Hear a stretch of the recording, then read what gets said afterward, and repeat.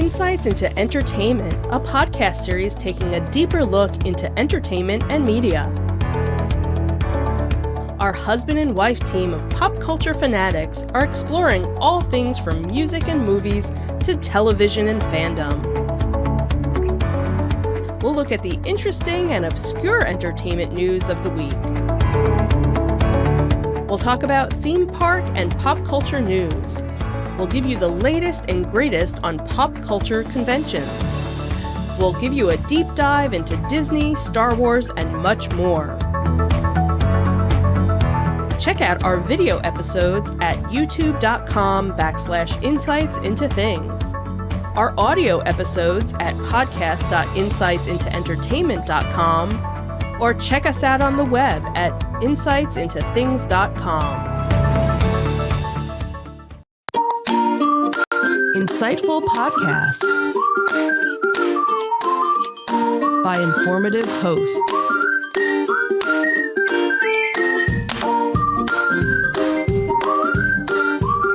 Insights into Things, a podcast network.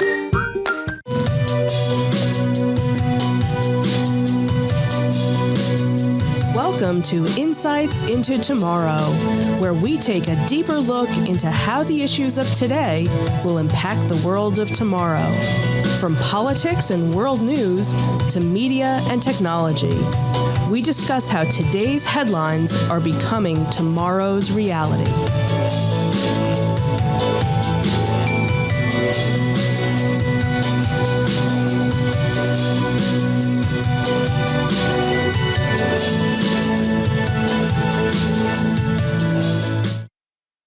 Hello everyone, welcome to Insights into Tomorrow, Episode 8, Voter Suppression. My name, as your temporary host for today, is Sam Whalen. I'm joined by my co-host, Joseph Whalen.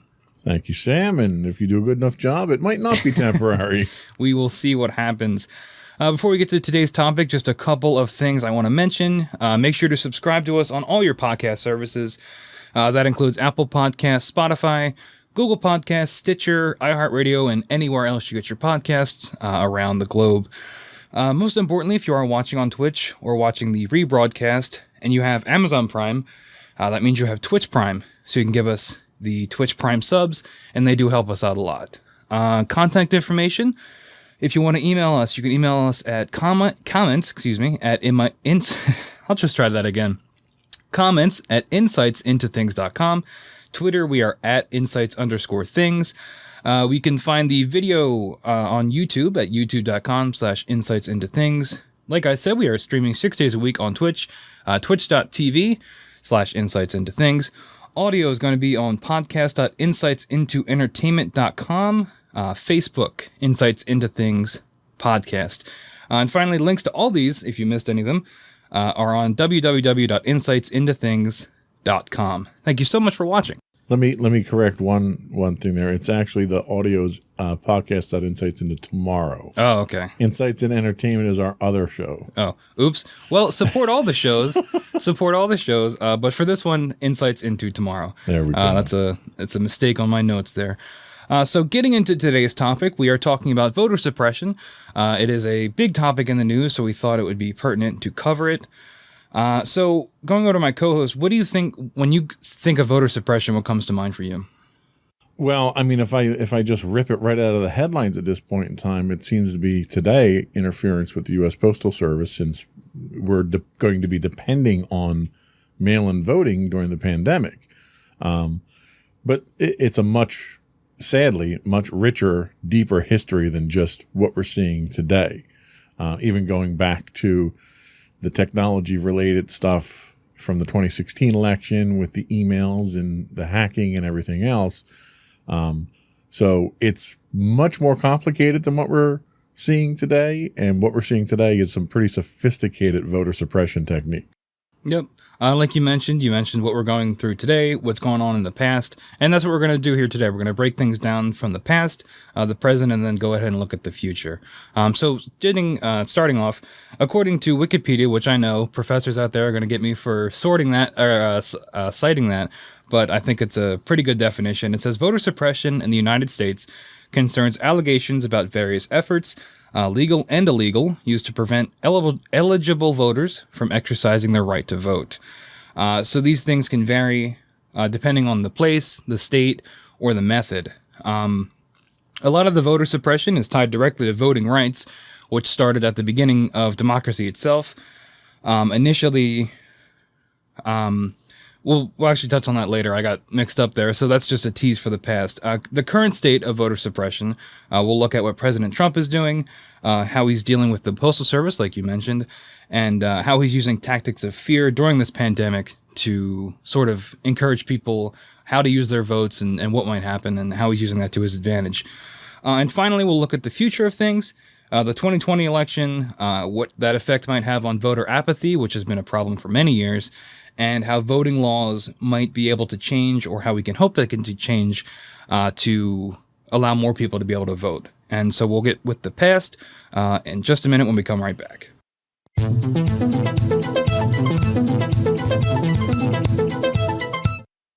So, like I mentioned when I accidentally started to go into the history of things, the history of voting rights goes all the way back to the beginning of American democracy.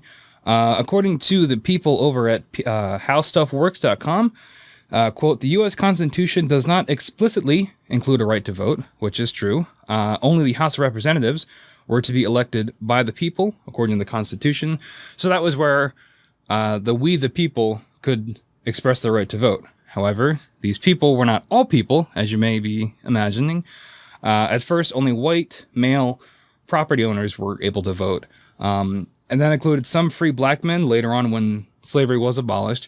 But even still, which we'll get into later, there were restrictions in place to discourage free black men from voting.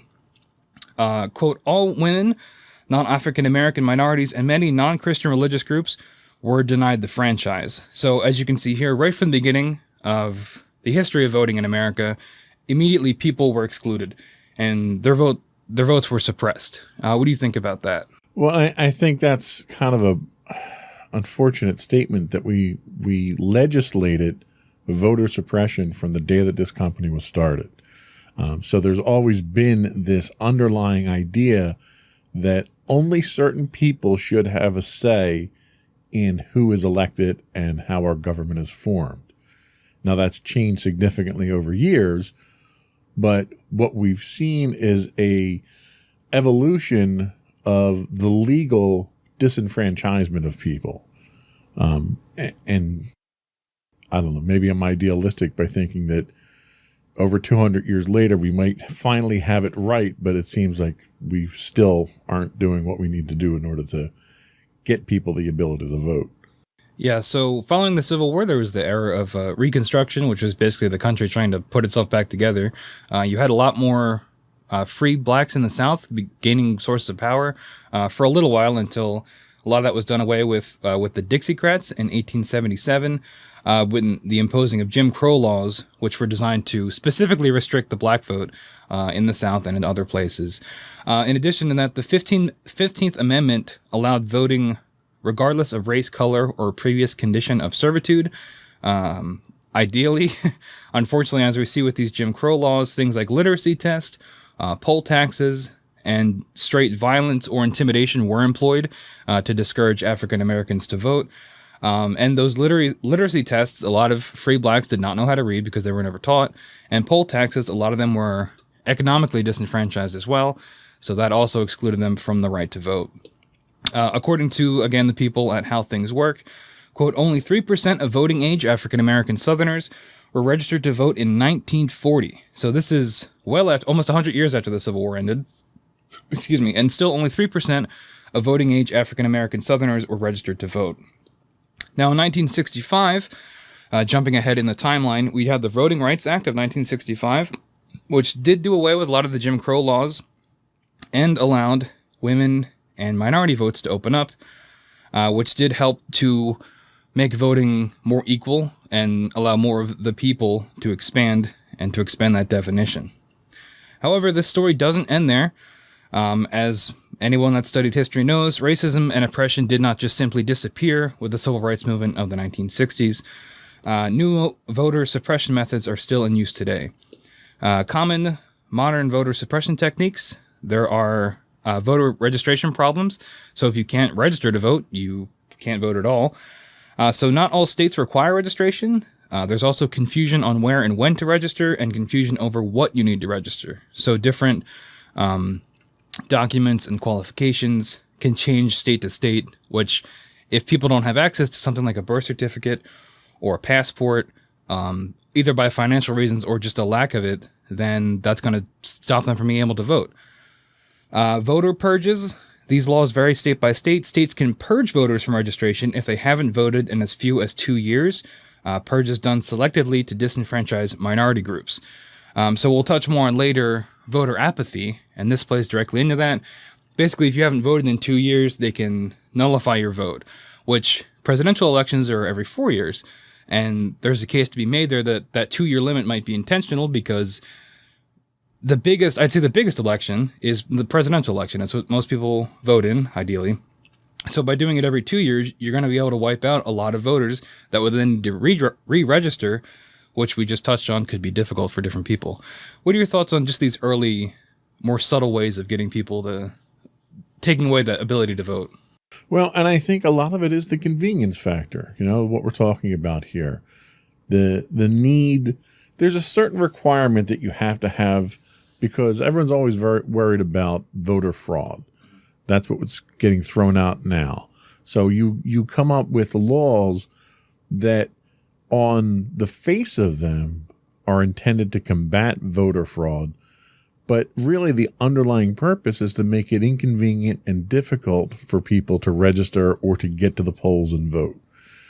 And the one thing that your typical politicians don't want is an educated, energetic, and enthusiastic voting population. The fewer votes they have to worry about is the less effort they have to make in order to influence those votes. So by cutting back that number, and all of these laws really are designed to do that, as a cut back that number of voters, it makes it easier for them. If they can control certain segments of the population, like if they can get 50% of the population in Louisiana to not vote, well, then they don't need to spend money campaigning down there. All they have to do is get them to not vote. Because if they're not voting for me, then they're not voting for my opponent either. Then, just as an economic equation, they can go spend that money someplace else. And as a result, the citizens of the country lose out as a result. Yep, absolutely. And as we often end up to the conclusion on the show, always follow the money. That's typically where you'll go. So yeah, definitely moving those funds around can help their campaigns. Going back to the more the modern ways of voter suppression, strict voter ID and ballot requirements. So these laws, again, vary state by state. Some states require government-issued IDs to vote, and this was a big thing in the news a while back, voter ID laws, and it's still a very important issue, especially with the upcoming election. But basically, these impede low-income, disabled, and immigrant residents who may not be able to get a government-issued ID, whether it be because of a physical disability, a lack of money, or immigration status in general. In addition to that, voter confusion, misinformation from political parties to confuse voters, messaging from official and unofficial polling can be confusing and inconsistent, incorrect ballots invalidate voters' choices. We had a little bit of that with Bush and Gore in the 2000 election, I think. Somewhere around there? Sure. Earlier than that, maybe. But yeah, the hanging Chad with the miscounted ballots. Yep. So even if you get your vote in, it might just be counted wrong, And we don't really have that as much of an issue today, because that incident did make different methods of voting that were more secure, more popular. There is still instances of voter intimidation and harassment. Racially motivated scare tactics are employed to prevent citizens from voting. Fake robocalls from hate groups pretending to be candidates, and inappropriate questioning at polling locations to intimidate voters. I mean, there's incidents of this up into the 2012 election with Barack Obama, groups going around trying to intimidate people of color from voting to help sway the vote in the other side. Poll closures and long lines. This one pretty much speaks for itself. If the polls are closed, then nobody can go there to vote. And again, it goes back to what you said about inconvenience, right? I mean, if you have to walk, if you've got no way to transport yourself and you have to walk 5 miles to the polling station and you get there and it's closed, you're not going to walk 25 miles to the next one. And that's kind of a common theme here. You'll see a lot of these laws and tactics are specifically targeting people less fortunate in life, whether that be minorities or people financially less well off. Malfunctioning voting equipment, so sometimes things will be tampered with, whether that be the voting machines or the external attacks of computerized voting. Now that most things are electronic, those can be targeted as well. So disenfranchisement of justice-involved individuals. So felons, approximately 6 million Americans, are barred from voting due to felony convictions that disenfranchise them. So if you're convicted of a felony, any felony, you cannot vote in this country. And that excludes 6 million Americans from being able to vote. And again, the laws vary state by state. And I'm sure that we could probably make a whole show about the ethics of whether felons should be able to vote. I personally think they should, because even if you are a terrible felon of some degree, I don't think it should be a clear-cut line of no matter what you did, as long as you're marked felon, you cannot vote. I think it's not as black and white as that. What are your thoughts on that? Well, I think I have kind of a fundamentalist view on this, in that in order to have a civilized society in which citizens vote for the type of government that they want, there are laws, and you have to abide by those laws. And once you choose to no longer abide by those laws, you have to sacrifice a certain amount of protection that you would get under a society like that. And one of those protections, I think, really should be your voting. You know, if you are a convicted felon, you've chosen to not abide by society's laws, so you shouldn't be able to take part in shaping those laws at that point. Now, that's not to say that if you're a convicted felon, do your time, come out and you're reformed, you shouldn't be able to vote. I think you should. But I don't think we should be rolling voting machines into a prison where people have chosen to not abide by their civic duty by being law-abiding citizens, because they're not the kind of people that I want voting people into office, because they're going to vote people into the office that are going to be most advantageous to them, which by definition is least advantageous to a civilized society. But that's just my personal opinion. No, that's understandable. I mean, if, like you said, if they're the felons that are still serving their time and have committed horrible crimes, then no, they shouldn't be able to vote. But then it's when you run into the people that have served their time but are still marked as felon, that those people also being excluded, it makes you wonder where that line is drawn. I agree with you 100%. Yeah. Like the purpose of our penal system is to punish but reform. And if you're reformed to the point that we can put you back into everyday society, then you should be reformed to the point that you should be able to vote and be a participating member of society again. It's a fundamental right. Absolutely. So we do have one more tactic here. We've got gerrymandering, which is politicians manipulate voting redistricting in ridiculous ways to shape the voting pools. This is a pretty blatant attempt to manipulate the voting population and has direct and lasting impact on election results. So you can look up pictures of this where districts are, I mean, they're literally maps of locations, and they're drawn in such a way that a certain politician will be able to get more votes because of the way the district is drawn.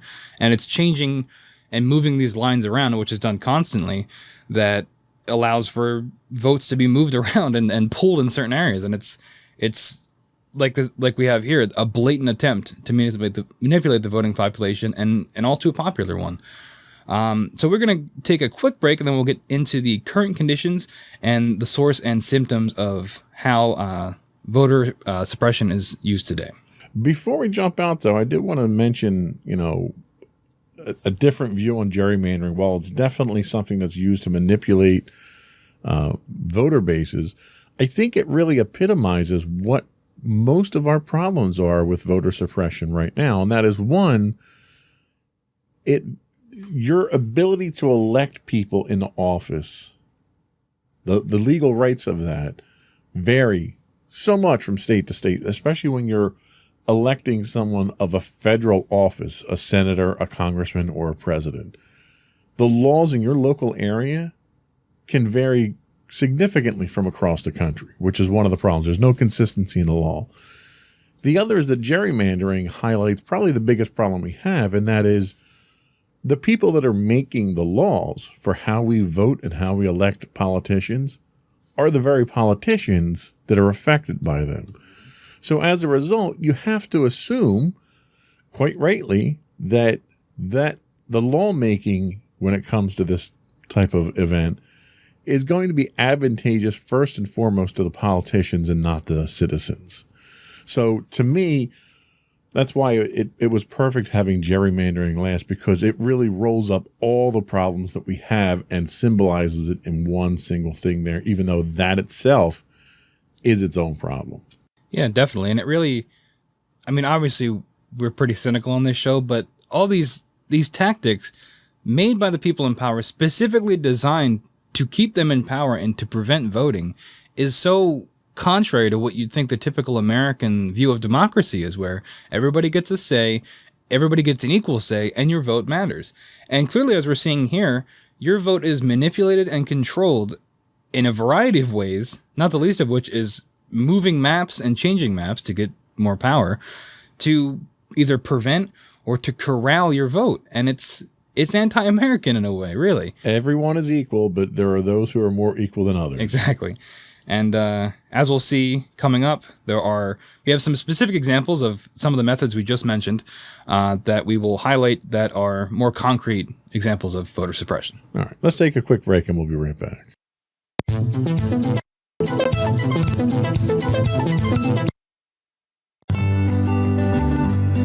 Insights into Teens, a podcast series exploring the issues and challenges of today's youth. Talking to real teens about real teen problems. Explore issues from braces to puberty, social anxiety to financial responsibility. Each week, we talk about the topics concerning today's youth. We look at how the issues affect teens, how to cope with these issues, and how parents, friends, and loved ones can help teens handle these challenges. Check out our video episodes on youtube.com/insightsintothings. Catch our audio versions on podcast.insightsintoteens.com or on the web at insightsintothings.com.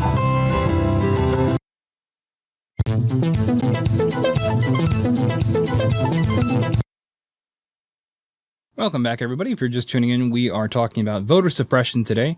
We just got through the history and some of the more modern techniques used to do it, and we're going to get into some more real-world examples of how it worked. So, in one of the most important tactics used for voter suppression is the use of disinformation, and that is a very broad umbrella thing that is used to manipulate everybody in a variety of ways nowadays. But with voter suppression, it comes down to the highly popular and effective modern methods used.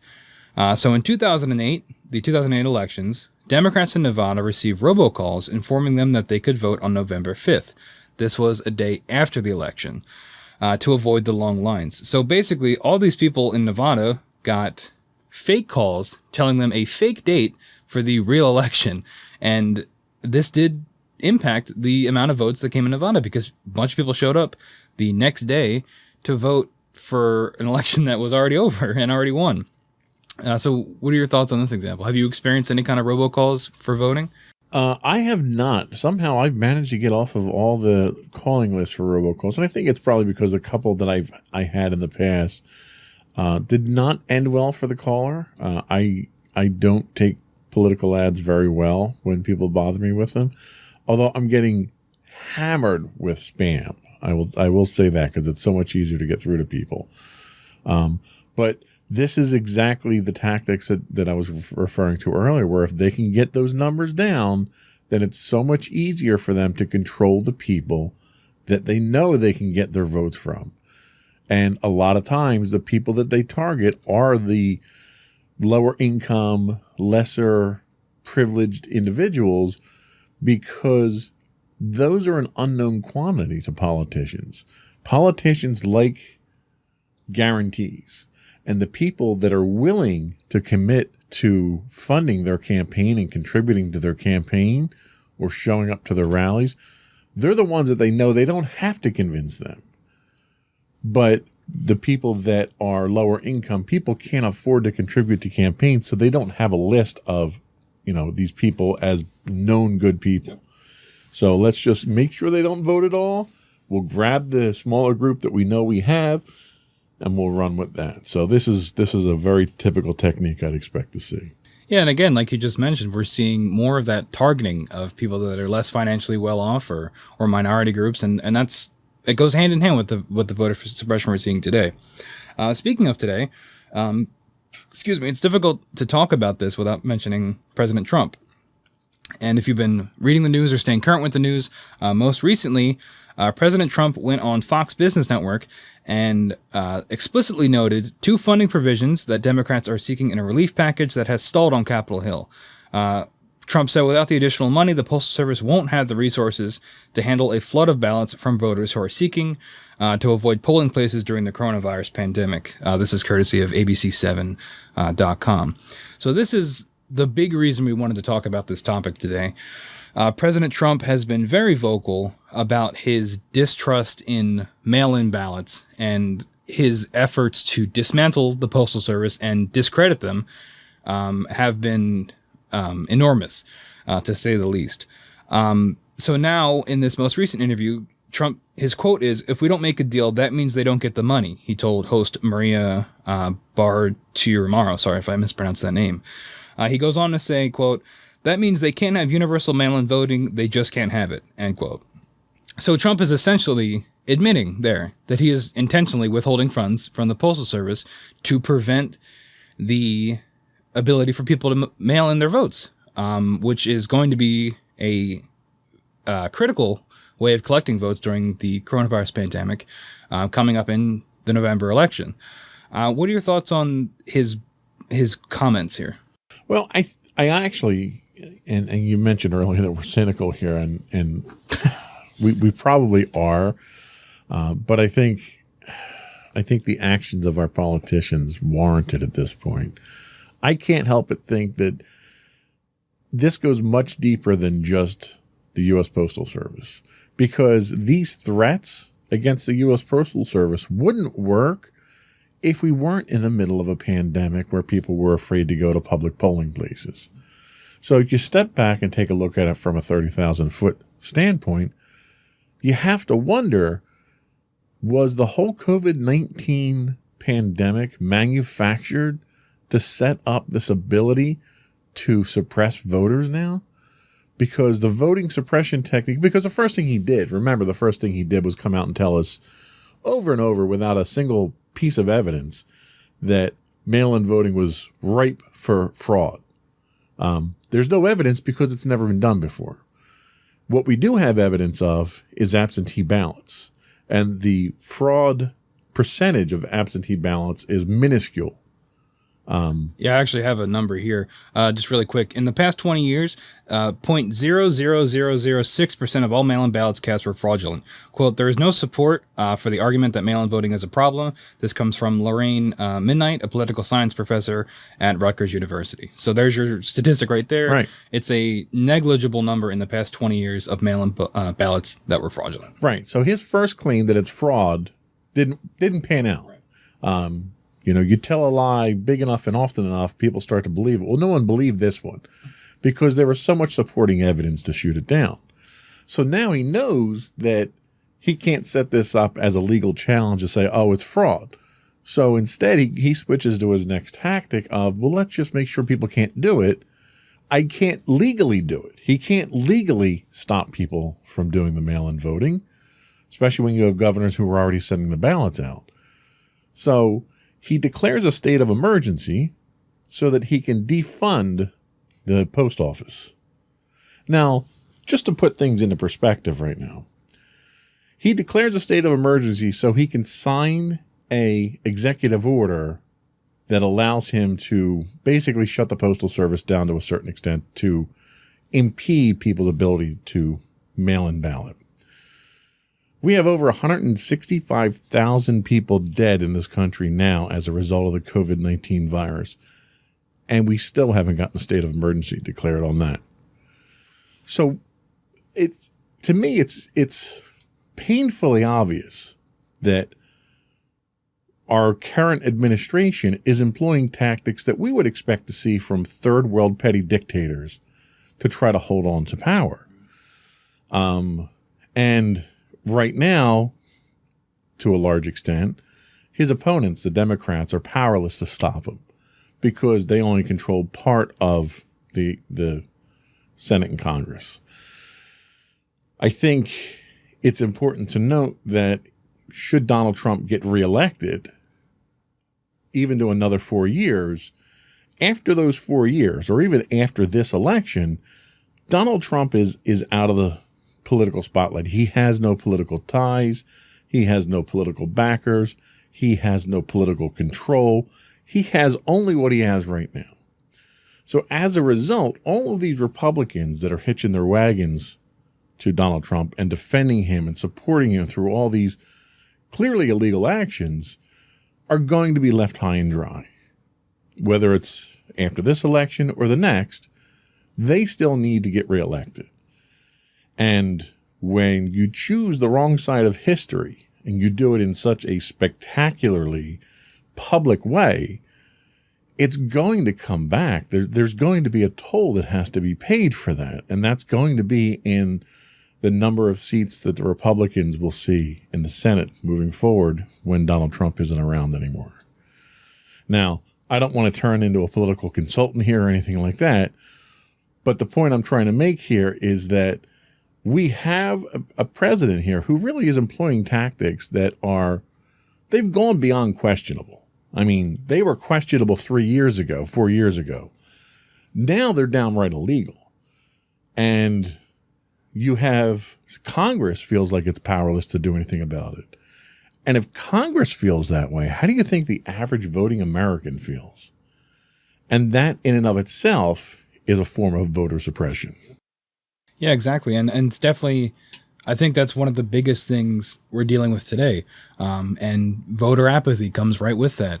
We see a president doing whatever he wants with basically no repercussions or limits, blatantly making moves to ensure his power for whoever knows how long, suppressing votes, and then telling reporters, yeah, I'm doing this on purpose and it's working. And voter apathy was already a big issue in this country. I don't have the exact numbers, but I know that in the past couple presidential elections, voter numbers have been going down because people feel like their votes don't matter. And especially in 2016 with Hillary Clinton and Donald Trump, when it was Trump got the Electoral College to declare him the winner. And I think that was a really harsh blow to the voting fervor in America because Hillary Clinton got the popular vote and lost. Well, so, and that's not the first time that's happened in history. That happened in 2000 as well when Bush, took office and Al Gore had the popular vote, and it's happened in the past. Yeah. But every time it has happened, people feel disenfranchised. People start to question whether we really need the Electoral College because we needed it 150, 200 years ago because of the limitations that we had. Do we really need it now? But, it's going to take an act of Congress and a constitutional amendment to do away with it. So that's not going to happen. But you still have people that are left wondering, why should I vote? Yep. Yeah, and that's, as you said, another form of voter suppression. So moving on, there's this documentary on, I believe it's on Netflix, right? Netflix, yeah. Called The Great Hack, and it deals with Facebook Cambridge analytical data scandal. It's a good watch. It's a little leaning to one side, but I think it's still very informative.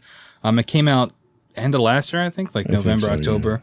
Yeah. So essentially, it details how the Trump campaign engaged with Cambridge Analytica, which is a tech company, a data analyst company, to micro-target and influence the 2016 election.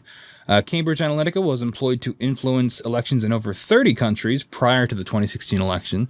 These countries include the United States, the United Kingdom, Argentina, Colombia, Guyana, sorry about that, and Uruguay.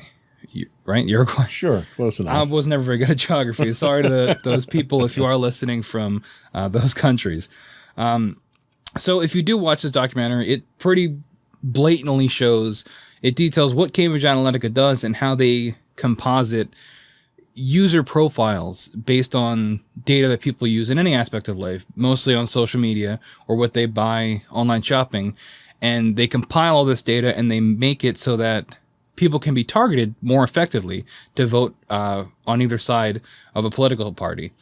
So if you like a lot of posts that are left-leaning, then Cambridge takes that data and targets you with more left-leaning ads to further you down that line of thinking. And the same thing with the right.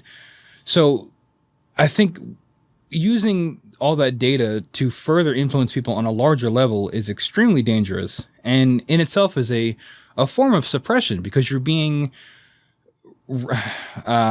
closed-minded. You're being sealed off from other ways of thinking because you're just being further down this rabbit hole to think a certain way. And I think with the rise of how important social media is, especially with President Trump having such an active Twitter account and such a wide social media following, I think these things go hand in hand. And the Cambridge Analytica Facebook scandal is a clear example of that. What are your thoughts on that? Well, and I give Cambridge Analytica total props, because what they did really was brilliant. They managed to convince Facebook to give them access to all this user information. And it wasn't just a matter of figuring out how to convince someone to vote for a candidate that they wouldn't usually do, which is difficult in and of itself. But they have a storied history in appealing to certain populations with this micro-targeting that they do. And there was one campaign, I believe it was Bolivia. I don't remember entirely, but I think it was Bolivia. It was a Central American, South American country. And the opponent employed Cambridge Analytica to come in to reduce the number of votes for their opponent. They weren't even trying to win votes, because they knew that they had a guaranteed percentage of the population. And they knew all they had to do was to convince a certain portion of the population to not vote. Just don't show up. So Cambridge Analytica used this data from Facebook to bombard a certain young voting population in this country, to basically think, oh, well, it's the cool thing not to vote. Only the old people vote. Only the privileged vote. We're not going to vote. And it convinced enough people to just not show up and vote.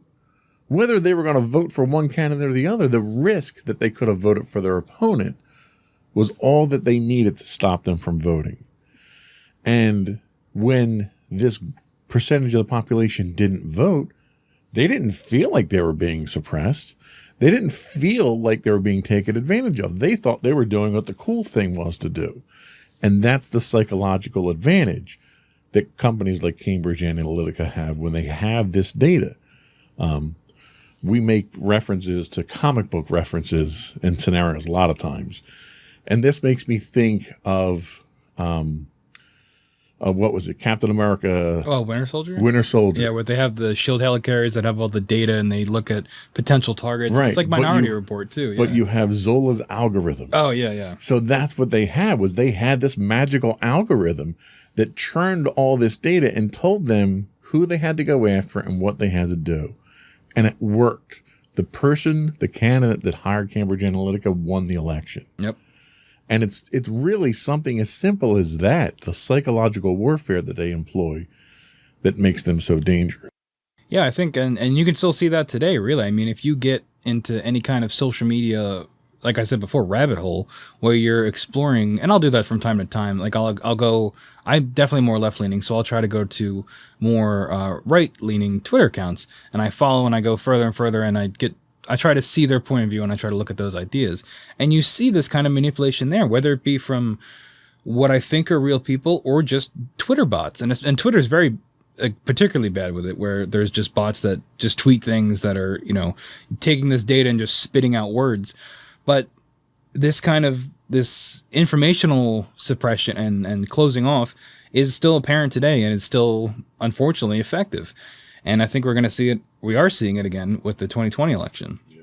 So going back to some of the things we mentioned earlier in terms of modern voter suppression, we touched on it a little bit, but the voter ID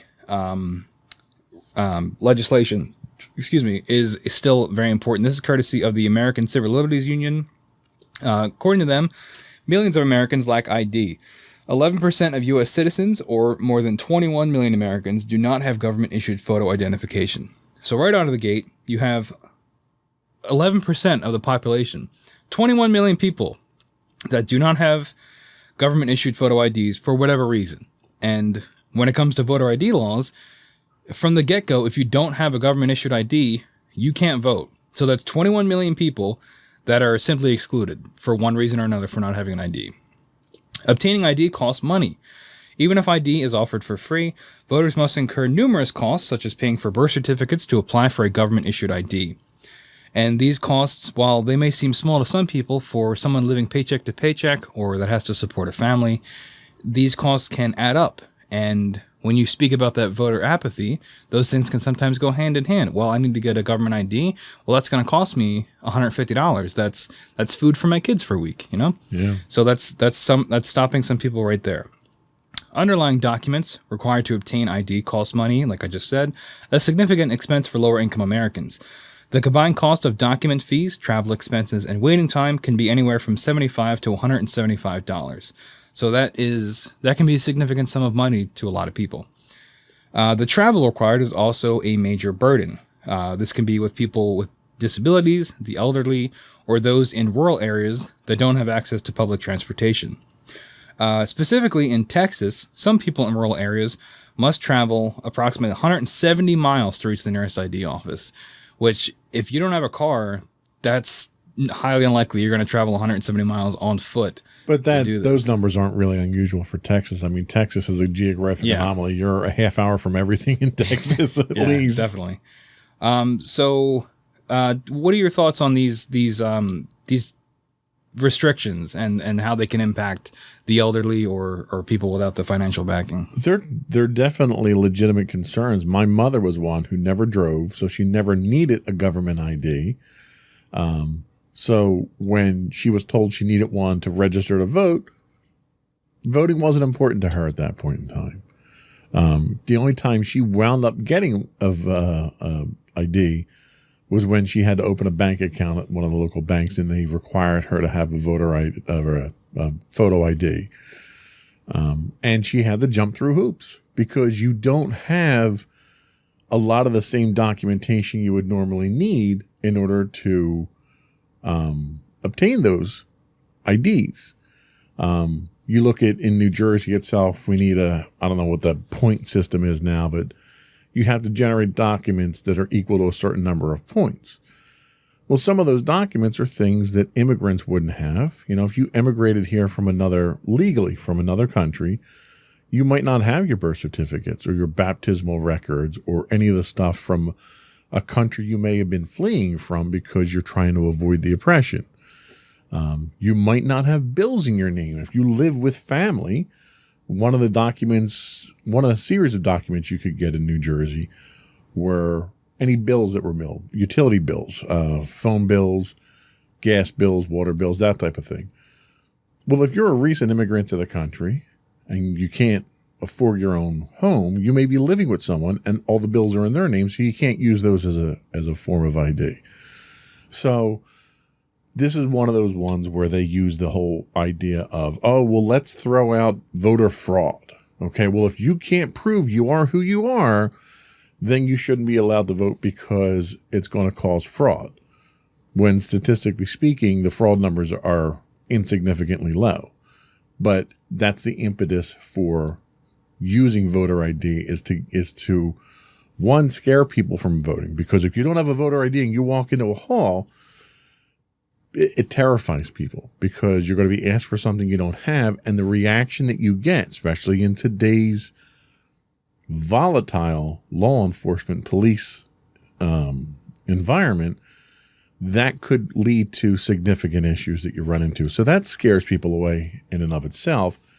Not even the fact that I can't even get one of these because I don't have the documentation that's needed, but because we could throw out we can link through some theoretical justification voter fraud with voter ID, then we can justify segmenting portion of the population often denying them. Yeah, absolutely. And I think that, you kind of made me think of something. I think on this show before I mentioned the concept of how there always has to be an other, right? There always has to be some kind of enemy or some kind of idea to rally people against, whether that be for good or evil. And I think that voter fraud is that other for this, because as you said, the numbers on actual voter fraud are insignificant almost. But the concept of voter fraud, that the worst thing you can do as an American is vote and lie about it, or not vote at all and pretend you're somebody else. When in reality, by using the concept of voter fraud to deter people from voting is the really anti-democracy thing.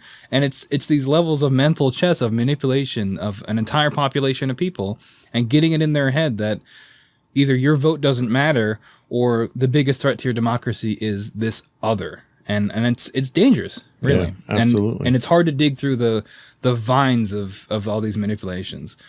So we're going to take a quick break, and then we'll come back and look at the future of voter suppression.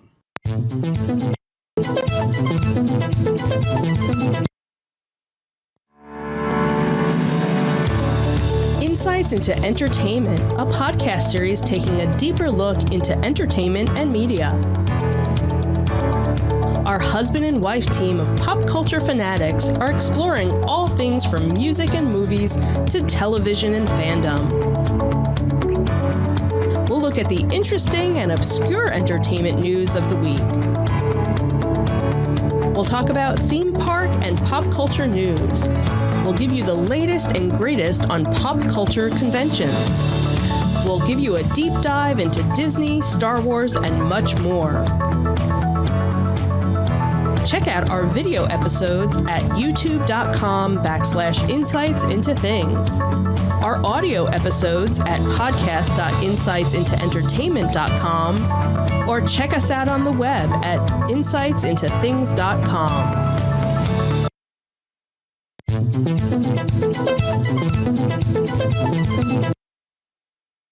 Welcome back, everybody. We are going to get into the future and potential solutions for how to combat voter suppression.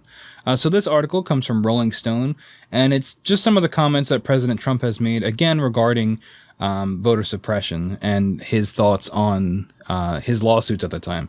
So in the 2020 election, which is the big thing we have coming up, the RNC has filed over $20 million worth of lawsuits dealing with voting.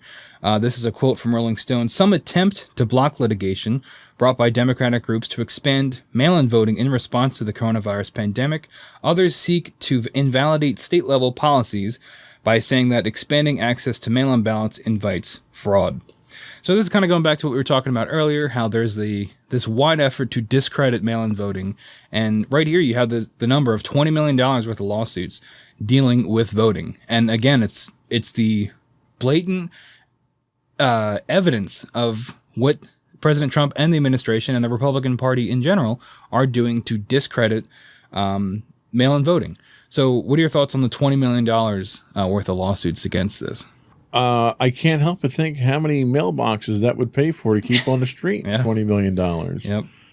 But you're right. I mean, we have not only do we have blatant attempts to impede voters from voting, this is the first administration who's ever come out publicly on national television and invited foreign powers to interfere in an American election.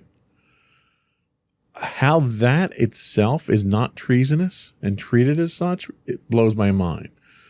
But when that was not effective enough for him to maintain the numbers that he thought he needed in the polls, which he's still 12 points down, by the way, in the recent Reuters poll, he stepped up the game. So now we're literally pulling mailboxes off the street 3 months in advance of the election. We have sorting machines that are being broken down. We have instructions being given to the Postmaster General that would deliberately make it difficult to count and handle the volume required for mail-in voting.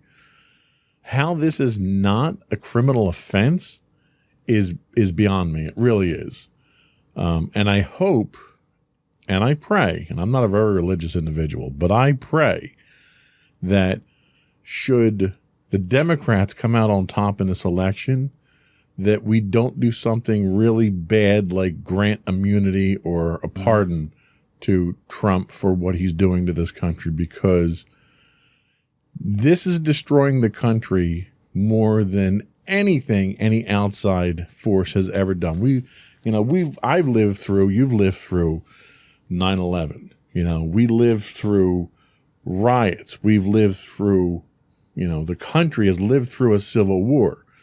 And I think what's happening today with how we're treating our democracy and our government is far more dangerous than even the Civil War was. And it's frightening. It really is. Yeah. It makes me feel very apprehensive for you and tomorrow's generation and the rest of the younger generation in this country right now. It's terrifying. Yeah, it's definitely a scary prospect, and hopefully, and maybe everything we've covered today might say to the contrary, but hopefully our vote will still matter and our voices will still matter, and that won't go away. And we'll probably touch more on that when we get to our closing statements in just a little bit. But going back to this Rolling Stone article, Rick Hasen, a University of California Irvine law professor and author of Election Meltdown, says the goal of these lawsuits is to cast doubt on the legitimacy of the election, raising spurious fraud claims. So just like we just talked about, the goal is to discredit and disenfranchise and spread disinformation. And speaking of that disinformation, a big common theme has been the use of COVID-19 to stir up fear of the election being in danger, when in reality, these precautions are being taken to save lives, not to harm them. So things like social distancing, the use of mail-in voting, and we've touched on this mostly for the most part already. But basically, there's things being done for COVID-19 are being spun by members of the Trump administration as harming democracy, when in reality, it is, the administration that is the one doing that. Specifically, the group has run ads that warn against risky new methods like mail-in ballots and accuse Wisconsin Democrats of sowing election, quote, chaos after the state's Republicans refused to send every voter an absentee ballot or delay its primary election because of COVID-19. Again, this is from that Rolling Stone article. So in Wisconsin, you're seeing direct targeting of the Wisconsin Democrats because of how they had to handle things because of COVID-19. And in reality, it's not about, it seemed like it was meant to save lives, to prevent the disease from spreading, but it was taken and spun for political gain, which is horrible. And unfortunately, it might have worked for some people. Well, and I think a lot of what we're seeing out of the current administration is for political gain. The Trump administration still doesn't want to admit we have an issue. Every time Donald Trump addresses any media organization regarding COVID-19, we're told, oh, it's getting better. We're doing great. We're doing fine. The numbers are coming down. And being cynical again, I've come to expect lies from all politicians. More so from Donald Trump. I think he's statistically told more lies and misinformation in office than any other president in the time he's been in office, which is provable. But this series of lies are so blatant and so easily proven wrong that it's almost like he's daring people to challenge him on this. His own administration is having difficulty combating some of the misinformation that he's putting out. It changes. The administration policy statements change multiple times over a 24-hour period because the administration officials come up with a policy. They put Trump in front of the camera, and Trump, it's like short attention span theater. He can't stay on point for more than 5 seconds before he goes off on one of his tirades and one of his rants, and it's counter to what the administration is. So, and he's popular. He very frequently throws out the term of fake news. And it's ironic that he's generating more fake news about everything than is being generated about him. So the messaging itself, the obvious attempts at disinformation, the fact that if something controversial comes up, he's very quick to generate another manufactured controversy over here. You know, everyone pay attention to the new controversy over here and we'll all ignore what was going on. He's a master manipulator when it comes to that. Like it's almost like sleight of hand in a magician, you know, and he's constantly misdirecting people. And the press and America, and I'm sad to say this, are so stupid that they continuously fall for it. And that's why we're in the position that we're in now. Because we're all falling for this misinformation. And until people have the wherewithal to step back and to objectively look at the statements and the claims and do their own research, we're sheep. And that's where one of the biggest problems is today. Yeah, definitely. And as we kind of come to the end of the show for today, just to wrap things up, just like you said, it's about misinformation and misdirection, just like it has been pretty much any other time we've talked about this administration, regardless of what they're handling. But just a couple things. There is the upcoming 2020 election, so make sure to inform yourself as best you can. And part of informing yourself means looking at what other people that don't think like you think. And it's important to do that and to expose yourself to other ideas. I know just in today, we've only scraped the surface, especially when it comes to the Postal Service, not scandal, but the Postal Service situation. So that's definitely worth looking into because it's been going on for longer than just the media has been covering it now. And it's bigger than just Trump on Twitter. These things are systematic and designed to control and to manipulate. I mean, we covered the past going all the way back to the founding of the country and how these things were designed from the get-go to corral people's votes. And most importantly, you know, make sure you do your own research and make your conclusions and keep your mind open but suspicious. What are your closing thoughts? Well, I agree with you 100%. I think the one thing that terrifies politicians the most is an educated voter base. So the more educated you get, the better off we are as a country. It's good to have politicians scared of the voters because when they lose that fear of being able to get reelected, because you remember, that's all politicians want. Most politicians start out with all of the zeal and vigor and noble causes but most American citizens tend to feel. And they think that getting into politics is what's going to get them to that. And there have been people like Jesse Ventura, who was the former governor of Minnesota. He thought, well, you know what, if I run for office, I can change it. I can make a difference. And what he realized is that when he got into office, the system is not designed to be changed, certainly not for the disadvantage of the politicians. And he spent 2 terms as governor and hated it. He got blocked at every possible corner, and he was just beaten down and frustrated when he left office. And that's not the typical reaction. The typical reaction is a politician goes in there, they learn how to play the game, and then they slowly get corrupted over time. And then they lose that fear of the voter because at that point, the only thing that they want is to get reelected.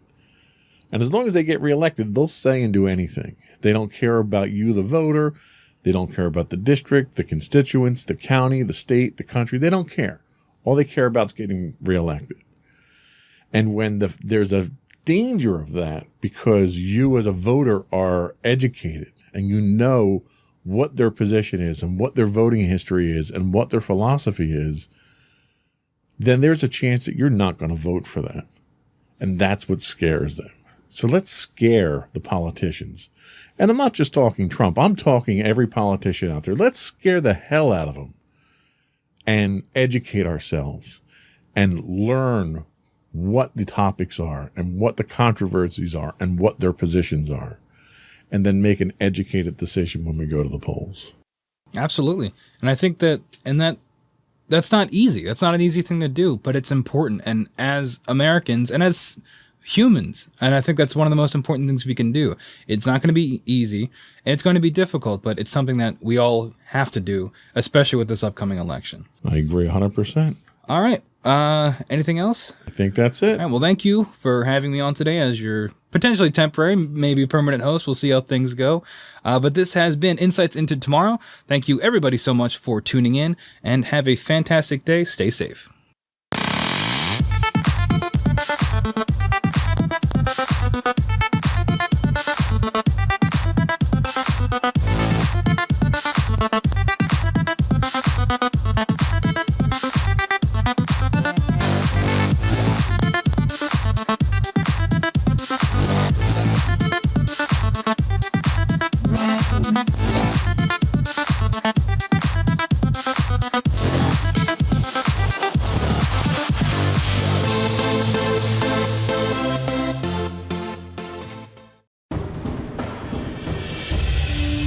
For over 7 years, the Second Sith Empire has been the premier community guild in the online game Star Wars: The Old Republic. With hundreds of friendly and helpful active members, a weekly schedule of nightly events, annual guild meet and greets, and an active community both on the web and on Discord. The Second Sith Empire is more than your typical gaming group. We're family.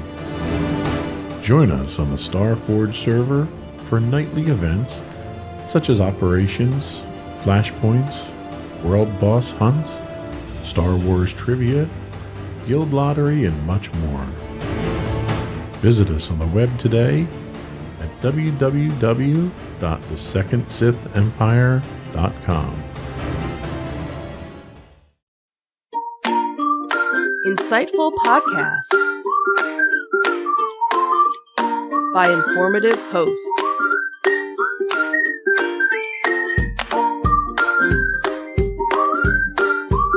Insights into Things, a podcast network.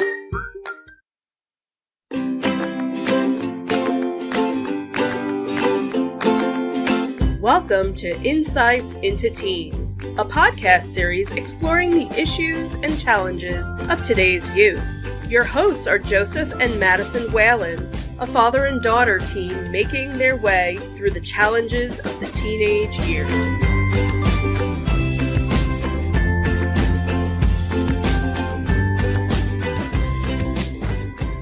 Welcome to Insights into Teens. This is episode 102.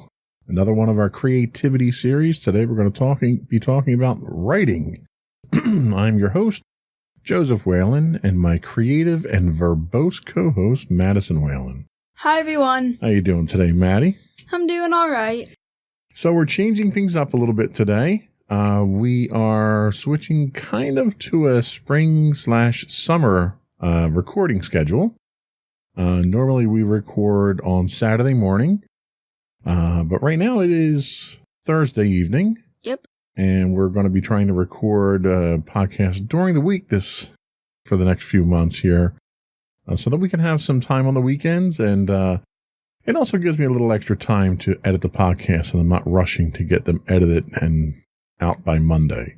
Mm-hmm. But despite the change in schedule for recording, we will be continuing to publish all of our new podcasts Monday mornings at 8 a.m.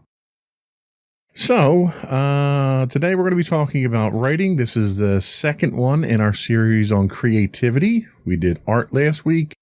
Today we're going to be talking about your writing hobby, where you get to express your creativity in a different form. But before we get into that, let's plug the show if I can. Sure.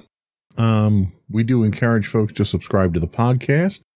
You can get video versions of the podcast and all of our podcasts listed as Insights into Things on Apple Podcasts, Spotify, Google, and any place you can get a podcast these days.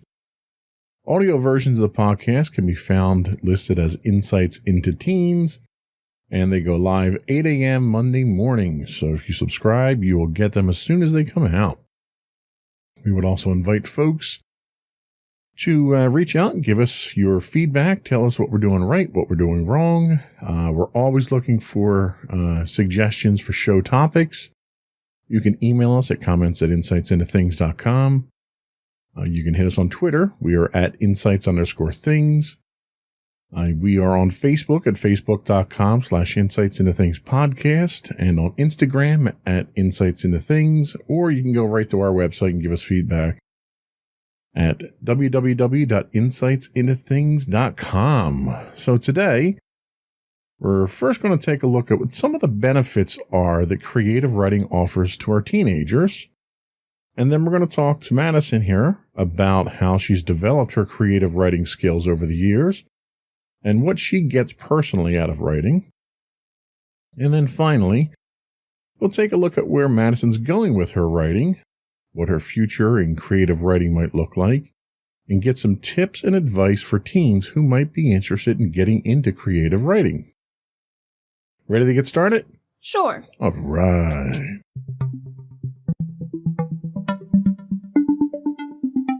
So why is creative writing important for teens? For this, we go to a website called simpleK12.com. They say statistics show that reading helps develop your writing skills, but writing helps develop your cognitive growth, your organizational abilities, and the power to influence others through persuasion. In short, writing powers the brain. Mm-hmm. Studies show that children who practice creative writing more often are generally better in other subjects too, like math, science, and languages. Challenging themselves to come up with creative thoughts and problem solve builds the confidence and discipline students need to succeed in all areas of life. And they go on to talk about a few areas where a few of the many benefits that creative writing provides to our youth. Why don't you tell us about those? Okay, so the first is imagination and creativity. Creative writing encourages kids to exercise their creative minds and practice using their imaginations. It improves their ability to come up with alternatives. This broadens their thought process, which can lead to success in many areas, including problem solving and analysis. They also talk about improving self-expression. Children often have difficulty understanding and expressing how they feel. Through writing, children have a safe place to explore, and this can be a highly beneficial tool for expressing their feelings. Next up is self-confidence. Writing gives children more opportunity to exert themselves and their opinions and develop their voice. These developments can really strengthen their self-confidence. And finally, they talk about communication and persuasion skills. A well-written piece involves a lot of thought, planning, organization, and use of language to get a point across. This amounts to great practice for kids at laying out their thoughts and trying to clearly convince someone of their point of view. Creativity seems to diminish as we get older, which I can personally attest to. Those crazy stories of fairy tale princesses battling ferocious dragons to save the town later turns into business prose, and you're writing PowerPoint presentations and stuff like that. So encourage your children to write, to be creative, to use their imagination, and to praise them when they do. Build their confidence to clearly communicate their point of view, their thoughts, and their feelings. So let me ask you, okay, so we've talked about improving imagination and creativity, improving self-expression, self-confidence, and your communication skills. Do you find that since you've been engaged in creative writing that you've improved these skills or you've seen improvement in these areas? I mean, definitely. Of course, with imagination and creativity, I definitely think creative writing has helped me keep my childish imagination alive. I'm 14 now, but I can still come up with crazy stories like I did when I was 7. I definitely think creative writing helped keep my imagination alive, and of course, it's another way to express myself with art. So my creativity has also improved from that. Self-expression, yeah, I do get a lot of points across. a lot of times I actually like to make the characters more or less around the same age as me, because I don't see a lot of 14 or 15-year-olds being depicted in stories other than as teenage stereotypes. And especially when I went through the years of between becoming a teenager, like 10 to 13, I definitely had a lot of struggles that I didn't think I'd have at that age, such as finding out where I was going to get clothes, in the kids section or in the adult section. It was actually a pretty difficult. I actually had no idea that I was going to be facing that problem, and I kind of want to somewhat put that into the world as something that kids my age might deal with. Yeah, and from my perspective, I was always the type of person I always expressed myself better in writing. And I've been writing various forms of communication and media for, since I was probably your age and younger. I used to have writing sessions. I wrote for the school newspaper. I would write stories constantly. I got into being a Star Wars fan myself. I got into writing fan fiction for that stuff. I used to have a whole series in grade school that I would write stories with a friend of mine with. I really enjoyed writing, and I always have. And I see now in my professional life that love of writing has really served me to help me communicate in my position as a manager. It allows me to organize a department. It allows me to mediate discussions and solve problems and solve conflicts within the department. There are a lot of skills that I have today that, ironically, until I read this article, I never really attributed them to my writing passion. And I'm kind of getting to the point where I'm expanding that now, because we started playing Dungeons and Dragons with your brother, Sam. And this weekend is my first weekend to actually DM for our group. So I've spent the last, 2 months writing various quests and side quests and stuff like that, and trying to put a creative campaign together. And I guess we'll get to put it to the test this weekend. But again, that level of creativity is something that comes from that desire for writing. Mm-hmm. So I love the fact that you picked up on writing as well. I love sitting down and hearing you tell me your stories and reading them to me. And I love collaborating with you on them. And I even see that passion in your schoolwork too. When you, for instance, you're working on a project now, and that project for your ELA class requires you to write a journal. Mm-hmm. And you're not just writing a journal. You're trying to emulate the time period in which the story was set in the 1800s to lend that level of authenticity. You're doing the research to find the words that would have been used in a journal that was written at the time. So that level of authenticity that you're striving for is a testament to the passion you have for writing, and it's very impressive. Yeah, also the fact that you always seem to make fun of me, whenever I say, hey, I need to write something for school, you're like, oh, have you already done 5 pages on it? Because I can't really finish a story easily. I have to have a lot of pages for that. And you know what? It's funny.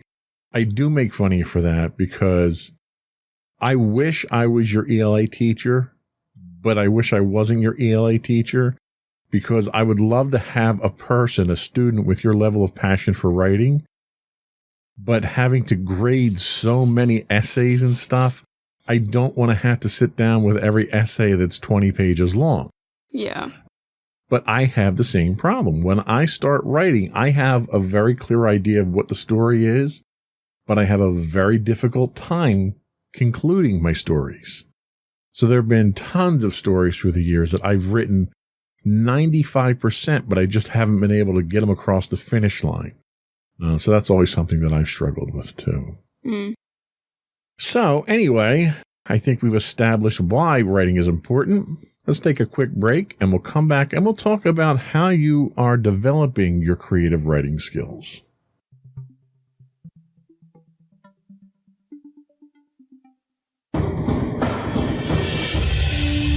For over 7 years, the Second Sith Empire has been the premier community guild in the online game Star Wars: The Old Republic. With hundreds of friendly and helpful active members, a weekly schedule of nightly events, annual guild meet and greets, and an active community both on the web and on Discord. The Second Sith Empire is more than your typical gaming group. We're family. Join us on the Starforge server for nightly events such as operations, flashpoints, world boss hunts, Star Wars trivia, guild lottery, and much more. Visit us on the web today at www.thesecondsithempire.com.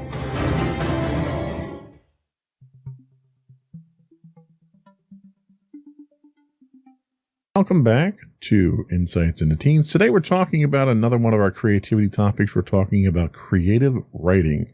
So Madison, how old were you when you started putting your stories into writing? Oh. I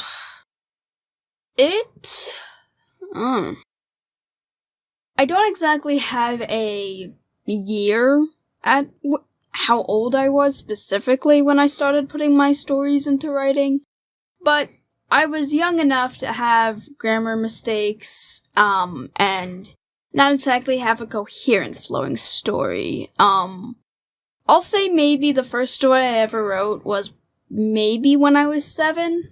Okay, that's pretty young. Yeah, I think that was when I really first started getting into it, even though my imagination peaked a lot. Right. I never really put it into story so much, but the one time I did, it was interesting. So what was the biggest inspiration for those earliest stories for you that kind of made you go from just creating them in your imagination to putting them to paper and preserving them? Well, one was when I had made a Minion story. You guys I had gotten some Minion stickers, and they had all sorts of images on them, and I kind of decided to give myself a little bit of a challenge, say, hey, make a story with those images, and I did, and the end result is interesting, but it's what I'm going to consider my very first work of art. Okay. Work of creative writing. So when you write, there's always sort of a genre or a primary focus that you tend to write in usually. What is yours? Is yours based on reality? Is it fantasy? Is it a day in the life type stuff? What is your primary focus when you write? Are you writing fiction or nonfiction? Give us some idea. I'm writing fiction. I've never really been a fan of writing nonfiction. I've never actually been a fan of nonfiction books in general. I don't like facts. I like creating stuff. As for the actual genre, I'm kind of mixed between reality and fantasy. I kind of make it a day in the life of a fantasy character or just a regular person. It's kind of interesting when I think about it. So like a reality version of fantasy adventure. Yeah. Interesting. So have you developed your own characters, though? Your own backstories and worlds and so forth? Or do you borrow from existing properties? Like I know we had talked before during our artwork podcast that you did your comics as SpongeBob comics. Mm-hmm. Have you done your own characters from a creative writing standpoint? Yeah, I have done that. A lot of times, the one story I am doing, I actually write a script for it for each episode. And those characters are my own original characters. I have backstories for them. I kind of have the entire series and even another season planned out, for it. I have all the characters, I know what they are. I know who they are and what they want, stuff like that. I just haven't fully wrote them down yet in a script yet. Okay. So we've talked about the fact that you've drawn comics in the past, which, really is storytelling in a graphical format. That's why they're called graphic novels. How have comics affected your storytelling through creative writing? I guess comics kind of taught me about kind of stirred me away from all good storytelling to having possibly a bad ending to a story, or basically consequences of one's actions. Interesting. A lot of time, basically, it taught me how to make drama, I guess, if you really want to push it. I definitely think that it stopped from, saying, oh, hey, everything's fine and dandy, to, okay, things happen, reality, fun. Okay, well, that makes sense. What benefits do you personally gain from writing your stories down from the act of creative writing? Is there something there? Is there a personal satisfaction? Is there personal growth? What is it that you feel you gain from it the most when you write creatively? A lot of it has to do with the fact that I like kind of putting myself in someone else's shoes, and I like that I get to put myself in a character's shoes. One of my favorite point of views for stories is first person, when the person is talking directly to the reader, and I like that perspective a lot more than third person, the all-knowing, that kind of thing, because I like seeing the character's thought process and how they can kind of be relatable. Which is kind of what I like to do with some of my characters. I want to make them relatable, and you can understand their motives and goals. So yeah, I get a lot of satisfaction from just kind of playing the part of someone else. It's kind of like escaping reality, but going into someone else's reality. Interesting. It's an interesting part for that matter. So, of the stuff that you've written in the past and what you're writing today, do you share it with other people, and do they enjoy reading your creative writing? Well, when I did have comics, I did share them with the kids at Aftercare, and they did like them. As for my actual stories, I really only share them with my friends and you guys. I don't, of course, due to everything now, I really haven't shared it with actual people. I've never thought to put a story online because I've never really thought that, hey, I'm that advanced. Right. Okay. Interesting. So, in learning about storytelling, either by doing it yourself, reading stories, or your ELA classes, you understand that there's different aspects of storytelling. Mm-hmm. You've got character development, world building, plot twist, dialogue, general story elements. Of those, what do you think is your strongest point when you're writing creatively? General story elements, I'm probably fine with. I don't excel at it, but I'm not bad at it. Plot twists, I've been a bit rough a few times. I've gotten better, but still not, great to the point where I can call it my best part. World building, I mean, I kind of do that, but I don't focus on it too much. So that just leaves character development and dialogue. I'd say I'm kind of equal with both of them. When I had read you my script the one time, you said that you noticed the dialogue was really nice and it was pretty realistic and you could understand all the characters. Character development, I do have story arcs for my characters, and I know how to show aspects of their personality. So I'd say I'm kind of between with both of them. Okay. Is there a particular style of story that you prefer, like hero quests or mysteries, day in the life, comedies, tragedies, could run the whole gambit. But is there a particular type of story that you feel you're most comfortable with? I'd say the day in the life is the best one there. Hero quests, I'm working on a D&D story, so maybe I'll get better at that, but I don't really write that too often. Mysteries, I've never really done. I've never really tried a mystery story. Honestly, to me, mysteries are just plot twists in a way. Comedies, I don't entirely try to make my work funny. Tragedies, I don't inherently make them sad, so I'd say Day in the Life is probably the closest.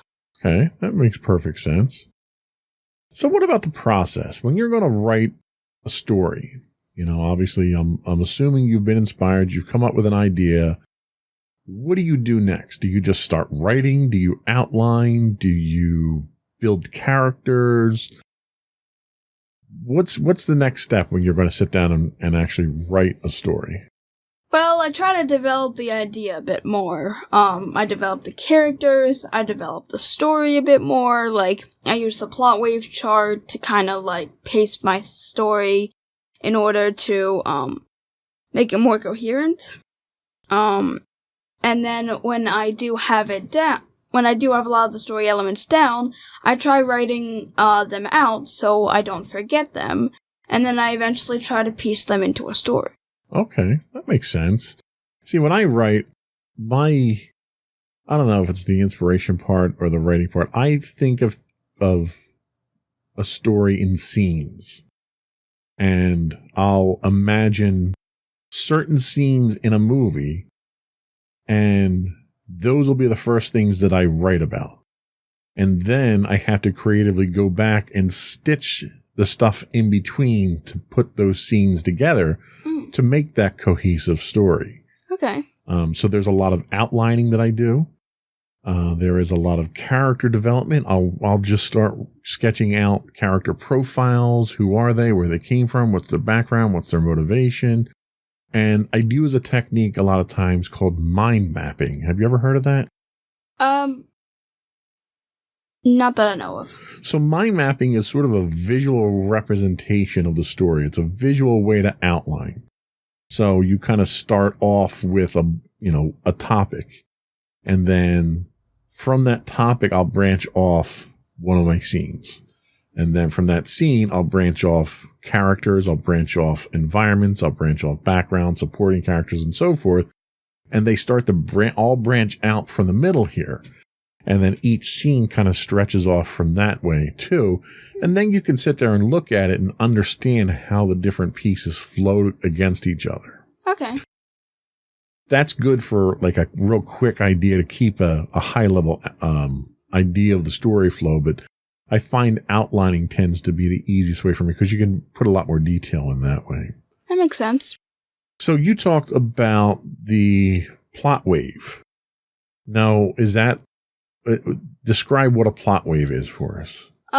So a plot wave is kind of like a mountain, if you will. At the bottom is exposition, where you get introduced to the characters, the setting, the time, that kind of thing. And then the next part is the rising action. That's when the conflict is introduced, and it's going to be scenes and part of the story leading up to the top of the mountain, which is known as the climax, which is the biggest point of tension, where the biggest scene, maybe the twist is revealed, or it's basically the biggest part of the story. And then next up is the falling action on the other side of the mountain, where it's basically just a reaction from the climax, cooling everything down. And at the very bottom is the resolution, when the conflict is finally resolved, and it's basically the end of the story. And this is a concept that you learned from ELA, right? Mm-hmm. So you're learning things in school right now that are actually helping to drive your writing skills. Yep. That's awesome. Well, that was all I had for this segment here. Let's take a quick break, and we'll come back, and then we'll talk about what the future might bring for your writing. Okay.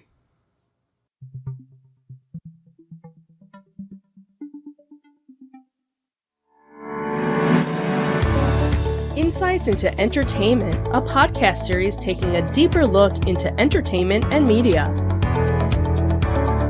Our husband and wife team of pop culture fanatics are exploring all things from music and movies to television and fandom. We'll look at the interesting and obscure entertainment news of the week. We'll talk about theme park and pop culture news. We'll give you the latest and greatest on pop culture conventions. We'll give you a deep dive into Disney, Star Wars, and much more. Check out our video episodes at youtube.com/insightsintothings. Our audio episodes at podcast.insightsintoentertainment.com, or check us out on the web at insightsintothings.com.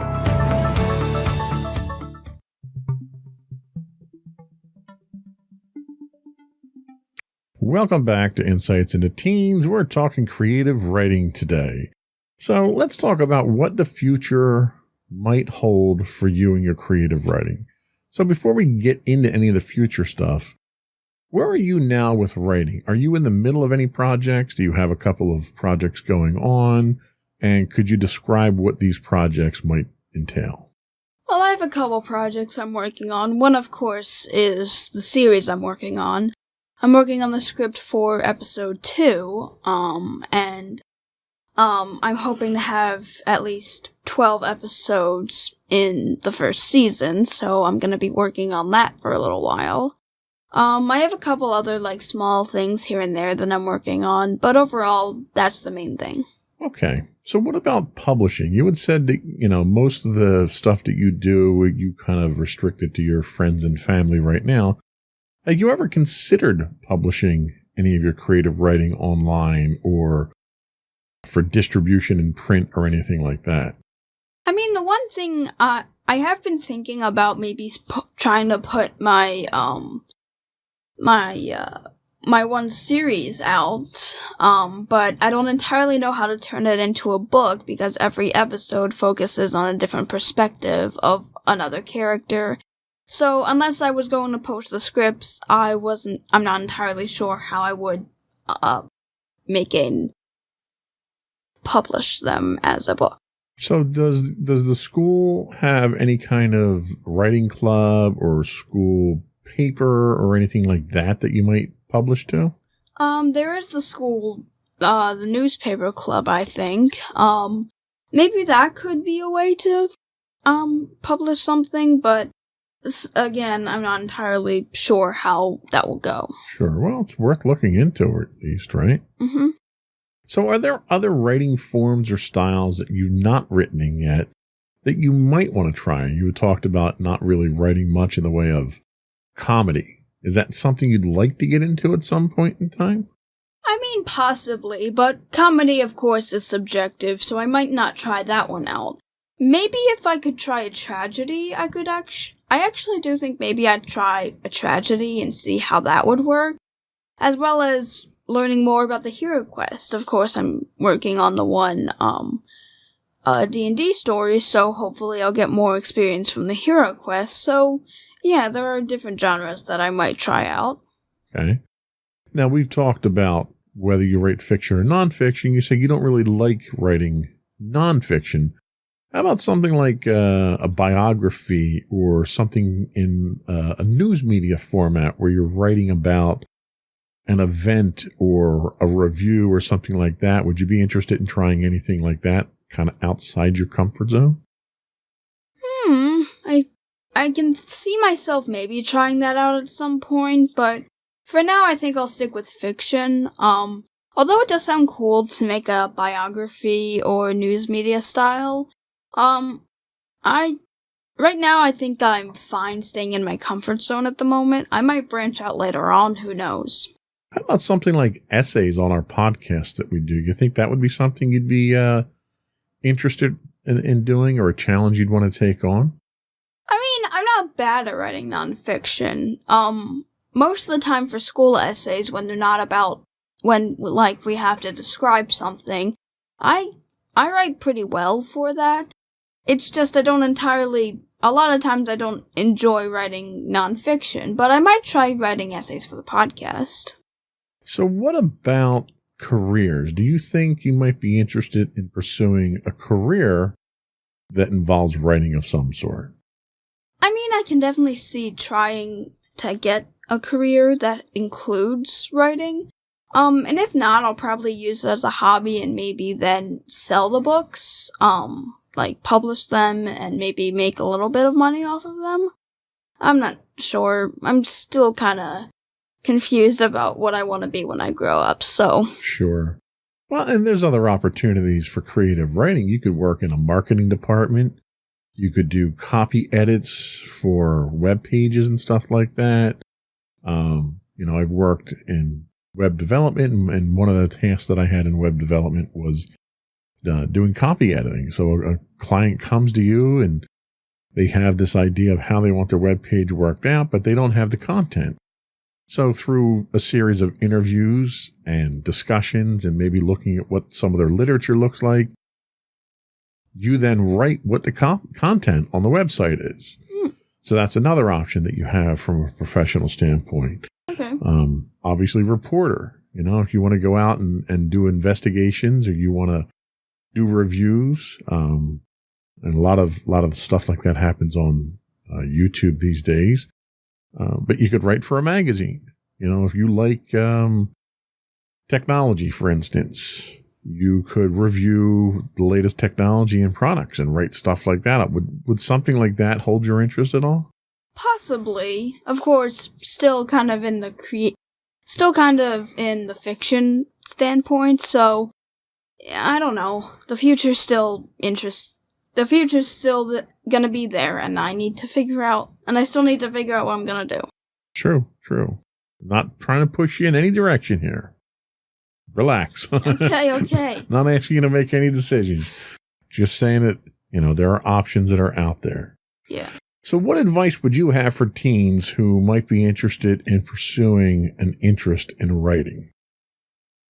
Well, so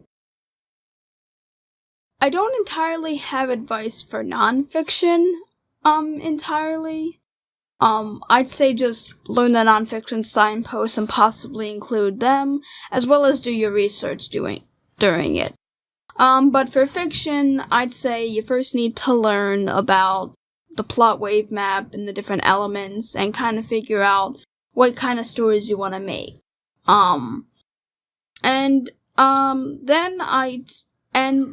I'd also say that if you have an idea for a story, write it down. Well, not like write it down, but like write your idea down, and then you can branch off of it when you have the chance.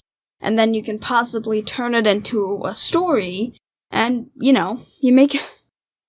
And yeah, just turn your idea into a story.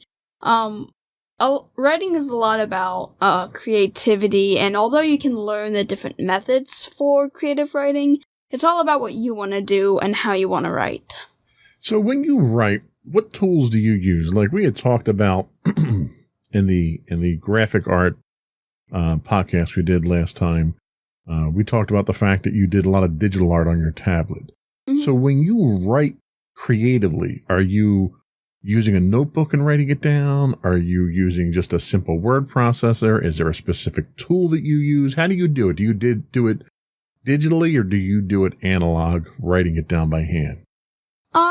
Now I've been kind of typing them out. I do sometimes write down some of the ideas that I want to keep in mind. So I'd say kind of both. Those are my main tools. So yeah, they're kind of simple, I guess. So when you work, you're working in a controlled environment at home, in your room, in the kitchen, or something like that. Yeah. Do you think you would be comfortable going to a park or something like that to draw inspiration from your surroundings and write in an environment like that? Do you think something like that would work for you? I mean, the fact that I was able to come up with an entire story about two squirrels who were just standing while we had just driven by after my orthodontist appointment, I'm pretty sure I'd be able to find some inspiration from the park. I'm sure you would. Well, that was all the questions that I had. Did you have anything else that you wanted to add to the discussion?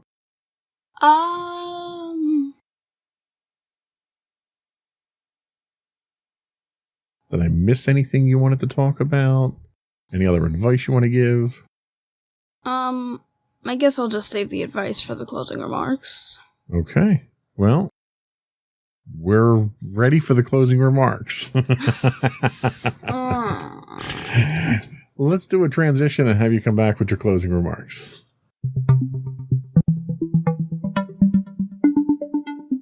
Go for your closing remarks and shout-outs. Okay, so to anyone out there who does want to do creative writing, like I said before, it's all about your own, what you want to make. I would suggest at least learning a bit more about how to make creative writing and, stuff like that. And of course, always, and a lot of times I'll say try to, get inspiration from your surroundings. And I always like coming up with stories on the spot, and I can come up with stories, like, out of thin air. And I know a lot of people aren't like that, but try it out and see how it works. Okay, I think that is sage advice. So that was all we had for today. I want to thank you for watching. We would also invite you once again to subscribe to the podcast.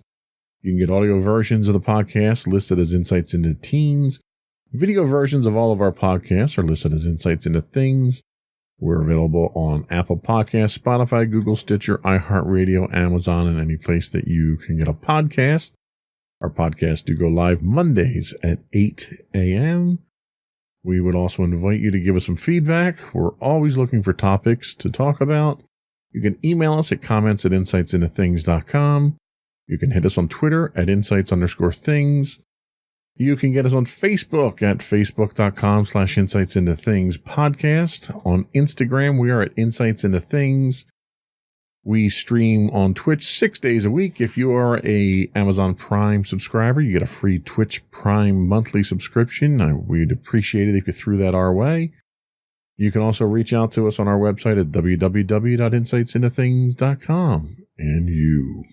And don't forget to check out our other two podcasts, Insights into Entertainment, hosted by you and Mommy, and Insights into Tomorrow, our monthly podcast, hosted by you and my brother Sam. That's it. Another one in the books. Bye, everyone. Bye.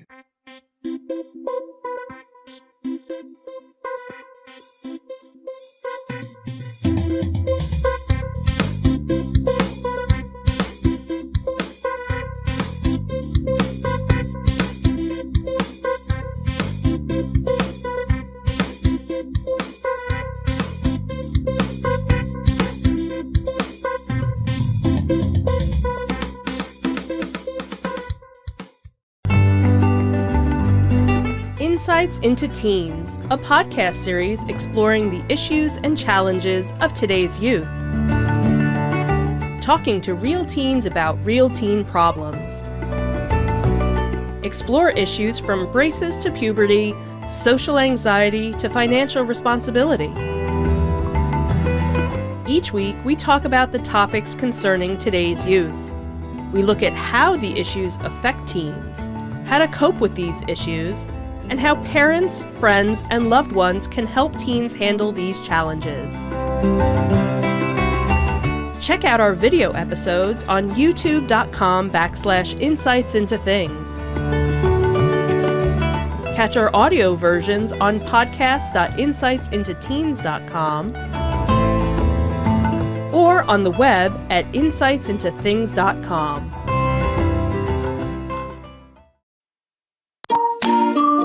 Insightful podcasts by informative hosts.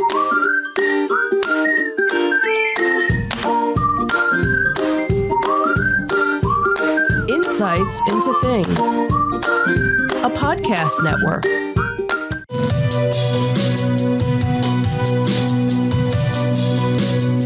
Welcome to Insights into Tomorrow, where we take a deeper look into how the issues of today will impact the world of tomorrow. From politics and world news to media and technology, we discuss how today's headlines are becoming tomorrow's reality.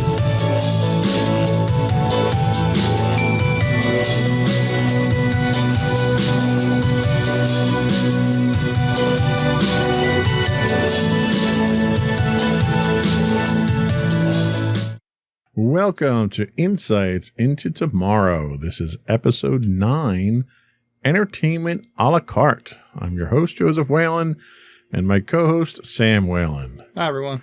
How you doing today, Sam? I'm doing all right. How you doing? Doing all right. So, aside for the landscapers that we're dealing with here, but that's okay. So this week we decided to sort of ratchet it down a few notches. We've been having last couple of podcasts we've been doing some pretty heavy-hitting, timely subjects.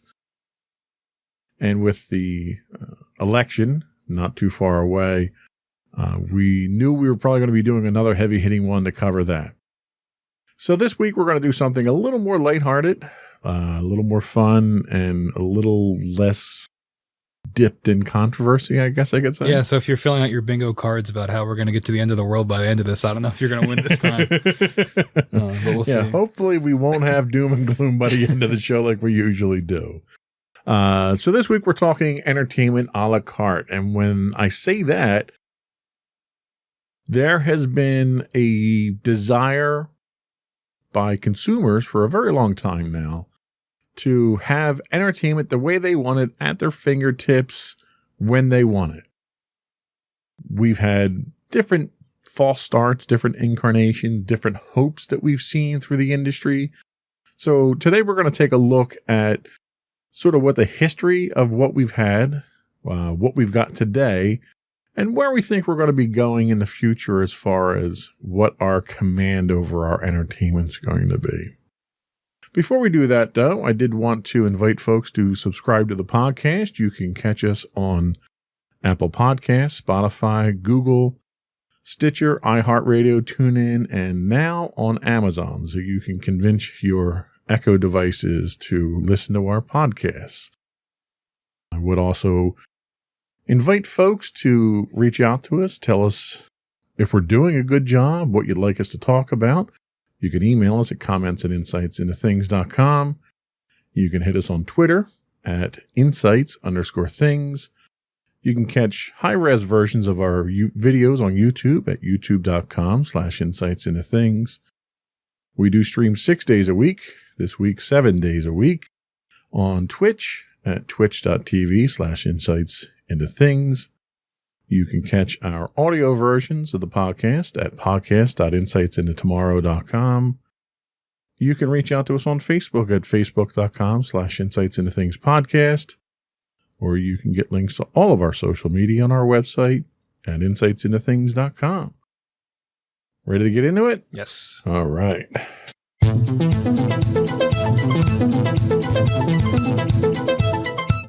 So first up, I just wanted to sort of kind of summarize what we're looking at when it comes to entertainment here, and how important entertainment is in the home.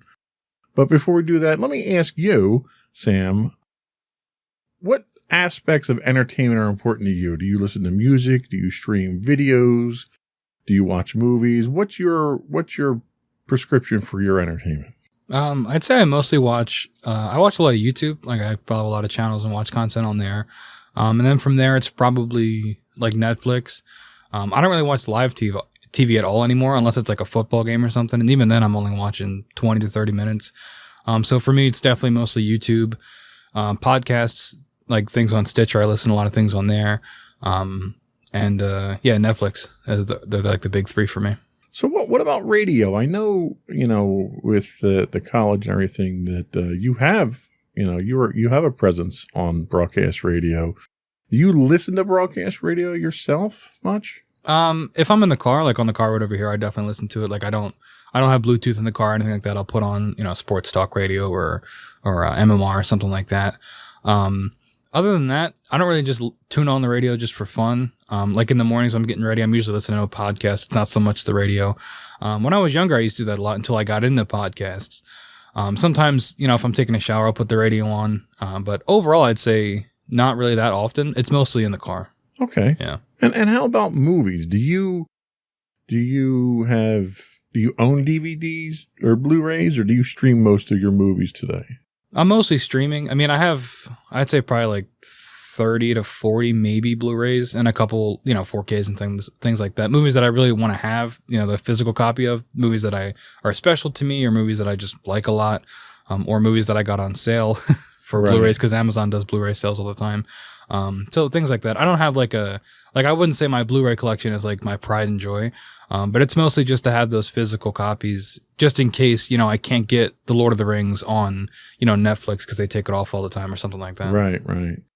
So it sounds like a good chunk of what you do is some of the more modern technologies then. Mm-hmm. What about when you listen to radio, is it talk shows you listen to? Is it music that you listen to, or you listen to the sports radio? Yeah, I mostly do sports talk.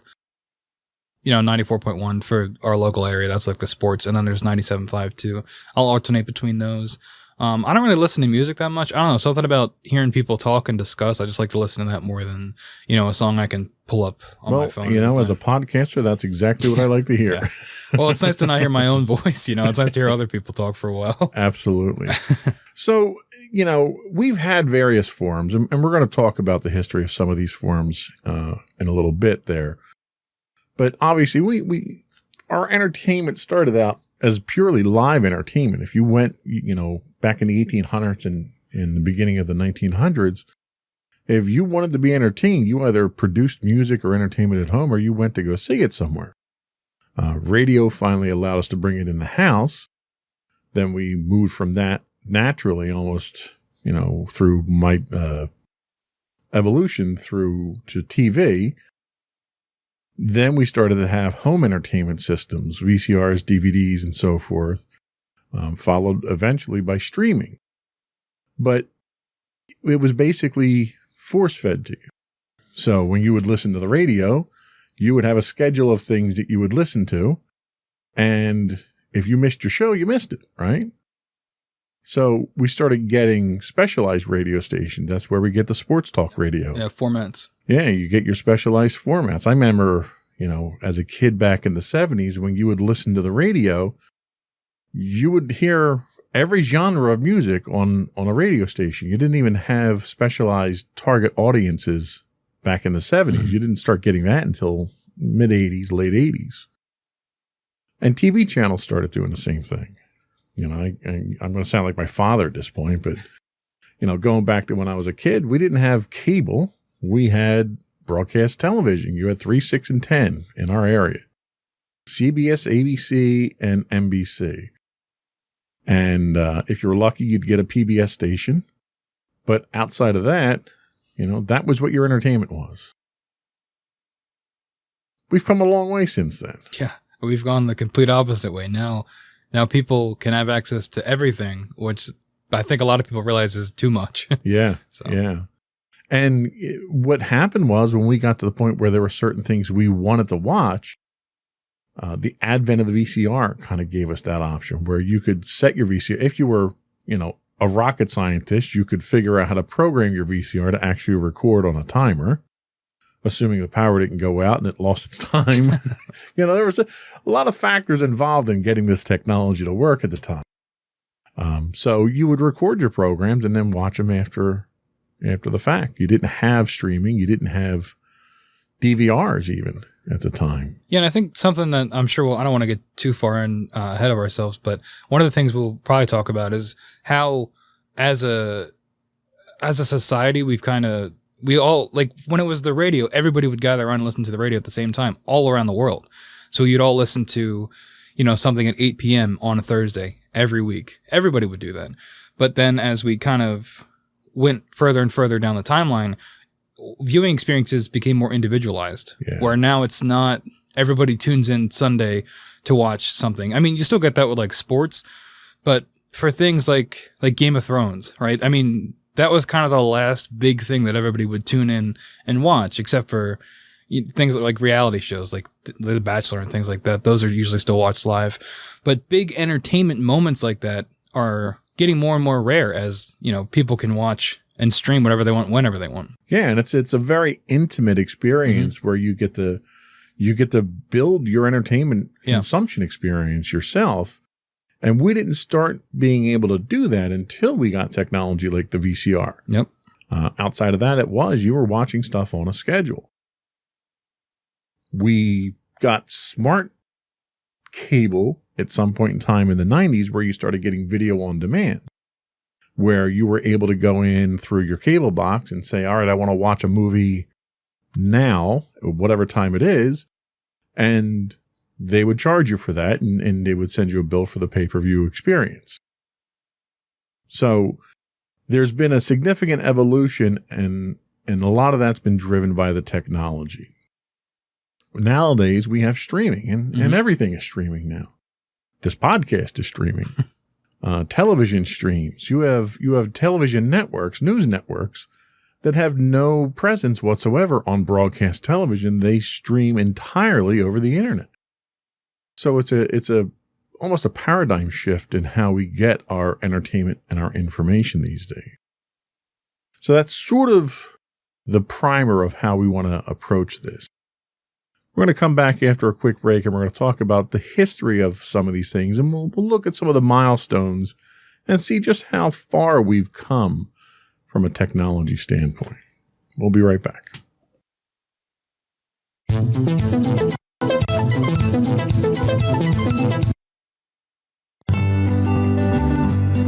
Insights into Teens, a podcast series exploring the issues and challenges of today's youth.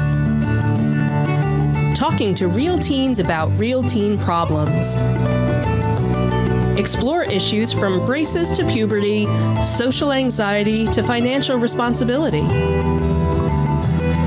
Each week, we talk about the topics concerning today's youth. We look at how the issues affect teens, how to cope with these issues, and how parents, friends, and loved ones can help teens handle these challenges.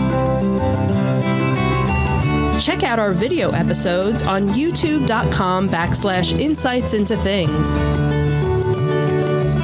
Catch our audio versions on podcast.insightsintoteens.com or on the web at insightsintothings.com.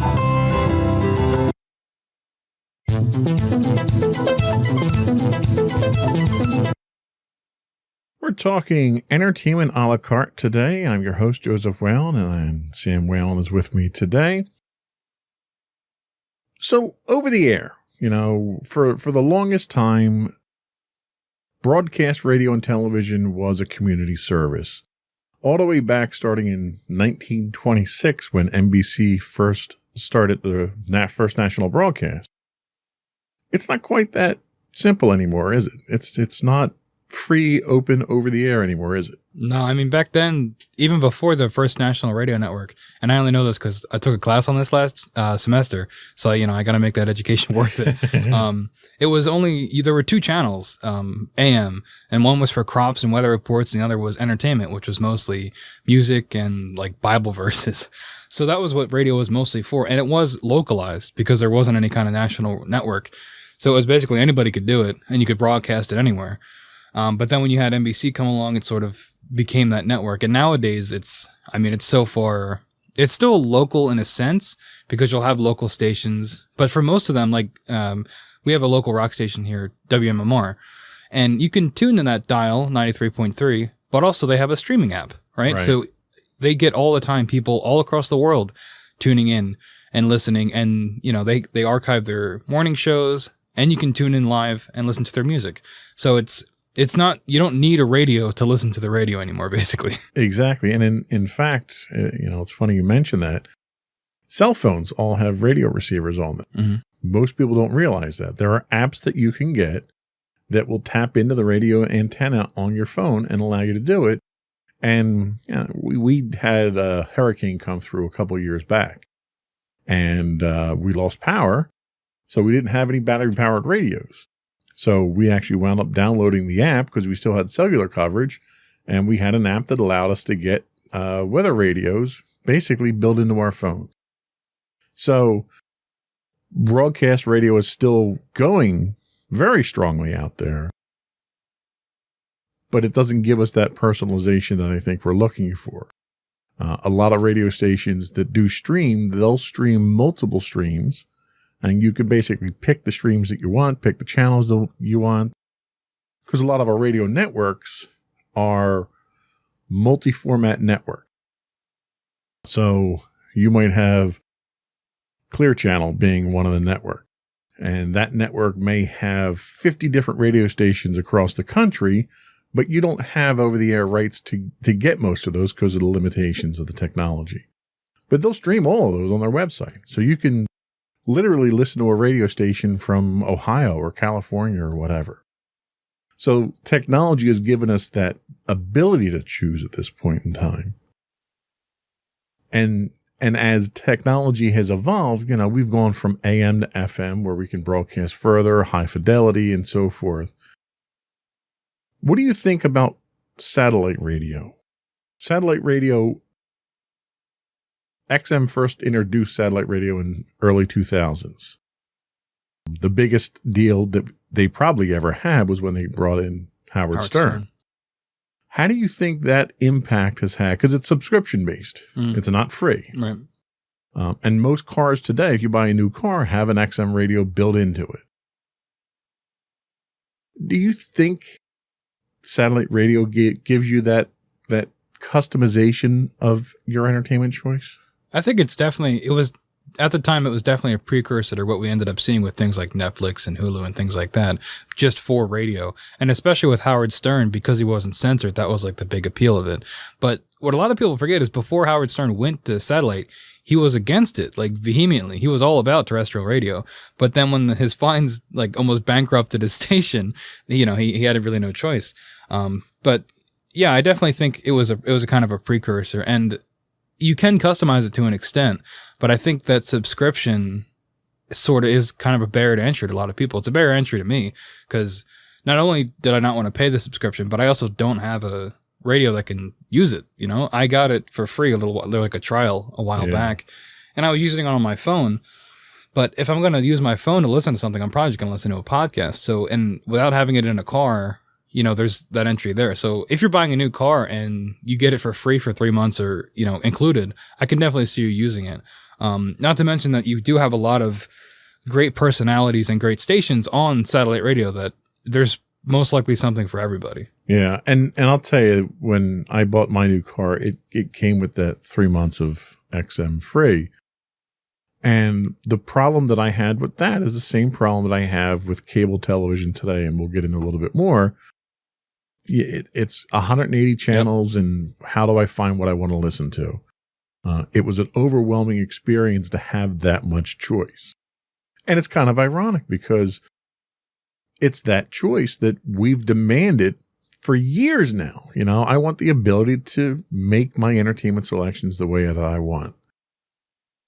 And television's kind of evolved the same way that radio did. It started out in its infancy. You had very few stations that you could see anything with, and everything was over the air.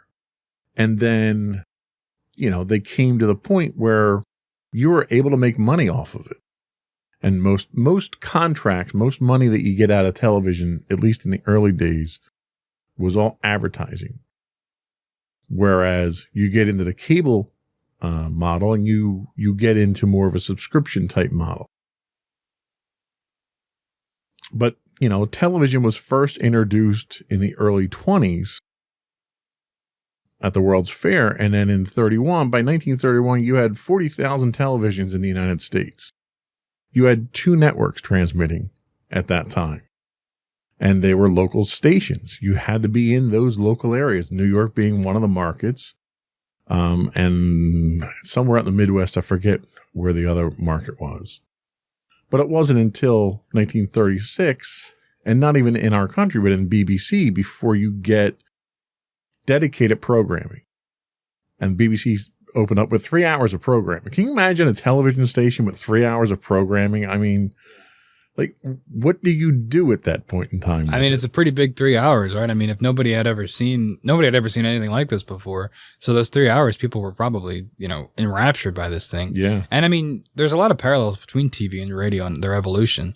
And you see that a lot with this because radio didn't have programming all the time either until much later. I think it was like the 70s when that became or maybe that was TV where it wouldn't just shut off at night. Yeah. I mean, as a kid, I remember at midnight or 1 o'clock in the morning, your TV stations, you'd see a picture, a video of the American flag. Mm-hmm. They'd play the national anthem, and they'd shut off until 8 o'clock the next morning when the news started. For modern audiences, that's an insane concept because now it's, again, we keep making this comparison, but it's the complete opposite where you're just inundated with content all the time. Yeah, and you saw some monumental achievements in television, like in '67 when we get PBS, where it's publicly funded broadcasting. You know, they mandated children's programming with Children's Television Workshop in 1969 with Sesame Street. So you had a lot of positive things come out based on demand. And I think that's really the important thing is, as people started to consume the media that was out there, they realized they wanted more. They wanted specific programming. They wanted specific shows. They wanted to watch their local sports franchises. And as a result of that, you started to see more specialized television networks come out. And a lot of that fell over into the cable industry as well, because there's only a certain amount that you can get out of an over-the-air broadcast with television at the time. And really the latest biggest innovation over-the-air television wasn't until 2009 when they went all digital, which I got to tell you, that was a real monster to deal with, because you had people throughout the country who didn't have cable, couldn't afford cable, and they were getting all of their news and sports and everything over the air broadcasts. And with the mandate to move to all digital, and the reason for the all digital was because of how much more data you can put out over a digital signal than you ever could over an analog signal. And you see now with digital with digital transmissions, you know, your local ABC station might be putting out 5 different channels over the bandwidth it used to use for one. So there was a definite benefit to it, but it also required everyone to replace all their equipment, which is expensive. So much so that when they went through this process, the federal government actually subsidized it. You could go to the government and get a coupon to buy a digital antenna at the time. And the program ran for like 18 months or something like that. And I remember when it ran, and they funded it with, you know, a ludicrous amount of money. And even after that fact, people still didn't have it because of how inaccessible it was for a lot of people. There's a lot of televisions that sit around right now that have no function whatsoever because nothing's broadcasting on frequencies they can receive. So then we move into, you know, the natural progression, I think, is cable television.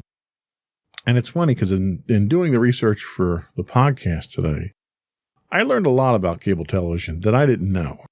The fact that it's existed since 1948 blew my mind. Like, when I grew up, I came from a fairly underprivileged house. We didn't have a lot of money coming in. So my dad did not subscribe to cable for a very long time. But I kind of thought he was just sort of behind the times in the 70s, not realizing that cable's been around since the 1940s. So that was a big thing for me to realize it. But cable television progressed, I think, at a rate much faster than over-the-air transmissions did. You make a lot more money from it. And that's exactly it. You have people that are paying you, you know, in 1950, Tuckerman Appliance, an appliance store that sold TVs, started their own cable network. Could you imagine that today? One of the biggest radio stations in Philly was originally from an appliance store. Right. Appliance stores were like, they had a lot of power back in the day. It was, they would buy their feeds and then they would send it out to their customers. And people in Arkansas were paying $3 a month for cable. And it was because they were rural households that weren't close enough to a transmitting station. So they'd physically run a cable out there and then wire up the little town. So in 1972, you start getting into specialized television channels. You get HBO. And then that sort of opened up the Pandora's box, you know, to use a bad pun there. You started in the 80s and 90s, you really started getting channels. You got channels for everything. You got channels for cooking. You got multiple channels for cooking. You got home shopping channels. You got multiple music television channels, none of which ironically play music anymore. These were what were categorized as narrowcasting channels. And some of these, which is kind of interesting, they started out as regional. Like, for instance, Sports Channel New York started out as just regional sports broadcasting. And that eventually evolved into Fox Sports. So from humble beginnings to a major player in the sports franchise market now. You had other things like BET, Black Entertainment Television. That's a channel all and of its own with its own award-winning programming today. Started out as a segment on USA Networks. So they had a couple of hours a week that they would broadcast it, and eventually there was such a demand for it that they came out with an entire network for it.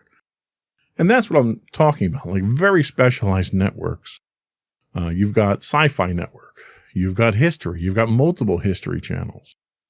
So the idea of catering to all of these entertainment needs was fulfilled in these specialized networks, these specialized channels on cable TV. But you still didn't have the ability to get what you want when you wanted it. You were still bound to a schedule. And that's really what's probably held cable television back for the longest time until the late 1990s, early 2000s. You started to get your video on demand. You started to get more pay-per-view. So you could, if you wanted to watch a boxing match or a wrestling match or whatever it was, you could pay for it, one-time fee, get it, and watch it with all your friends. The real shift, I think, in cable TV came with TiVo and DVR, where you could time shift your entertainment now. So now TiVo was unique in the business because it had a very intelligent algorithm.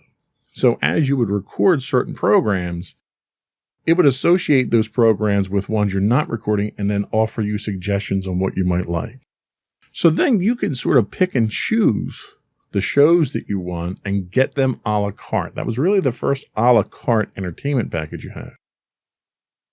The problem with that was that you still had to subscribe to all of those channels. And I think the downfall that cable has always had, when you go to your cable company and you want to get a subscription, there's multiple packages that you have to choose from. And yeah, you can pay through the nose and get the super deluxe and get everything, but you might want to just get one of the channels in one of the packages and you have to take all of them. So the cord cutters of the world in the 2000s got to the point of trying to find ways to not have to subscribe to all those channels and just get what you want. And that leads us up to sort of where we are today with all the streaming options. Yeah, I mean, that ability to pick and choose channels is the entire marketing platform for things like Sling, where you can pick and choose your channels, or I think Hulu Live TV does that too. Well, even Sling. So Sling and Hulu Live give you packages that you can choose from. You can't choose individual channels. Okay. So it's not as bad as the cable company. It's still cheaper. It's much cheaper than the cable company. But the problem that you run into now is all that's delivered to you as digital content over the internet. Yeah. So you have to worry about your internet speeds. Absolutely. So you have internet companies you have cable companies that are becoming internet companies. And in doing that, you run into what is often referred to as the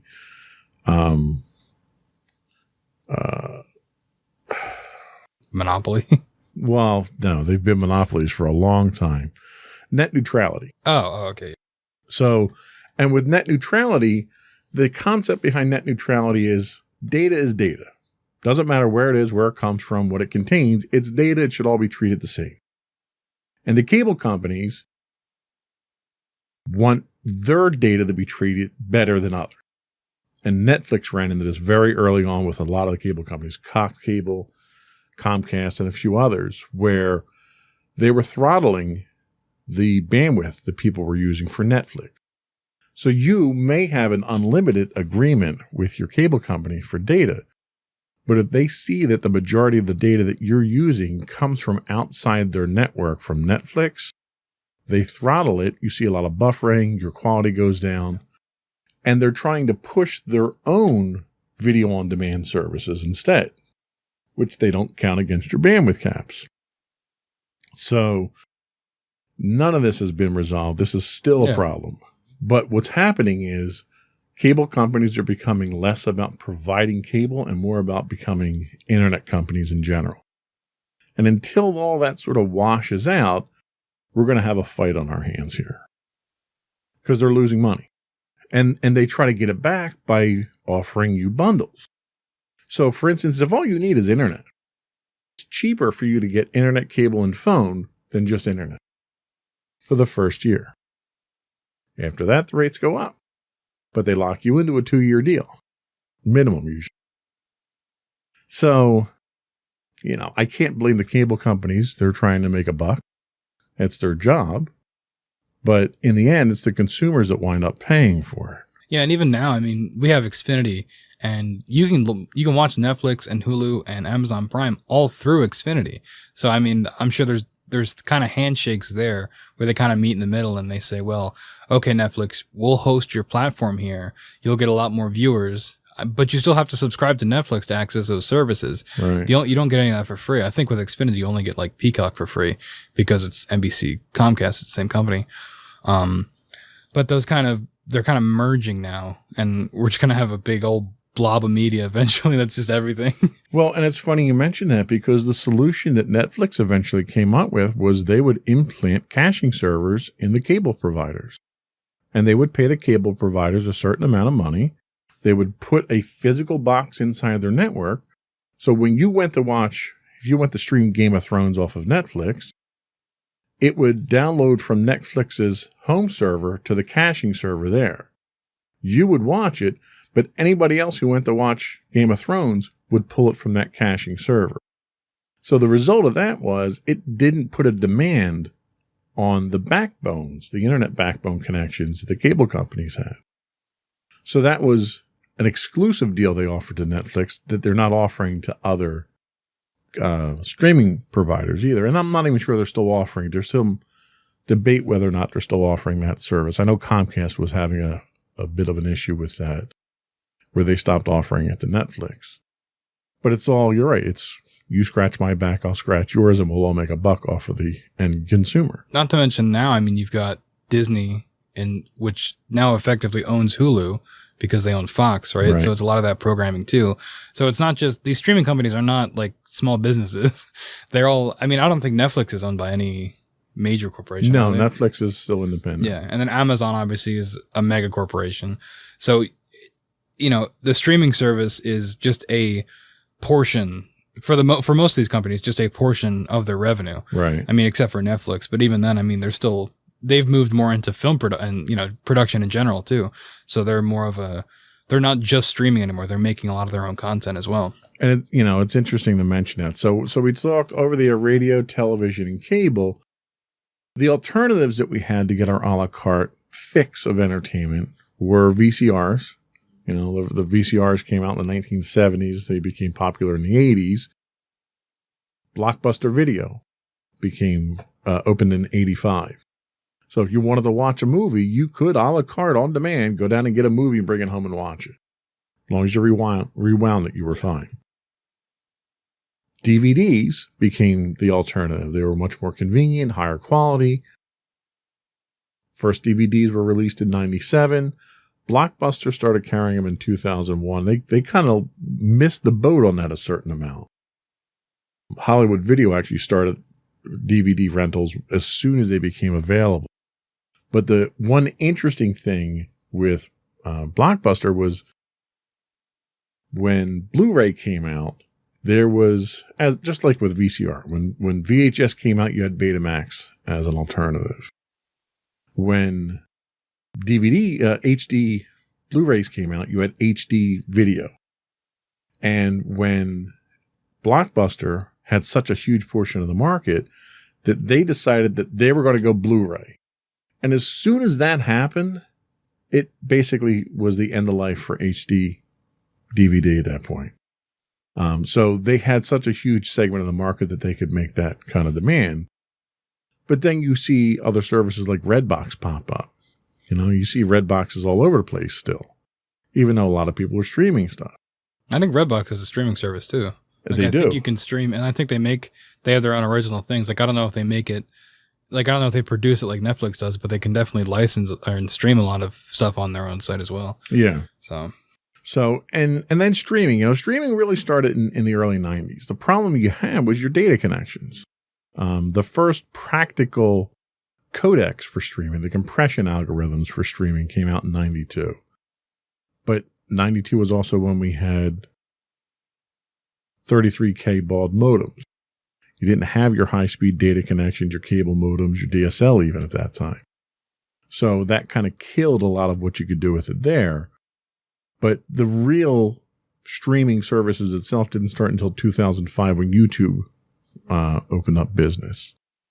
And at the time, YouTube and streaming was, YouTube was where people posted their videos. It was the TikTok of today. That's what YouTube was. You didn't have professionally produced content that was going up there. Nowadays, every streaming service, Netflix, Disney, obviously, YouTube, Hulu, they're all producing their own television shows. To the point that you have award shows that are controversial because you have TV awards for streaming services that never appear on TV. Yeah, I think the Emmys, maybe more than the majority, was mostly all from streaming services. Yeah. So there was really a fundamental shift, probably 2013, 2014, to more streaming. So that's a history. It's important to know where we came from with our entertainment. We get up to that 2015 mark there, and we're still stuck with 180 channels with nothing to watch. And that's really where the problem came from, and the demand for cord cutters and the demand for a la carte entertainment. So we're going to take a quick break. We'll come back, and then we'll talk about where we are today with cable TV and all these other outlets. See who's a player, who's not a player anymore, and then we'll take a look at where we're going.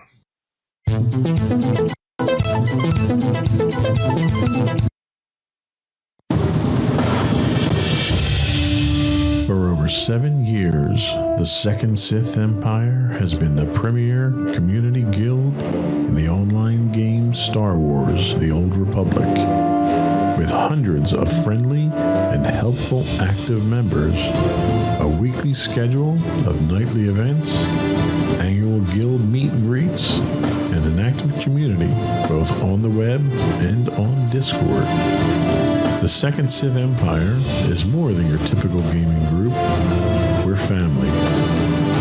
Join us on the Starforge server for nightly events such as operations, flashpoints, world boss hunts, Star Wars trivia, guild lottery, and much more.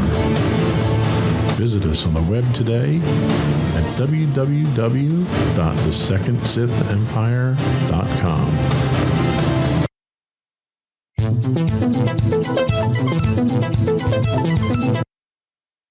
We are talking entertainment a la carte today.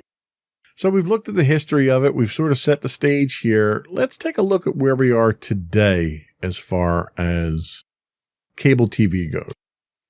So we're still running packages on TV channels today. So we haven't really changed much there, have we?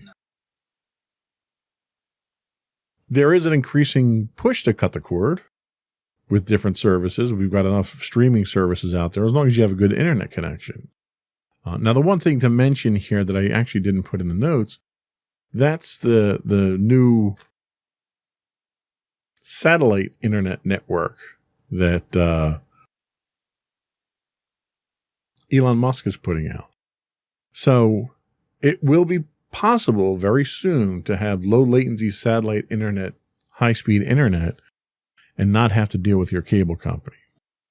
Of course, when that happens, God help you if you're an astronomer, because you're not going to be able to look at anything up in the sky now without seeing one of these satellites.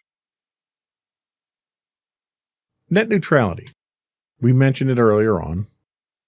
One of the biggest problems with net neutrality is that the FCC determines what is and isn't net neutrality. And the FCC is traditionally chaired by someone from the telecommunications industry. So it doesn't look good for consumers from that perspective. What are your thoughts on, net neutrality and whether or not it's an issue moving forward? Is it an issue today? Is it a non-issue? Should we not even worry about it now? I definitely think it's an issue. And I do think, I think people underestimate how important it is, really. And I know every time the bills and things go up for net neutrality, there's always petitions online, contact your congressman, things like that. But I don't think people take it that seriously. And I don't think they really understand how a lack of net neutrality will really impact them, and I think it's the more subtle ways that I find the most dangerous, where we talked about before how you can manipulate the consumer to get rid of a product like Netflix or something like that because you can't stream it because of your internet, right? But it's so subtle that you'll just chalk it up to, oh, my speeds are just low, right? But there's a company behind the scenes that's pulling those strings and that is manipulating you, and you might not even realize it. So I think that net neutrality is extremely important for those reasons, because it's just another element that can be used to manipulate consumers, which I get is the whole point of a business, basically, is to get people to continue buying your product. But I think when it's something so universal like that, where the internet should probably be a utility that everybody has access to, but it's not that yet. And it's not looking like it's going to go that way either. If the patterns that we're seeing now continue, it looks like a lot of people are going to have restricted access, where the internet should be a free and open resource for everybody. Yeah, and I agree. And you touched on it earlier when you mentioned cable companies and monopolies, and this is really them behind a curve, not getting with the program here, because there's a lot of things. Technology moves much faster than cable companies. Cable company lawyers can move. We're looking at satellite communications that have exploded at this point. You're looking at alternatives like Verizon Fios, where you can get fiber run right to your house. You're looking at 5G now, where, once the 5G networks are built out, you won't need to have a wired connection to your house, at least if you buy into the hype. Yeah, but it's going to make all our heads explode. Haven't you heard? And cause coronavirus. Yeah, I know. It's going to turn us into zombies. But you can get over-the-air speeds for your internet now that are comparable to your cable connection, that are more than enough to stream video. So I think if nothing else, the cable companies have a real problem ahead of themselves. They've got too many outlets that people have alternatives for, because cable companies thrive when you didn't have options. And, a lot of this started in the 90s when cable companies started gobbling up all the regional cable providers. And you start having giants emerge like Comcast, where you have entire regions of the country that don't have an alternative to cable, phone, or internet but Comcast. So you don't have a choice but to go with that. But it's not a monopoly. But that's not a monopoly, because it's only regional. Yeah. But I think the problem is that they've had that level of monopolistic protection for so long now that they don't realize that they're really threatened at this point in time. So I don't know where cable's going to go. It's an endangered species right now, but it doesn't realize it. Yeah, I think you're seeing a little bit of that with things like Peacock, where Xfinity, which is Comcast, which is NBC, is trying to get into that streaming market. But I don't know, maybe it's just me, but Peacock seems like it's really late to the game. And they don't really seem like they have a whole lot to offer other than things they already own, like reruns of like Cheers and Frasier, which used to be on Netflix, but it looks like they were just flexing that they own the rights to these shows, so they put it on their own streaming service. But it doesn't seem like it's enough to make them a competitor for something like Netflix or Hulu, because it's not making... What separates companies like our services like Netflix and Hulu and Amazon is that they're making their own shows, like we mentioned before. But with things like Peacock, if you're just rebroadcasting essentially content that everybody's already seen and just wants to watch reruns, I don't think that's going to make you enough of a competitor in the market. And I think that if that's their attempt to keep their cable company status, but also dip their toe in the streaming water, I don't think it's going to be enough. And I think that's a great segue to the streaming services in general. So what really got me on this topic was there was an article on CNET. I think the person who did the research and wrote it was Ashley Esqueta who wrote it up. And she went through and ranked 101 quote unquote major streaming services. And she ranked them based on price, the number and quality of original programming, the number and quality of their back catalog, their overall variety, and what their availability was for subscribers. And it was kind of eye-opening to me that there were 101 major streaming providers out there. Well, I mean, major, I don't know about that, because on this list we have, what is it, the top? We have the top 10 here. This is just the top 10. And I haven't heard of one of them, so I don't know how major it is. I've never heard of Acorn TV. I don't know what that is. Well, and that's like Acorn. So like if you use Plex or Kodi or any of the media streaming service players at home, Acorn TV you would know. Acorn TV is like a free add-on that you can get for it. And think of it like the MeTV of streaming, where it's like some of the nostalgic stuff. Yeah. Okay. All right. That makes sense. But a lot of them are like that. I mean, you had ones on here that were rated much lower because they were so specialized. So for instance, NFL Networks has a streaming service. NHL does. WWE does. All the sports, basically. Right. So they didn't rate very high because they didn't have a very wide variety. But the fact that there's 101, this goes back to the I want it now, and I want it the way I want it. So instead of having 180 channels with nothing on, we now have 101 streaming networks that we now have to sort through now. Yeah, and the argument used to be from cord cutters, it's like, well, if you add up all the streaming services, it's still less than a cable bill. But within like 3 years, that is not a valid argument anymore because, I mean, I personally have Amazon Prime, Hulu, Netflix, Disney Plus, and I guess whatever HBO has now, but I think that's included with my cable.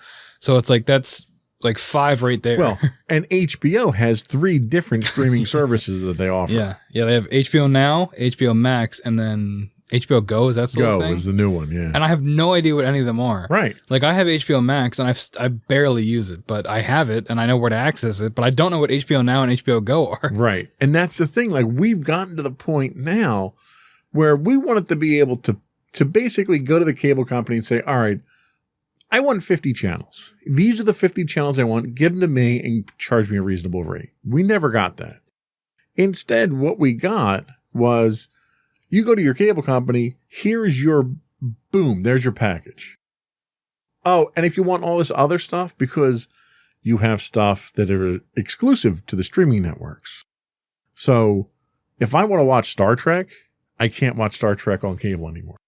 I have to have a subscription to CBS All Access to watch anything Star Trek. And that's one of the things that like really bothers me about all these companies coming out of the woodwork and making their own streaming service, because it just seems like I mentioned before with Peacock, it just seems like they're flexing their muscles and saying, oh no, these are ours. Right. Like that happened with The Office on Netflix. Who was that? Was that Peacock or was that somebody else? I can't even keep track. I think it was Peacock. They had it on someone. Yeah. And they pulled it. I think it was on Netflix. Yeah. They pulled it off and they put it on some. And Friends network. was like that too. And again, it's the shows where you're just rebroadcasting reruns.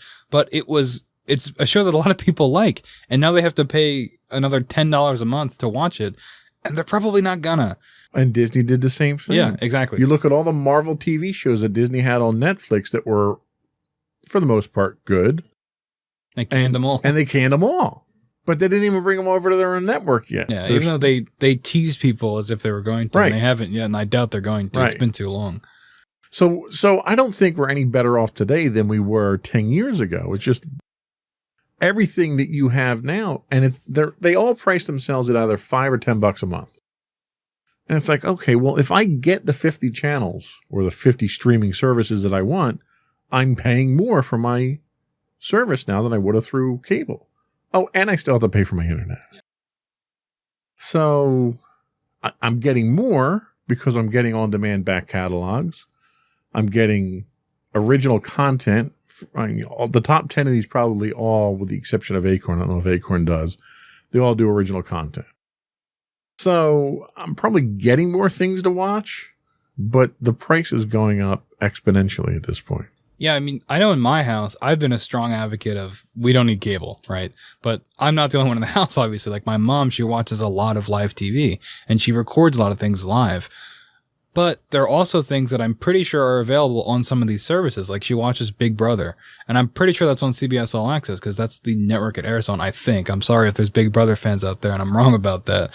But that's the thing too, because it's like, and like my grandma doesn't really understand how streaming stuff works, but she can get on her Roku TV and put on ABC and stream the live TV. So she doesn't need a cable box. Right.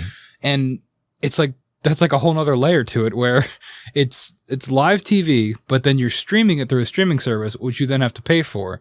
But some of these, you need a cable subscription to access. Like the live TV for the ABC, you need a cable service to log into it. So it's like all these layers of media, and they're all kind of intertangled so that you end up having to keep all of it and pay for all of it when I don't really think you'd need to, you know? You're absolutely right. And it's probably by design that way. Well, and the amount of overhead that this creates now causes all of the bills to go up even higher because the cable companies now have to pay for the broadcast versions. They have to pay for the streaming versions.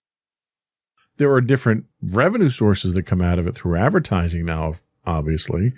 But for the end consumer, you're not better off. You're not getting what you were looking for. You know, we wanted to have everything on demand for us. And all these networks were like, well, this is what you asked for. It's all on demand now. You know, you need to have 50 subscriptions if you want to get your 50 channels. And I think the appeal is with something like CBS All Access. Well, okay, you might not want to get our streaming service because you think it's just reruns. So we're going to make something like Star Trek, or like the 3 different versions of Star Trek. And okay, that's new content. You can come here and watch that. But not everybody might want to do that, right? And if they don't like the new Star Trek, then they're not going to subscribe to that service. But if they forget, which is I think what most of these companies count on, forgetting to cancel your subscription, then they get that $10 every month, even if you're not using it, and they don't care if you're using it or not. You know, it's funny you mention that. Netflix actually got to the point where they had so many hangers on like that they introduced a service without being asked for it, that they monitor whether or not you watch the service if you use it. If you haven't used it in a year, they'll notify you and cancel your subscription for you. I mean, they're making so much money, it probably is negligible, but they are. It's just to improve their like public image. That's a helpful service though, because I still pay for, and this is totally different from this, but like in terms of for getting subscriptions, I still pay 99 cents a month for cloud storage. I haven't had an iPhone in like 3 years, but every time I go to cancel it, it's so many steps to cancel it that I just like, well, you can have my $12 a year, you know? Yeah. And that's Apple for you. Yeah. So outside of cable and streaming, there are other options. Us being one of them, us being podcasts being one of them. And there's a ton of sources for podcasts. There's tons of podcasts out there that cater to every possible desire for media consumption out there. And there's apps. You know, we talk about Instagram and Facebook. TikTok, well, we're not talking about it too much now because Trump's trying to ban it. Nah, Microsoft will buy it. Microsoft and Walmart. Yeah, just corporations, just vomit money. Yeah, just throw money at it. And then you had someone who tried to corner the market with, I'm not even sure what, 7-minute segments? I think it's like 15 minutes. 15-minute segments. But it's all shot vertically, which is awful. Quibi, who received a ludicrous amount of funding, like $2 billion in funding. A lot of big names attached to it. And yeah, they had a lot of celebrities, and they had a huge number of people sign up for the free trial. Several million, like 15 million or something, sign up for the free trial. And then when that free trial ran out, they had about 70,000 people stick on. I mean, Quibi strikes me as the kind of thing that like it makes it to the boardroom or whatever. And they're like, oh, this is a great idea because people love, like we looked at the numbers, right? We looked at the numbers and we saw that people are only watching in 15-minute increments because they're watching on their way to work on the train or something, right? Or they're watching with their family and their kid runs away, so they got to turn it off. So what if we just hyper focus on that? But then you realize, because you're so caught up in the analysis and the numbers, that that's not really going to work as a format, because you end up having episodes that are really just trailers, Right. because they're only 15 minutes long. And when you shoot everything vertically, not only are you limiting the art form of like making movies and television, most people aren't going to watch things vertically. Like, even if you're watching on your way to work on the train, you're still going to take the 1 second to turn your phone. Right. Like, Quibi blows my mind. Well, and it's still a thing. And you couldn't share it with anyone. Oh, really? I never You couldn't share clips. You couldn't share links. You couldn't share anything. That's good. That's great. When like the number one thing to social media sites like YouTube, TikTok, Facebook is the ability to share it. Oh, the like Netflix Hence too. why it's social media. Yeah. Yeah. I mean, Netflix especially has a huge social media presence. Yeah. So, and that's so critical. And it's like, what are you doing? But I guess my point is these options that we have here between podcasts and the apps, I think probably fill the gap of entertainment a la carte more than anything else right now, where we can go and find what we want. I can download 50 different podcasts a week and pick and choose which ones that I want to consume.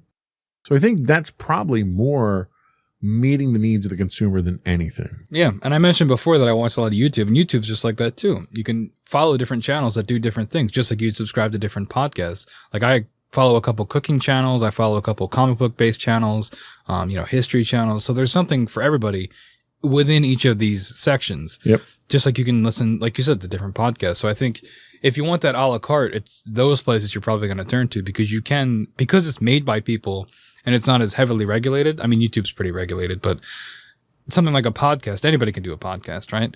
So there's always something for somebody. Really? Literally anybody. I mean, anybody can do it. You just talk. No, but Wow. And make sure to subscribe to our podcast on your local podcast Good provider. thing you're not in our advertising department. Hey, just free plug, shameless advertising. But yeah, I think that's where you get a lot of that a la carte, right? Because I agree. You can find any kind of channel or any kind of podcast to meet your needs. I agree 100%. Let's take a quick break. We'll come back with our doom and gloom section where we look towards the future.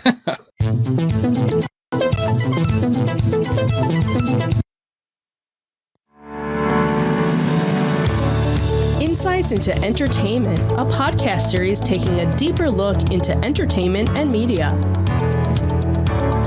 Our husband and wife team of pop culture fanatics are exploring all things from music and movies to television and fandom. We'll look at the interesting and obscure entertainment news of the week.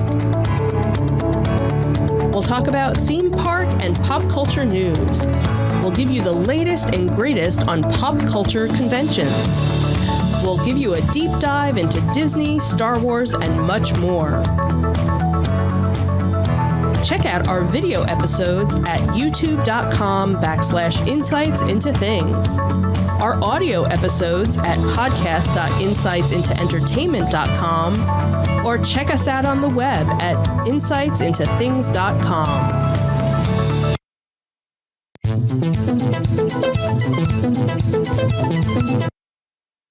Entertainment a la carte. The future. How bad does it look? So let me ask you a series of questions. Is there a future for cable television? I don't know how long of a future it is, but I definitely think there is some. And, I think it's probably just going to evolve. And you might not have a cable box, but I think especially Comcast is definitely trying to remain a presence in people's homes, because they, whether rebranding to a different name or offering more services based on tying internet and cable together, I think that's where they're going to most likely head is becoming both a cable company and an internet company and kind of doubling down on that. All right, I'll buy that. How about traditional network broadcasting and schedules? That'll probably stick around on cable. And I know you kind of have broadcasting sort of in the traditional sense and schedules on things like Twitch and YouTube, where people will stream on a broadcast schedule. So I think it might evolve into that, where if you're looking at these new platforms, people will stick to a broadcast schedule, but instead of it being on 3, 6, and 10, it'll be on twitch.tv/ whatever. Okay. How about commercial advertising in television? Are we still going to see $1 million minutes for Super Bowl ads? Oh, absolutely. That's the only reason a lot of these, that's radio's most valuable thing too, is advertising, right? And it's where the money goes. So I definitely think that we'll definitely still see that, because there's still people watching, even if a lot of it, if we're focusing a lot on streaming, they can still make a ton of money from commercial advertising. And the last question in Is There a Future is subscription television channels like HBO. I'd probably have to look at the numbers for things like this to see if their subscriptions are going down. But I think with HBO, as an example, they're migrating over to streaming. So that's probably where it's going to go too. I mean, we had earlier Showtime was on that list too. So I think most of these channels, and I know WWE has one too. So a lot of these channels are probably just going to go, they'll probably keep their broadcast channel, but then also just, improve their streaming side of things. Okay. So I wanted to ask some questions about streaming entertainment going forward. So TikTok was popular, very popular. So popular, in fact, that they managed to tick off President Trump. What do you think about the precedent of Trump banning TikTok for reasons that were given that had no corresponding supporting evidence? That seems pretty par for the course if we're talking about Trump. But I mean, I never use TikTok personally just because I don't care about that kind of entertainment, but it is extremely popular. And if I had to wager, he probably did it, to try to make because he's very anti-China most of the time, right? Sure. So he says he tried to ban not just TikTok, there were a couple other things too, all owned by Chinese companies that he was trying to go after. But when there was such a backlash to it, it just came off like another smoke bomb, right? Another distraction that he was going for, especially with TikTok, because he knows that that's mostly used by youth, right? So that's going to be the most vocal about it. And if you're calling out a streaming or a social media platform, that social media platform is going to get way more traffic because the users of it are going to complain about you. So it just seemed like another distraction on his part. I think it was almost immediately. I mean, he's still waving threats and stuff, but it looks like we said earlier, Microsoft and Walmart, which I didn't know about, are moving in to buy it. So I doubt it's going anywhere. He probably just wanted to, make a business deal or something. How about net neutrality? Do you think we have any hope of achieving net neutrality? Not with the current, I would say not with the current administration. It doesn't seem like their track record does not show them leaning towards any kind of net neutrality. It's probably going to take us a while, and it's probably going to get worse before it gets better. And it would depend on the company's actions as well. Okay.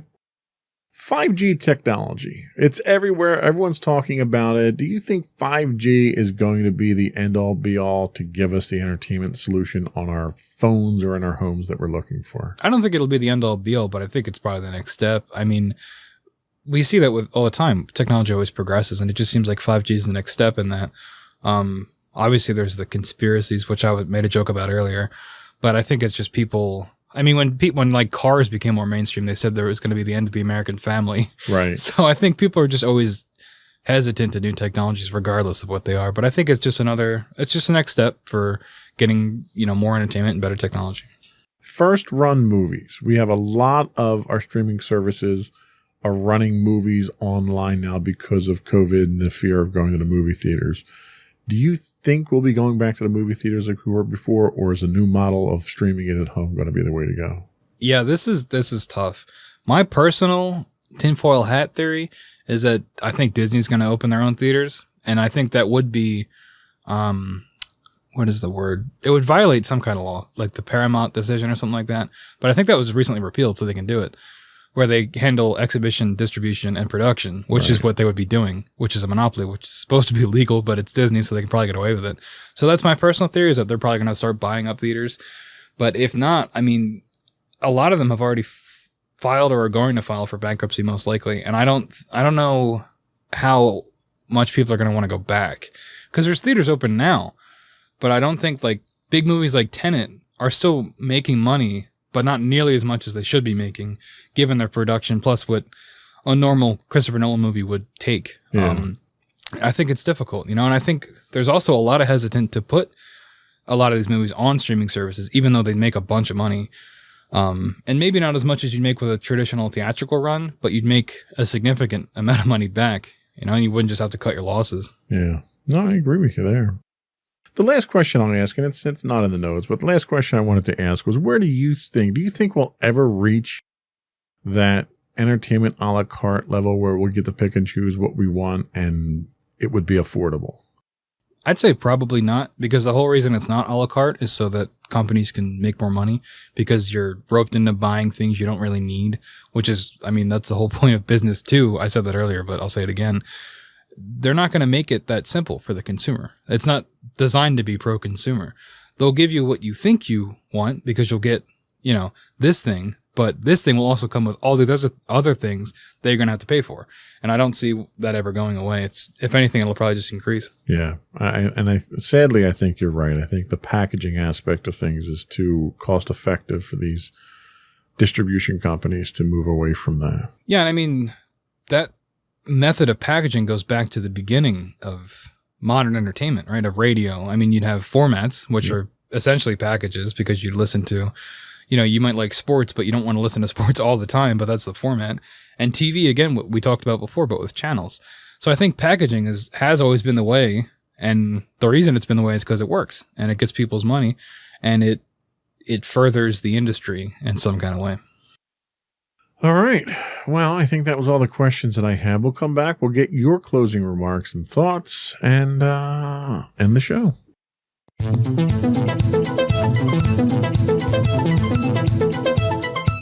So, wasn't too doom and gloom today, but what are your final thoughts on the entertainment industry, where we're going, where we're at, and is there hope for us?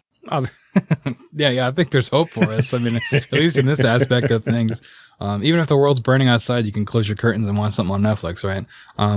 I think it's just like anything. I'm more focused in the radio industry, because that's what I'd like to go into one day. And I think with any industry, it's just going to evolve and it's going to change. I don't think they're going to go anywhere, at least not for the time being. Cable might be a different story, but like I said, it's probably just going to evolve into something cable internet, and I think that's the name of the game, is changing and evolving and not being resistant or hesitant to a lot of these new ideas. Where you wouldn't want to release a new movie on streaming because the theaters are closed and you insist on putting it in theaters regardless of the situation. I think there's that friction there of resisting change, which I can understand from someone like Chris Nolan's perspective, where he wants his movie in theaters because that's what he made it for. It was designed to be watched that way. But I think the tides are just changing too fast. And if you want to make if you want your art out there, and if you want the profit from that art, I think you're going to have to, just go with the flow of things, honestly. And I think that's very well said. And I agree with you 100%. I think we're going to continue to evolve. Technology is going to push that evolution. And the people that are adaptable enough to pick up on those things are the ones that are going to thrive in the future. So, very well said. That was all we had today. I do want to reiterate for folks out there that we do publish our long form articles on Medium at medium.com/insightsintothings. And please do subscribe to our podcasts on Apple Podcasts, Spotify, Google, Stitcher, iHeartRadio, Amazon. You subscribe and you'll get our podcast the instant they're available, Monday mornings at 8 a.m. Please feel free to reach out to us at comments@insightsintothings. You can hit us on Twitter at insights_things. And I think that's it. Did you have anything else? Just one quick thing. If you have Amazon Prime, it means you have one Twitch Prime sub a month. And if you could help us out and support the channel that way, it does help us out, because eventually we can help grow and expand our podcast, especially on Twitch, bring it to you viewers out there. So very well said. Another one in the books. Bye.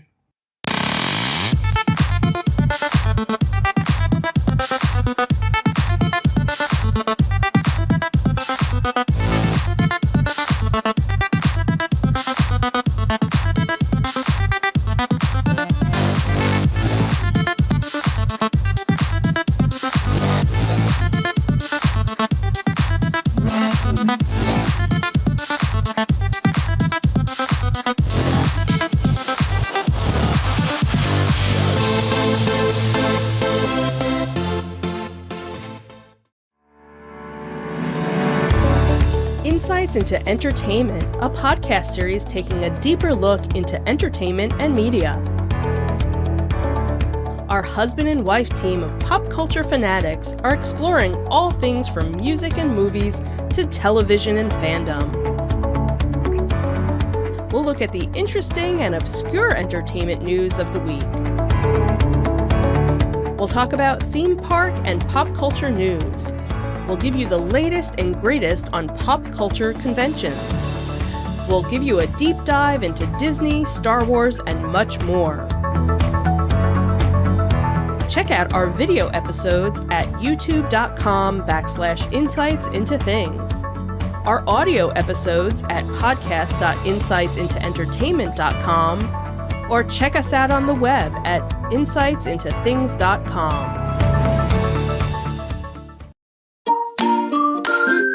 Insightful podcasts by informative hosts.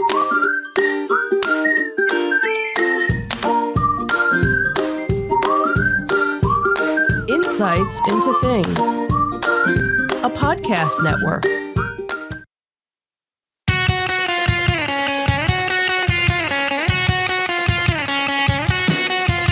Welcome to Insights into Entertainment, a podcast series taking a deeper look into entertainment and media.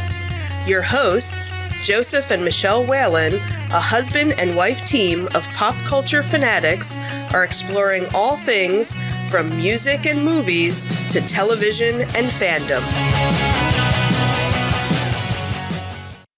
Welcome to Insights into Entertainment. This is episode 102, Disneyland reopening and in your face. I'm your host, Joseph Whalen, and my, what do we say today? Talented and inspirational co-host, Michelle Whalen. Hi, everyone. How are you doing today, dear? I am feeling fine so far. So you have a button on. I do have a button on. I don't have mine on, though. Let's go to this shot here. We'll get a given shot of the you button. yours. Maybe this one's closer. There we go. Yeah, I don't have my button on. So what does your button say? You're a little far away from the camera. My button says, I'm vaccinated. Yes, and I could it's- wear one too. Yes, you certainly can. So it's a takeoff for those people that are in the Disney know that when you go down to the parks, they have various buttons that you can get for free. They actually do sell certain ones now that are different. They're not the traditional ones. So they have ones that you say, I'm celebrating my birthday, or if it's your anniversary, or if you got married down there, or if you're on your honeymoon. And then they have generic ones so that if you're traveling with somebody, you can, say that you're traveling or, there for somebody's birthday Right. or event as well. So obviously lots of people have jumped on the bandwagon and made their own version of these Disney buttons. So it says, I'm vaccinated, and it has Mickey and Minnie wearing a mask in front of, it's over here, Cinderella's castle. And the person that I bought this one from Etsy, you could actually get it where it says Walt Disney World, or you could even get it where it says Disneyland. And obviously I went with Walt Nice. Disney World. So you are fully vaccinated. You have your 2 shots. yeah, I just had it You're- at 5:00 today. So a So couple of your hours. 2 weeks for full vaccination Yep. starts today. Right. And you are 1 week. I'm 1 week in for mine. Mine started Last last week. Monday. Yeah. Last Monday. Mhm. So we are doing our part to Mhm. help the pandemic. Absolutely. And hopefully we'll have a little bit of freedom restored to our lives once we're fully clear on the vaccination. Mhm. So congratulations. Thank you. So that's not what we're talking about today, but it's Nope. worth mentioning. So in today's episode, in our Disney Detective, we will talk about Disneyland finally reopening. And Walt Disney World is going to be trying out some new facial recognition. So Disney is in your face. Teaser face. Teaser face. Then in our Tales from the Edge of the Galaxy, will Star Wars be looking to have a woman of color as the next lead? Dun, dun, dun. We did have a very good woman of color in the Solo film. Unfortunately, she didn't make it through the whole film. Right, she didn't survive. But she played a very heroic lead and a very absolutely. pivotal part in the movie. So congratulations to that. Yeah. Then we'll also talk about some of the classic 80s Star Wars shows coming to Disney. So we get to see those those damned Ewoks from the Ewok village of the Dan, right? Exactly. Then in our entertainment news, you want to buy a Jersey amusement park? We got one for sale. Yep. We'll talk about that. We'll talk about Boston declaring March 26th to be Leonard Nimoy Day, which I think is kind of late, but kind of cool, because he's kind of passed away a few years ago, so they're a little late to the party on this one. Right. But I get it. Yeah. it's okay. Then we'll finish up with our insightful picks of the week, one of which I have a very offbeat pick that I don't normally do this category, so Oh, you have to now I'm intrigued. yeah, that's the tease there. You gotta wait till the end of the show for that one. Right. Before we do get started, I would invite folks to subscribe to the podcast. You can get audio versions of the podcast listed as Insights into Entertainment. We are also listed as Insights into Things for our video version. We're listed on Apple, Google, Spotify, Stitcher, pretty much any place you can get a podcast these days. We would also invite folks to reach out to us and give us your feedback. You can email us at comments@insightsintothings.com. On Twitter, we are at insights_things. On Facebook, you can give us feedback at facebook.com/insightsintothingspodcast. On Instagram, we are at insightsintothings, or you can get us on our website at www.insightsintothings.com.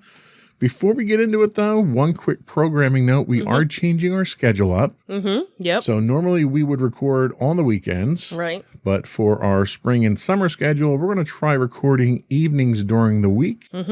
We seem to get more viewers during the week watching our rebroadcasts. Plus, we want to do stuff on the weekends. Right. So it's, not entirely, unselfish of us. Right. That whole we're vaccinated, we'd like to leave the house. Right. We'll be able to leave weekend. the house at some point. Not that there's much going on yet, but we want to leave that door Right. open. So for those of you who watch our live broadcasts on the weekends, we are moving to Wednesdays and Tuesdays right around this time between 6 I and thought 7. Wednesday and Thursday. I'm sorry, Wednesday and Thursday, right. Right around this time between 6 and 7. We don't really have a set start time. It's really whatever's going on in the household at the time. Whenever we're done with dinner. But it's important for us to get done at 8 because we have other things going on at 8. Right. So we have a set date at 8 o'clock.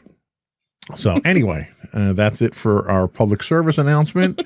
Are we ready to get into it? Sure. All right.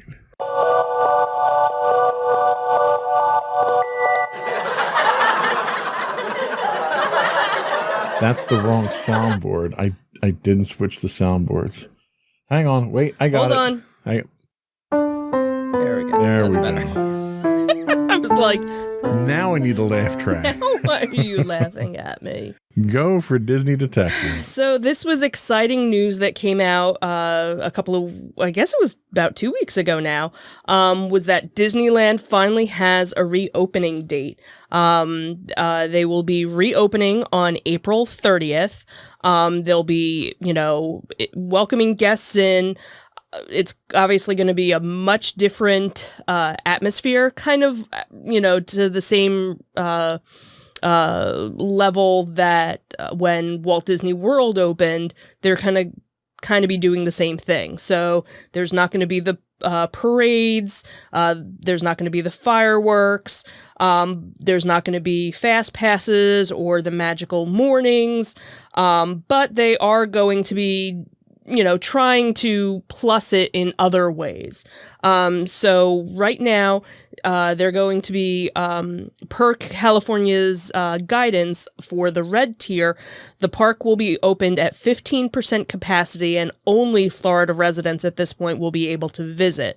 And if you figure only 15% is going in, that means smaller crowds will obviously give you a better ride experience, limited capacities in stores, and give people space to shop without the crowds.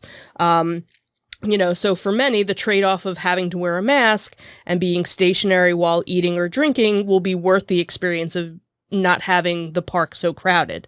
So while Disney doesn't actually release attendance numbers, DisneyNews.us estimates that Disneyland had about 51,000 visitors per day across the parks in 2019. So at 15%, the park would cap at just about 20,000 people per day. So that's not really very crowded. So if you can, manage to get a reservation, to visit, obviously, and you feel safe enough going, not a bad time to go.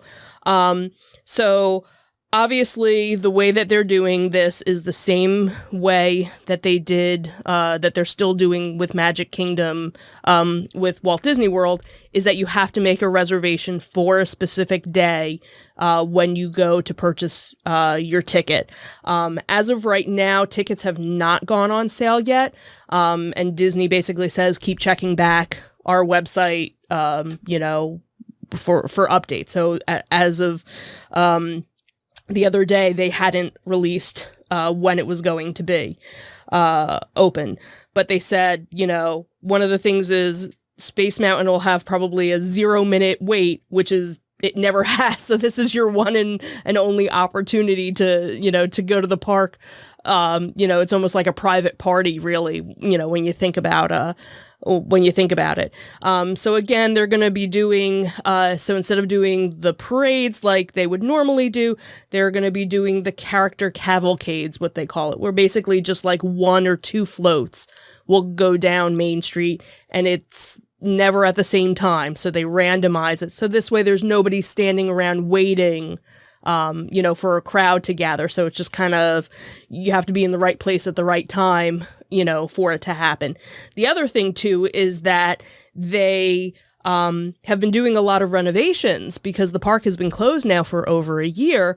So they were already starting to make some changes to some of the rides. So now they've been taking this time to finish up some of these things. So one of the big things is that Snow White's Scary Adventure has now been changed over to Snow White's Enchanted Wish. So they totally renovated that. And they, so now there's a scene where there's a dancing figure of Snow White who's joining the dwarfs in their cottage as the scent of apple pie, goes through the air. The other thing that came out, is that they were adding some new magic to the Haunted Mansion. So, there have been a couple of articles, but nothing's actually said what it was. So that'll be kind of fun to see, when the park actually opens, what they kind of plussed with that. The other thing is in Disney California Adventure, the new Avengers campus is almost completely open. So while it won't be open when the park opens on the 30th, it's not going to be too far behind. So that'll be, kind of something to look forward to. Obviously, some of the shows that they've had in the past won't be opening up and probably won't ever open back up, or at least not for a couple of years. But at least, they're making changes to other things to kind of, give you a good experience for going. So just to clarify, both parks? Both parks. No announcement on how many reservations they're going to be allowing per day? Right, because they never really say what their, the guesstimate was 20,000 guests per day. The other thing too is some of the hotels are going to start accepting reservations for I think 2 days before park opens or 1 day before park opens. So various other amenities will be opening up as well. What about hours? Are they running abbreviated hours? They haven't. Yeah, as of right now, they haven't mentioned anything beyond we're opening on the 30th. Any preferential treatment for people staying at the Disney hotels there? I don't think so. Because they're doing California residents. I don't, I would hope if you're making a hotel reservation, that kind of helps you a little bit. But, right. I think in a lot of cases, it's probably first come, first serve. Okay. Well, good news. We're moving in the right direction. Absolutely. What else do we have to talk about? Let's talk about Disney getting in your face. Right. So now we're going to go from the West Coast over to the East Coast. So it seems that facial recognition technology was tested Tuesday morning at the entrance of the Magic Kingdom. Walt Disney World has shifted in recent months to utilizing more of a touchless technology, and the newest addition could be a touchless entry to the theme parks through facial recognition. So the test was optional on Tuesday morning, and testing will continue sporadically. The test was only conducted for a short period of time. The testing takes place in 3 easy steps.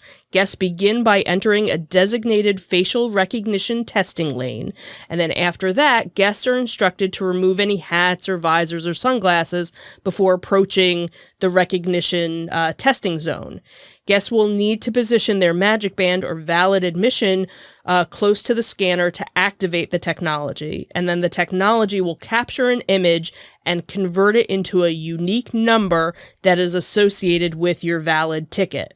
Disney added that security, integrity, and confidentiality of your information are extremely important to us, and they go on to state that the images are only the images that are captured will only be stored for 30 days, and that the images or unique numbers will not be shared with third parties.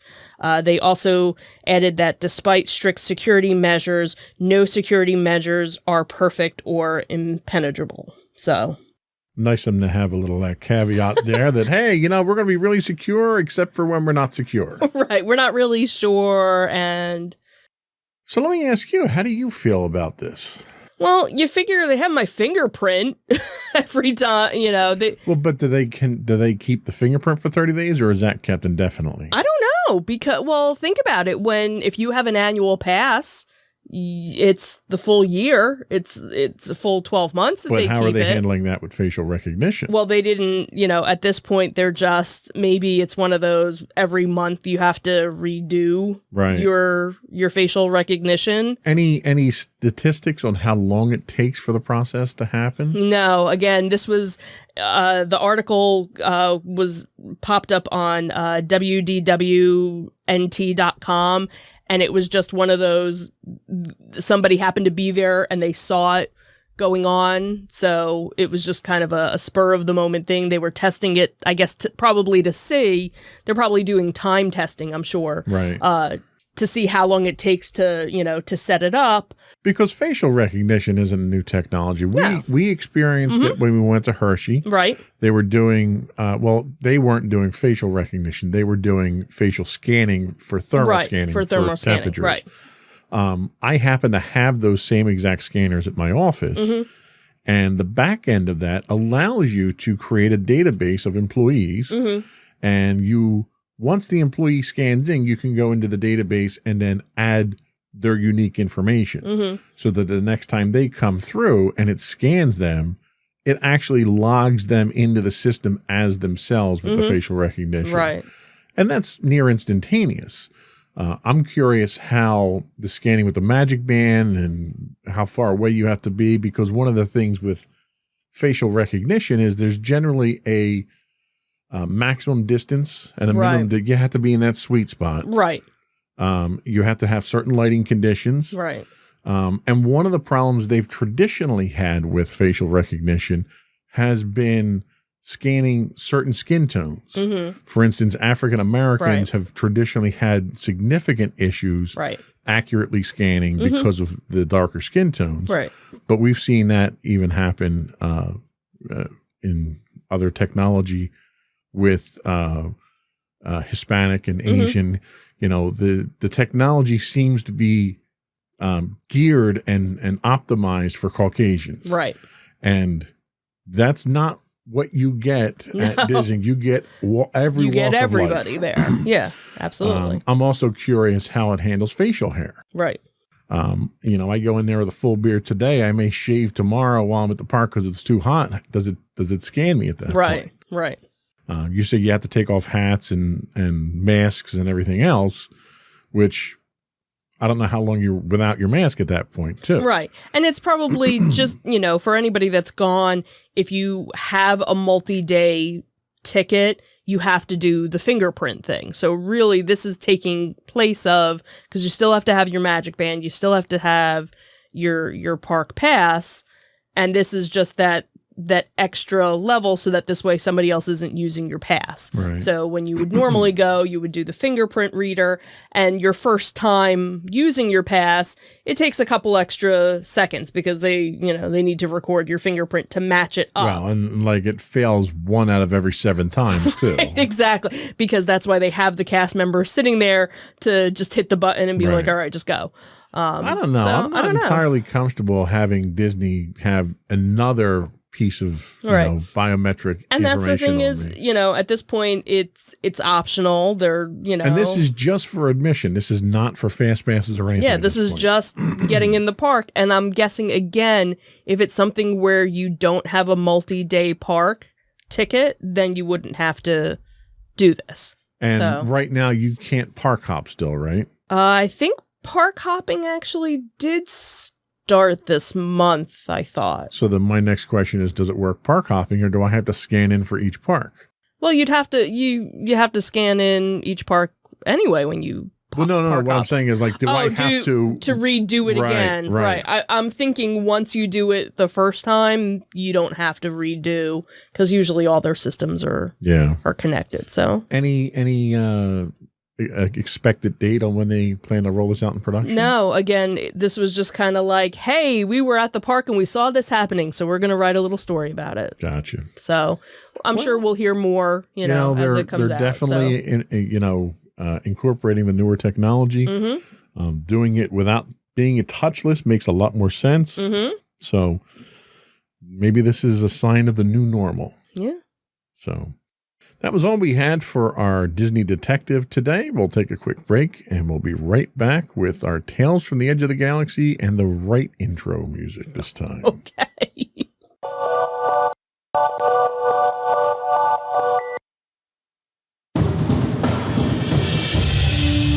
For over 7 years, the Second Sith Empire has been the premier community guild in the online game Star Wars: The Old Republic.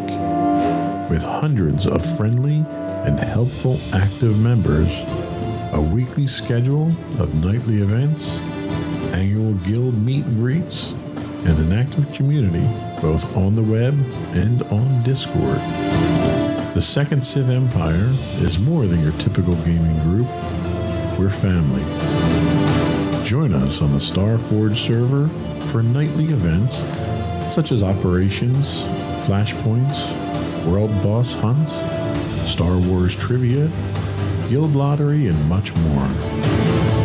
Visit us on the web today at www.thesecondsithempire.com.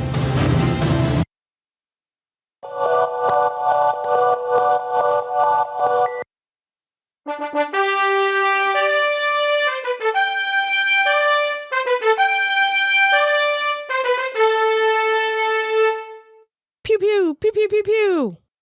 Go for Tales from the Edge of the Galaxy. So, in an article that came out this week from giantfreakingrobot.com. See, I like just saying that just Could you you get one from them each week, it looks like now. I try. Well, they're really good. So the article that they had was talking about how Star Wars is committed to having a woman of color lead in the next franchise. So, obviously it's a little too early to get a commitment about what the cast would look like. But according to insider Daniel Reitman, for the next trilogy of movies, they are committed to having a woman of color take the lead in whatever story is told. So again, very early, we don't really know much of what the next trilogy is going to be because obviously Rise of Skywalker just finished its trilogy run in 2019, but it looks like they're, thinking about how they want to kind of go with, the next step. So obviously the intention is that the next Star Wars franchise will be set with, a very female-led roster with a group of women leading the film and driving the story. Considering the history of the franchise, it is in, a total, change for them, because obviously we've seen them kind of change that in recent years. Obviously with, The Force Awakens and the newer trilogy, you had Rey as one of the main characters. So, and some other, female leads, as well to help the story. So it'll be interesting to kind of see, where they go with this. Obviously the same can be said for Star Wars series on Disney Plus. We had The Mandalorian that came off, and now we're going to have all these different offshoots from that.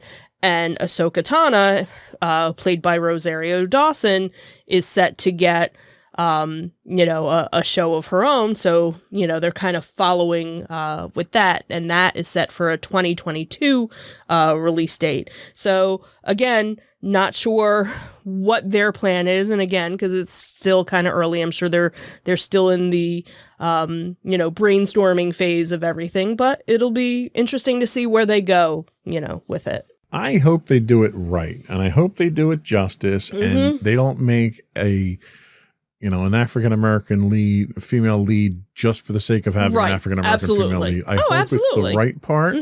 Like, for instance, Rosario Dawson. I couldn't have asked for a better person to fill that role. She did such a fantastic job. Absolutely, yeah. I also hope that it's not a trilogy that's led by Rian Johnson.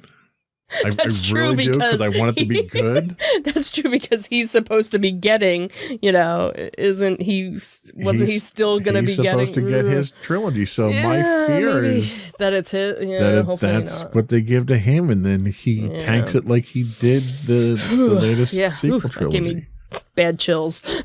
Yeah, so when I say I hope they do it right, it includes getting the right director for it. Oh, absolutely. So, and, with Giant Freaking Robot announcing it, maybe J.J. Abrams comes back to do it. Maybe. Because, he did a pretty good job at Force Awakens, and he did an acceptable job trying to resurrect that steaming pile of manure that Rian Johnson gave Exactly, us. And that's the thing. You can't fault JJ for too much, because he was basically trying to fix everything. He was handed a disaster and was told to fix it. Yeah, it was like, here's all these broken pieces that I did, even though you handed me, and that's, a great that place. Was the worst part, is that JJ did he did a certainly an acceptable job. It was a lot of fan service in Force Awakens. Yeah. Oh, absolutely. But he set the tone, and there was a path moving forward, and then Johnson came in and just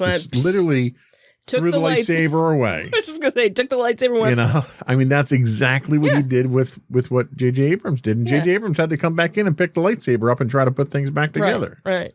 And get all his kyber crystals and put them back together. Oh, see, look at that. You dropping all those big words there. See? So I'm awesome. Let's talk about the Ewok Village of the Damned. So the beautiful forest moon of Endor is coming our way with the release of the Ewok shows and movies that dominated the 1980s.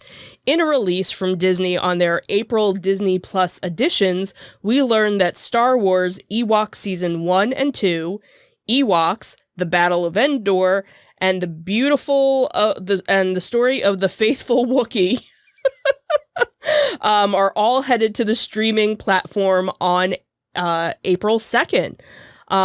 So why is this so excited? Well, mainly because for decades, Star Wars fans who had only heard legends of these shows and movies are now going to actually get to watch them. Kind of like the holiday special, which thankfully they're not going to be putting on the streaming service. So these have been kind of hard to find and, forgotten stories, in most cases. And with the story of the faithful Wookiee, that's currently only the bit of the that was part of the holiday special, or that kind of led to the what the holiday special was.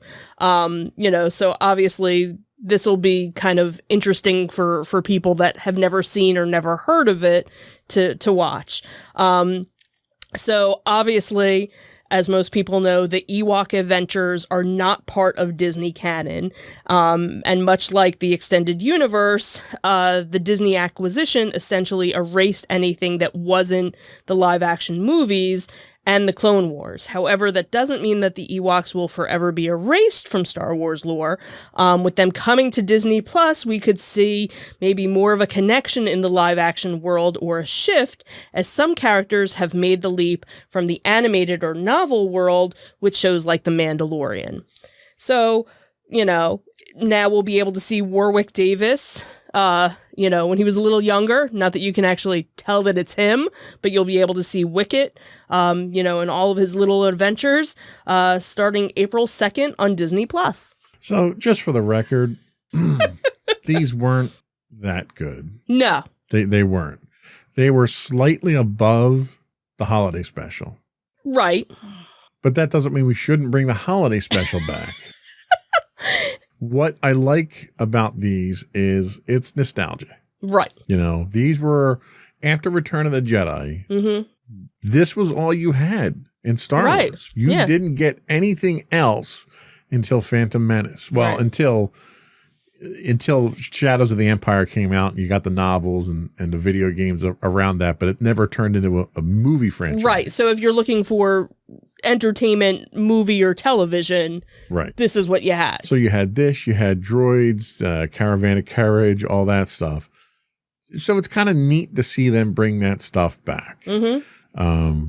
I'm glad they're not making it canon, because there's a lot of holes, plot holes in there. But just for the sake of nostalgia, the kids that grew up with this stuff, we get to share it with our kids now. Right. And that's one of the things, if you see and if you do any research, what is, trending on various streaming services, in a lot of cases, there's that nostalgic show from, now, the I'll 80s. Be honest. I have these. Right. I have these on my media center right now. So if I wanted to, I could go watch them right now. Right. But not everybody does. I have not watched them since I got them. I got them for the sake of having them. Okay. I'm not going to run out and watch these on streaming services either, probably. Is this going to be one of those things I have to watch at 8 o'clock This with is Maddie? an 8 o'clock, date night with the daughter. Awesome. You're not going to join us. But you know what? At least she gets to experience it now. True. Which is nice. Right. So kind of a little feel-good thing there. Yeah. So, but that was all we had for our Tales from the Edge of the Galaxy. We're going to take a quick break, and we'll be right back with our entertainment news of the week.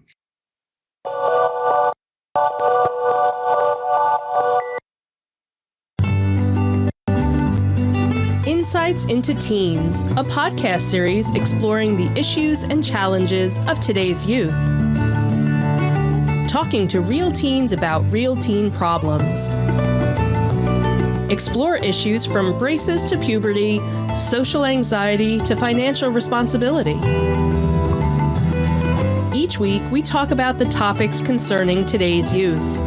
We look at how the issues affect teens, how to cope with these issues, and how parents, friends, and loved ones can help teens handle these challenges. Check out our video episodes on youtube.com/insightsintothings. Catch our audio versions on podcast.insightsintoteens.com or on the web at insightsintothings.com.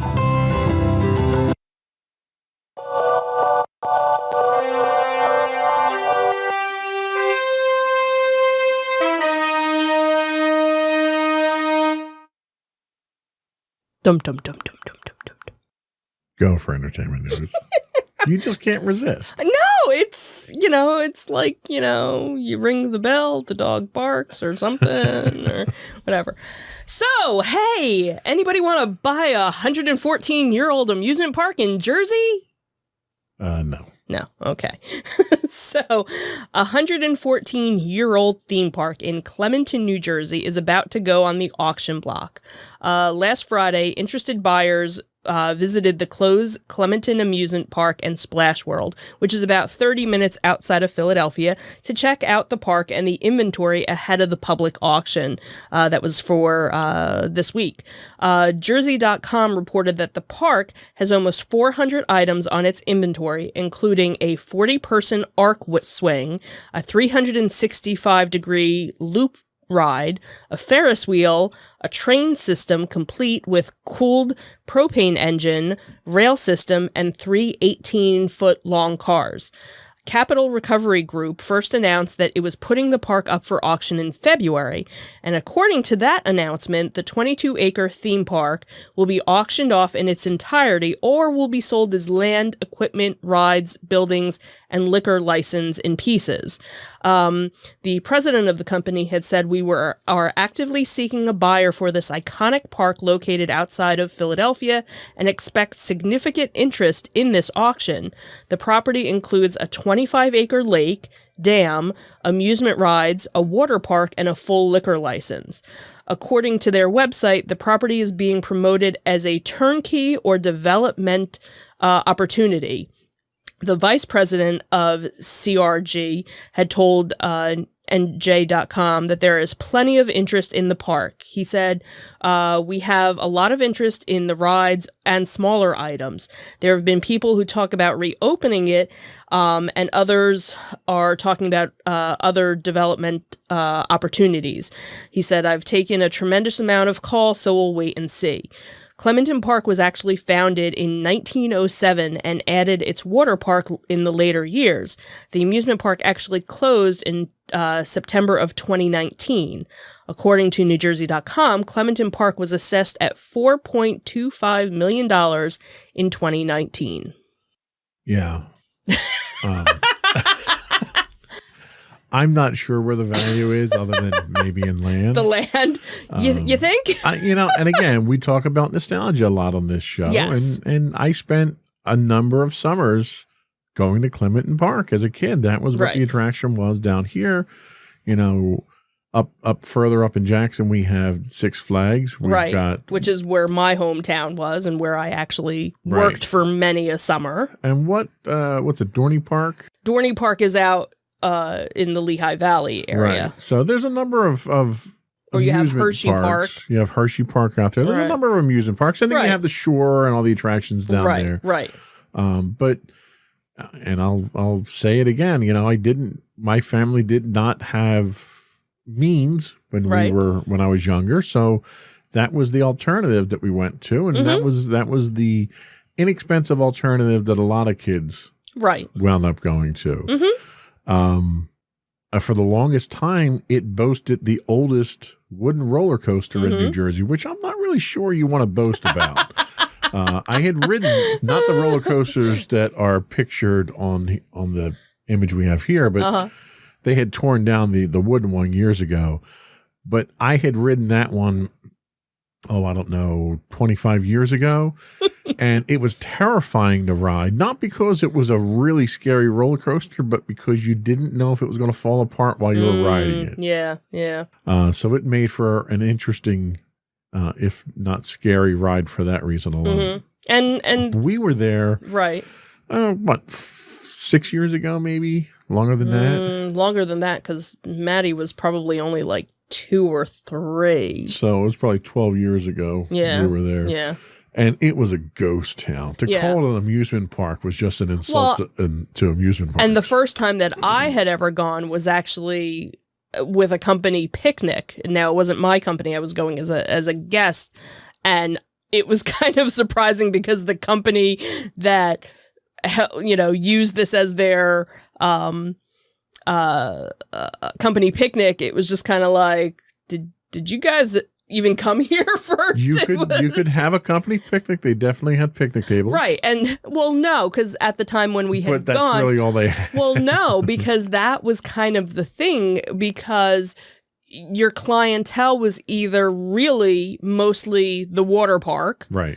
Or company picnics. And that's the thing. What really revitalized this was when they put the water park in. Absolutely. When was that? Like the late 90s, early 2000s? Something like that, yeah. But what was funny was where most amusement parks or whatever, if there's a company picnic, everybody kind of goes through the main entrance. Well, they actually, at the time that I had gone to this company picnic, they actually had a separate entrance just for company picnics. Yeah. So you kind of parked around the back and you went in. So you didn't even, so if you were going for the company picnic, you didn't even have to go through the park. And of course they had the liquor license. So as soon as you got to your pavilion, here's your big old keg of beer. Yeah. And that's where everybody hung out. So most of the people just kind of went to go eat and drink and left. Right. Where then you had, again, the group that would go over to, you know, the water park. But then again, the amusement park was open, you know, into the fall, opened up in the, you know, late spring. So the water park wasn't always open. So if you happened to go during, you know, the dead of summer, the park might not be as crowded Right. because everybody was over at the Well, and the in splash reality, area. what's likely to happen is they'll tear all the rides down. They'll probably sell the newer roller coasters off to another amusement park. Right. And they'll redevelop it. You'll get townhouses, you'll get condos, and you'll get, you know, the emergency medical, you know, urgent cares, Right. and probably a CVS. Probably. I mean, that's really what but you're you have going the to get out of lake this. too, so I wonder how they're gonna, you know, And the dam. Don't forget about the and dam. the dam the dam Yeah. is part of it. So Yeah. you So, know, maybe you put in a housing community or something. Well, and or that's why I something. think they're going to Yeah. Mm-hmm. sell it for waterfront property there. You put a Yeah. promenade in there or something like that. You turn it into commercial, mixed Yeah, commercial, I can see that. residential. That's probably the most likely thing because of all the development going on in the area now. Yeah, yeah. So I don't hold out hope that it's going to come back as an amusement park, but you know, for the nostalgic part of me wishes Mm-hmm. that it would. Yeah. So let's talk about living long and prosper. So Boston is paying a special tribute to actor Leonard Nimoy, who would have turned 90 years old later this month. Mayor Marty Walsh is declaring his birthday, March 26th, to be Leonard Nimoy Day in the city. Nimoy, who died in 2015, was a Boston West End, was born in Boston's West End neighborhood. He'll always be remembered for portraying the logical, pointy-eared Spock in Star Trek and embracing the Vulcan's character's live long and prosper motto. Walsh wrote that Nimoy brought honor upon his native city with his accomplishments and gave the immigrant, the refugee, and the oppressed a hero for the outsider. He said, I encourage all Bostonians to recognize Leonard Nimoy's commitment and dedication to the arts and the lasting impact that it has left on the community. Nimoy's daughter, Julie, had shared the news of the proclamation on social media and had posted on Twitter as a special tribute to Dad's life, the legacy, the city of Boston just announced that on his birthday, 3/26, will officially be Leonard Nimoy Day. Thank you, Mayor Marty Walsh, for supporting this proclamation. Now, just as a side note, Boston University had actually awarded Nimoy an honorary degree back in 2012. Oh, that's cool. And, you know, he was probably one of the biggest trendsetters of the time. You know, he took a role that was controversial, that was unique. But even outside of Star Trek, he had such a fantastic career before Star Trek and after Star Trek. So definitely a well-accomplished and, you know, a well-deserved honor, you know, posthumously awarded. So that was all we had for our entertainment news. We will be right back with our insightful picks of the week. I clicked off my one monitor, so I'm all confuzzled now. Oh, geez. We'll be right back with our insightful picks of the week.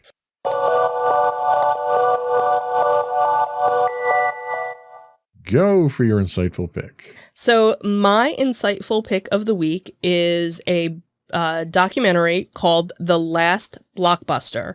I actually just kind of happened to find it on Netflix. I had kind of knew some of the story behind it, but it was a very interesting look, you know, behind the scenes of everything. So this nostalgic documentary reveals the real story of Blockbuster's demise and how one last location in Oregon keeps the spirit of a bygone era alive.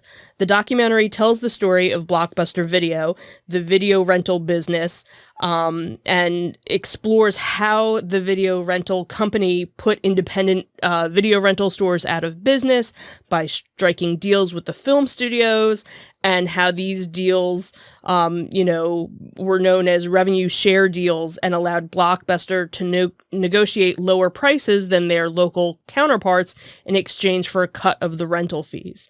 The film follows Sandy Harding, who is the general manager of the last store, over a course of a couple of years. And then there are various actors that kind of give their input throughout. So you have Kevin Smith, talking about the business, and then other interviews with other celebrities, Adam Brody, Sam Levin, Doug Benson, a whole bunch of different people kind of come in and out. And actually what's kind of cool is, at one point, one of them actually goes and visits the location. So it's really interesting to kind of see, because when they started filming this, there were 18 locations still operating, in the United States. And then the following year it was down to 4, with 3 of them being in Alaska, which was kind of funny, and 1 being in Oregon. And then the last 3 in Alaska closed, and, here's this last one in Oregon, and up until the very end of the movie, the documentary, you don't know if they're going to survive or not. So it was just really well done. And for, people of our ages that that remember going to the video rental, stores and picking up your movie on a Friday night and, walking around for an hour trying to figure out what you're going to, watch. It's that whole nostalgia of it. It's funny to see what, Sandy does to kind of keep the business going, and she's still maintaining it, to this day. And she put so much heart in it. And I think that's, you see, it's not just about video rental, it's the customer service. It's the interaction, that she has with the public. And that's what, keeps it going. So it's good to see that, even though it's a corporate entity, it's really a mom and pop, business, these days. So cool. Nice pick. Thanks.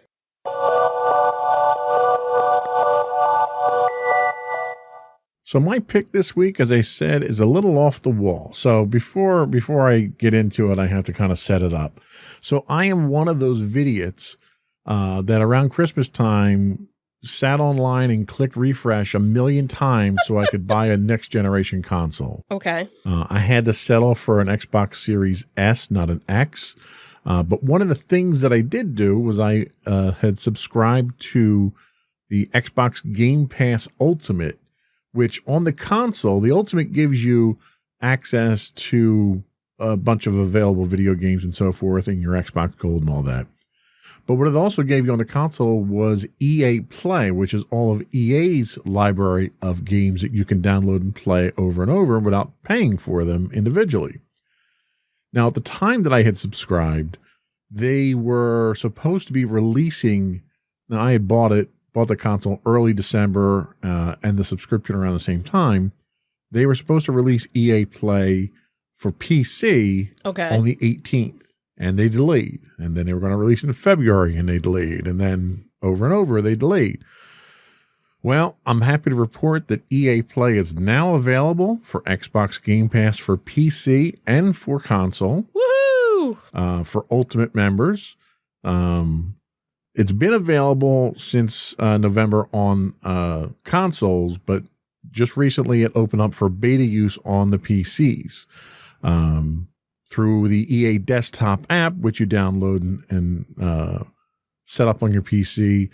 The next generation PC platform that's currently in open beta, and the Xbox app on Windows 10, members will receive access to EA Play and get exclusive in-game challenges and rewards, a collection of outstanding games in the playlist, as well as discounts on purchases of EA digital content and trial access to full versions of the select new releases. Now I'm paying, I think, $14 a month for the Ultimate. Okay. Gives me EA Game Pass and Xbox Game Pass, on EA Play and Xbox Game Pass on both platforms. There are certain games that they just run better on a PC. You know, there are games that are graphic intensive that a gaming PC just works better. For instance, one of the games that I play is Battlefield 5. I've been playing that a lot on console, and it's okay. You know, it plays well, but you know, I play it on a 65-inch TV downstairs, but it's a single screen.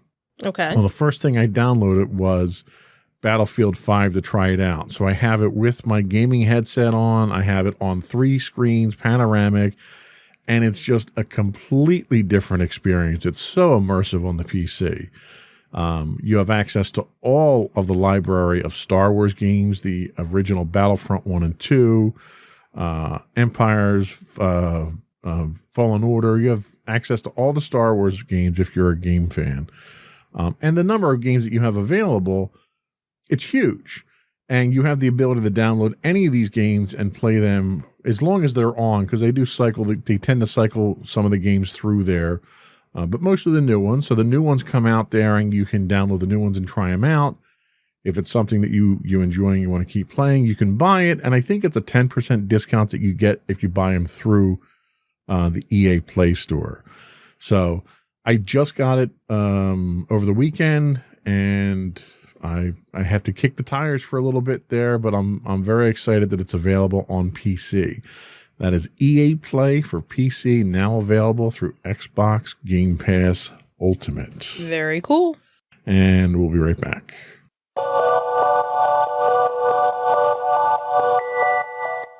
So I think that was all we had today. Mm-hmm. I think this midweek podcast went well. Yep. Hopefully we'll keep it up so we can have our weekends back to ourselves. Mm-hmm. We still will be releasing them on the podcasting streams Monday mornings at 8. All this does is it buys me more time to do the post-processing for everything. Right. Before we go, I would invite folks to subscribe to the podcast. You can get us on Apple Podcasts, Spotify, Google, Stitcher, iHeartRadio, or TuneIn, or anywhere you can get a podcast. Audio versions are listed as Insights into Entertainment. Video versions of all of our podcasts are listed as Insights into Things. We do stream 6 days a week on Twitch at twitch.tv/insightsintothings. If you have an Amazon Prime membership, you do get a free monthly Twitch Prime subscription. We would appreciate it if you throw that our way. It helps us keep the lights on around here. We also invite you to give us your feedback. You can email us at comments@insightsintothings.com. You can find us on Twitter at insights_things. We are, as I said, on Twitch at twitch.tv/insightsintothings. You can find us on Facebook at facebook.com/insightsintothingspodcast. On Instagram, we are at Insights Into Things. The audio versions of all of our podcasts can be found at podcast.insightsintoentertainment.com. You can get high-res versions of our videos on YouTube at youtube.com/insightsintothings. And obviously our main website, if you can't remember any of all those other places to find us, is insightsintothings.com. And that's it. Another one in the books. Have a good week, everyone. Bye. Bye.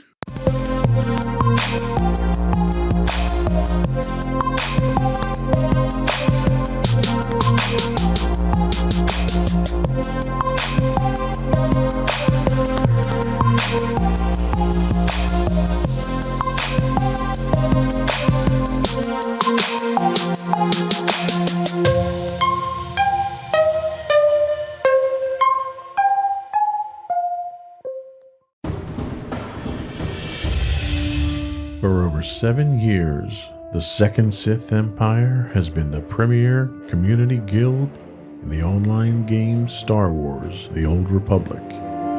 With hundreds of friendly and helpful active members, a weekly schedule of nightly events, annual guild meet and greets, and an active community both on the web and on Discord. The Second Sith Empire is more than your typical gaming group. We're family. Join us on the Starforge server for nightly events such as operations, flashpoints, world boss hunts, Star Wars trivia, guild lottery, and much more. Visit us on the web today at www.thesecondsithempire.com.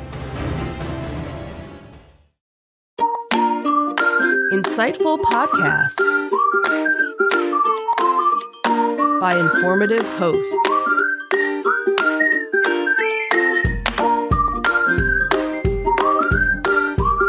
Insights into Things, a podcast network.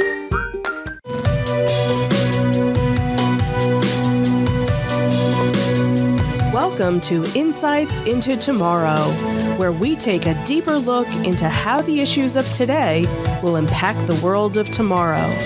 From politics and world news to media and technology, we discuss how today's headlines are becoming tomorrow's reality.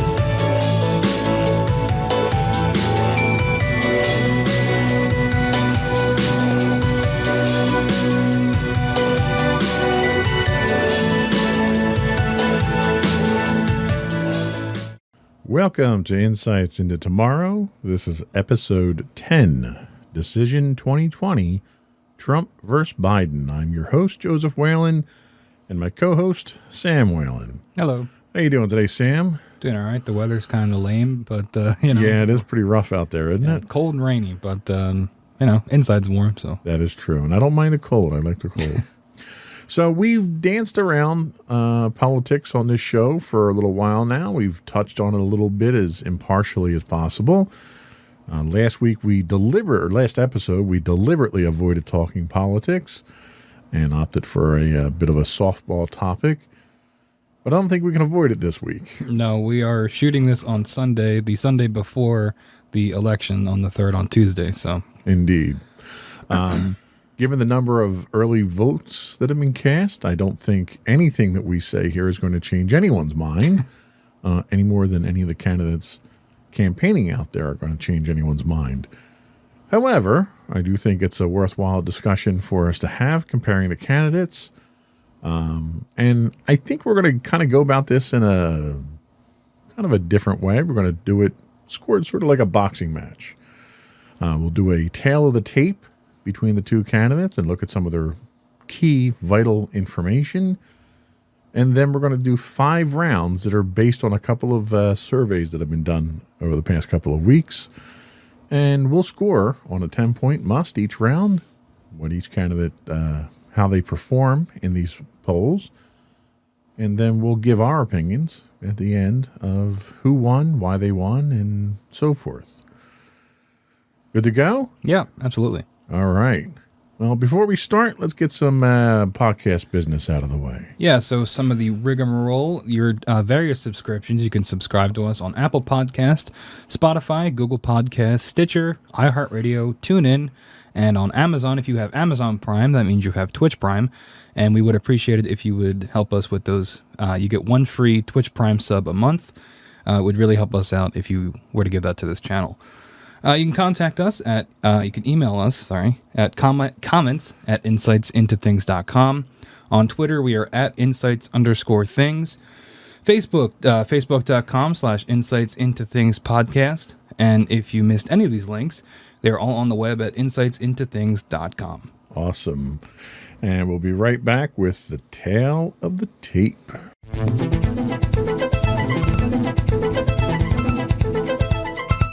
So we have 2 candidates that will be vying for the candidacy for President of the United States for the next 4 years. The first is the incumbent, the defending champion, Donald J. Trump.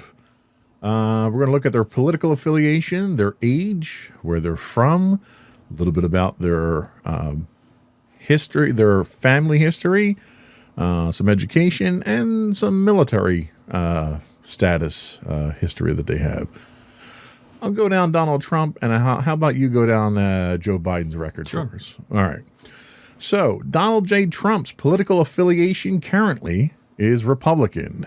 He was previously a reform-minded individual. He was a Democrat, registered Democrat, and a registered independent. He is now Republican, has been Republican since at least 2016, when he won the nomination from the Republican Party. He is 74 years old. He is, as he has mentioned several times in his rallies in Florida, a senior citizen. He is from Queens, New York originally. He has been married multiple times. His first marriage was to Ivana from 77 to 92, which ended in divorce. Then he was married to Maria from 93 to 99, and currently married to Melania since 2005. He has 5 children. He has Don Jr., Ivanka, Eric, Tiffany, and Barron. Tiffany we don't hear too much about these days. Don Jr. and Eric are very active, as well as Ivanka, in his campaign, and Barron is under 18 at this point, so he kind of stays below the radar. His alma mater is Wharton School of Business, which he transferred to from, I forget where he originally went. It was in Bronx, New York, I know was where the school was, but he's a product of the Wharton School of Business. He has a BS in economics. Military service. This has been something that was kind of controversial for him in the past. He had 4 student draft deferments while in college during the Vietnam War. In 66, he was deemed fit for service. July of 68, he was classified as eligible to serve. In October of 68, he was medically deferred as a 1Y, unqualified for duty except in case of national emergency, which I guess Vietnam didn't constitute a case of national emergency. And then in 72, he was reclassified to 4F due to bone spurs and permanently disqualified from the service. And that is the tale of the tape for Donald J. Trump. Tell us about Joe Biden. Okay, so Joseph R. Biden Jr., his political affiliation is a Democrat. He's been Democrat his entire career, his political career. He is 77 years old, so 3 years older than Donald Trump. He's from Scranton, PA, which I didn't actually know that. Local-ish, kind of, you know. His spouse is Jill Biden. They were married in 1977. He was previously married to Nelia. Sorry about that. They were married from 1966 to 1972, and unfortunately she passed away. He has 4 children. And the count keeps going. I know, they're hiding in there. Hunter, Bo, who unfortunately passed away, Ashley, and Naomi, who also unfortunately passed away. His alma mater is Syracuse University. He got a degree in law there. His military service, he had 5 student draft deferments while in college.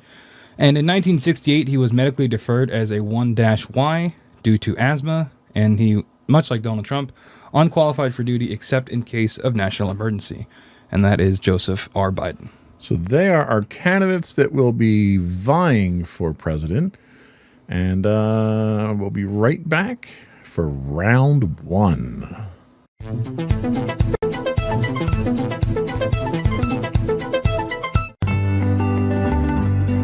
Insights into Teens, a podcast series exploring the issues and challenges of today's youth. Talking to real teens about real teen problems. Explore issues from braces to puberty, social anxiety to financial responsibility. Each week, we talk about the topics concerning today's youth. We look at how the issues affect teens, how to cope with these issues, and how parents, friends, and loved ones can help teens handle these challenges. Check out our video episodes on youtube.com/insightsintothings. Catch our audio versions on podcast.insightsintoteens.com or on the web at insightsintothings.com.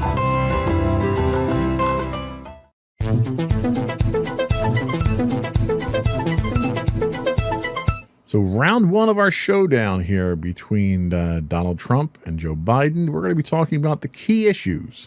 This information comes from a survey done by a website called yougov.com. And we have a couple of different issues that will kind of go down the route of where these candidates stand on the issues and where Survey of Americans actually falls. So the first key issue that we talk about is nominating the next Supreme Court justice. Obviously, this has been done already. She's been confirmed. Trump, his stance was to confirm the nomination immediately. Biden and the Democrats wanted to wait until after the election. When America was polled on this, 53% of Americans said they would rather wait until after the election for the confirmation. So the majority of Americans sided with Biden on that one. What's our next category? So our next category is handling the COVID-19 pandemic. President Trump said he declared victory and wants to move on. He had the virus himself and proclaims to have been cured of it. Biden wants to implement mandatory masks, social distancing, and other recommendations from medical professionals. 45% of America was confident in Biden, while 37% were confident in Trump. So it looks like most people side with Biden on that issue. Yes, they do.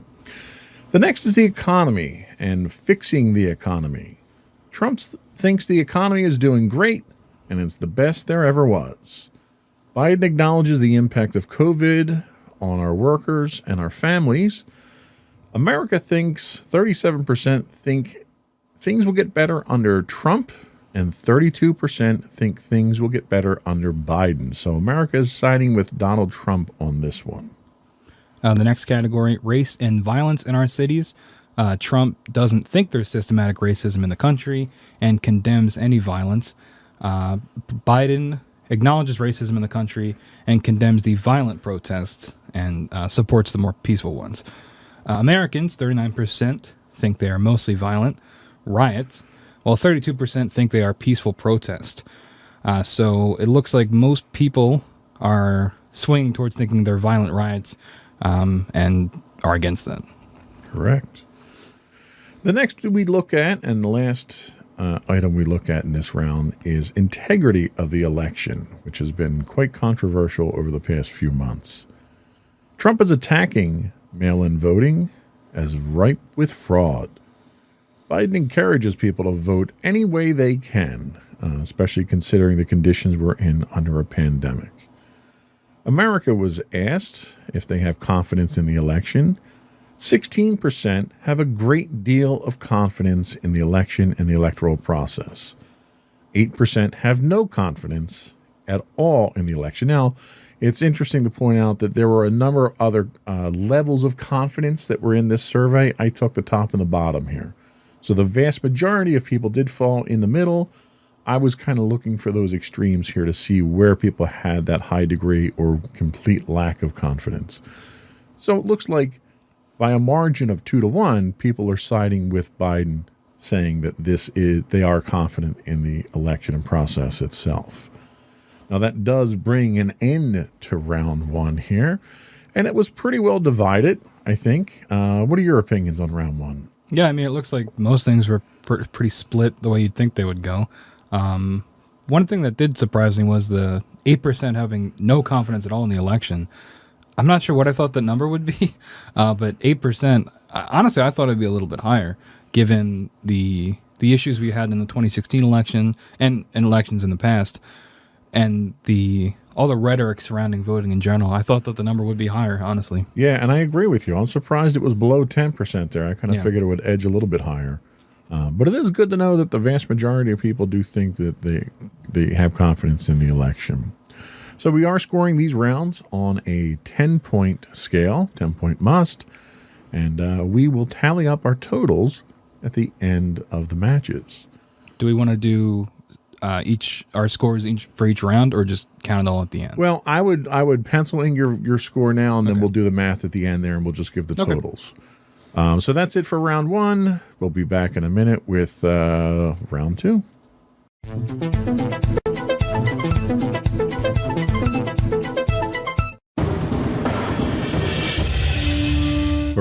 7 years, the Second Sith Empire has been the premier community guild in the online game Star Wars: The Old Republic.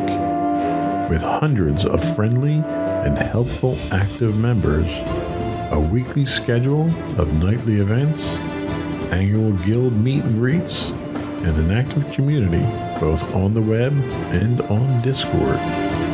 The Second Sith Empire is more than your typical gaming group. We're family.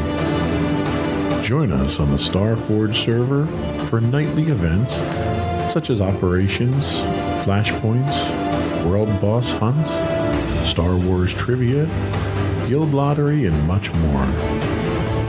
Visit us on the web today at www.thesecondsithempire.com.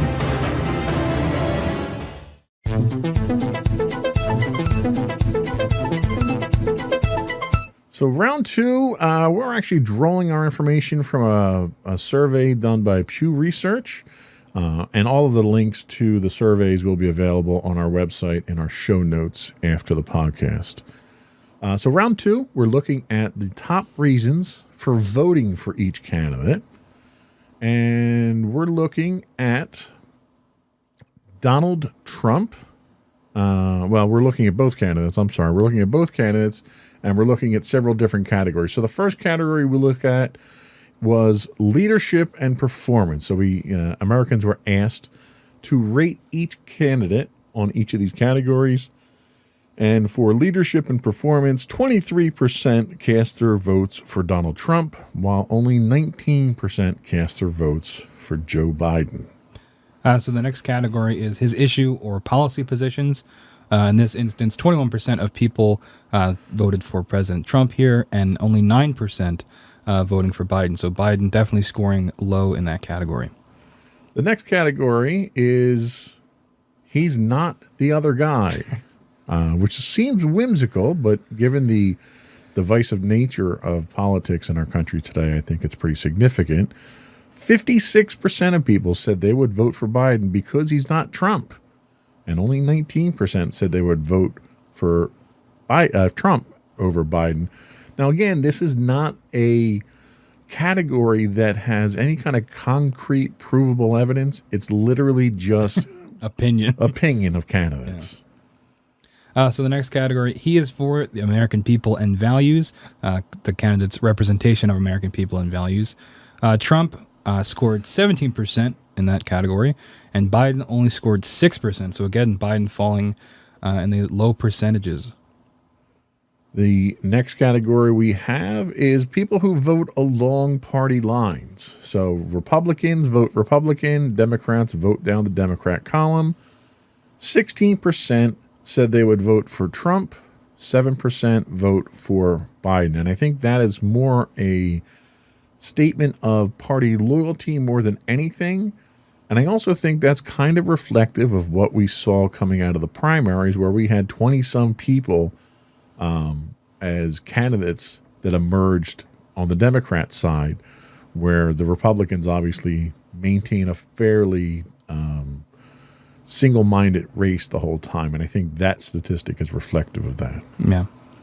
So the next category is their personality, and temperament.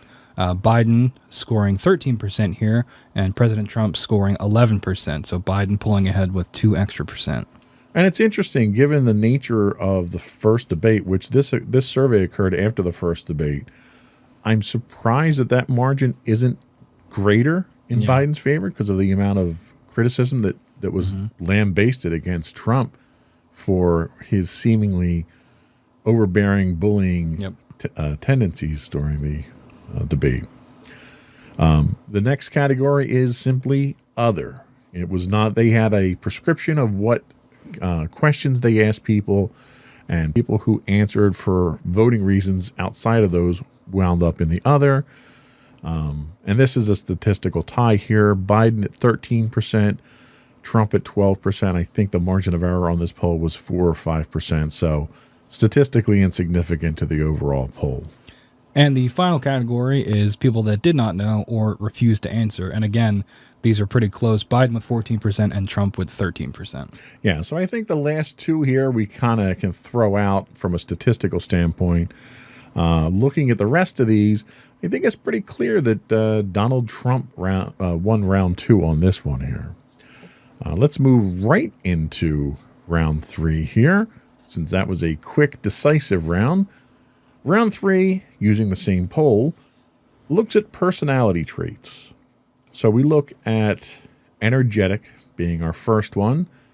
56% of Americans think that Donald Trump is more energetic than 40% who think Biden is more energetic. The next is courageous, or how much courage they have. Trump with 46% and Biden close with 45%. So just 1% difference there.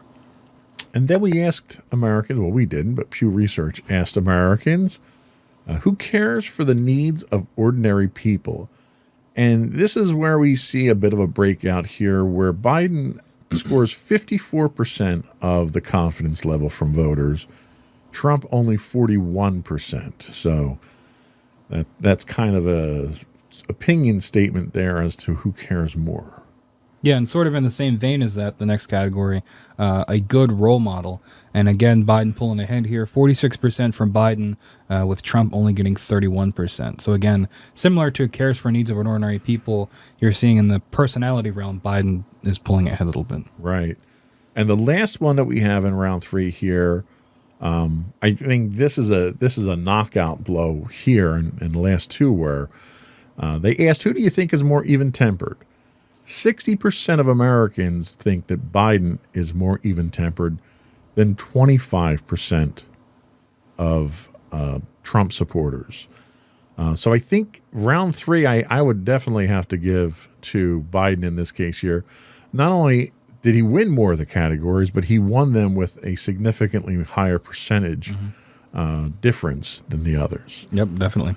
But overall, I was actually kind of surprised at this point in time when I prepared the notes as to how even the two candidates really were at this point in time if we're scoring on a 10-point must. Yeah. We're going to take another quick break here, and we'll be back in just a minute for round four, where we're going to look at what voter confidence is on key issues between the candidates.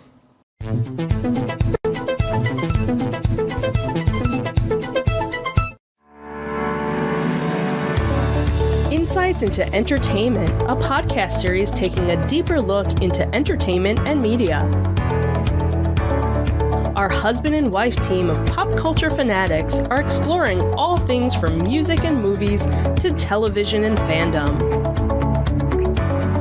We'll look at the interesting and obscure entertainment news of the week. We'll talk about theme park and pop culture news. We'll give you the latest and greatest on pop culture conventions. We'll give you a deep dive into Disney, Star Wars, and much more. Check out our video episodes at youtube.com/insightsintothings. Our audio episodes at podcast.insightsintoentertainment.com, or check us out on the web at insightsintothings.com.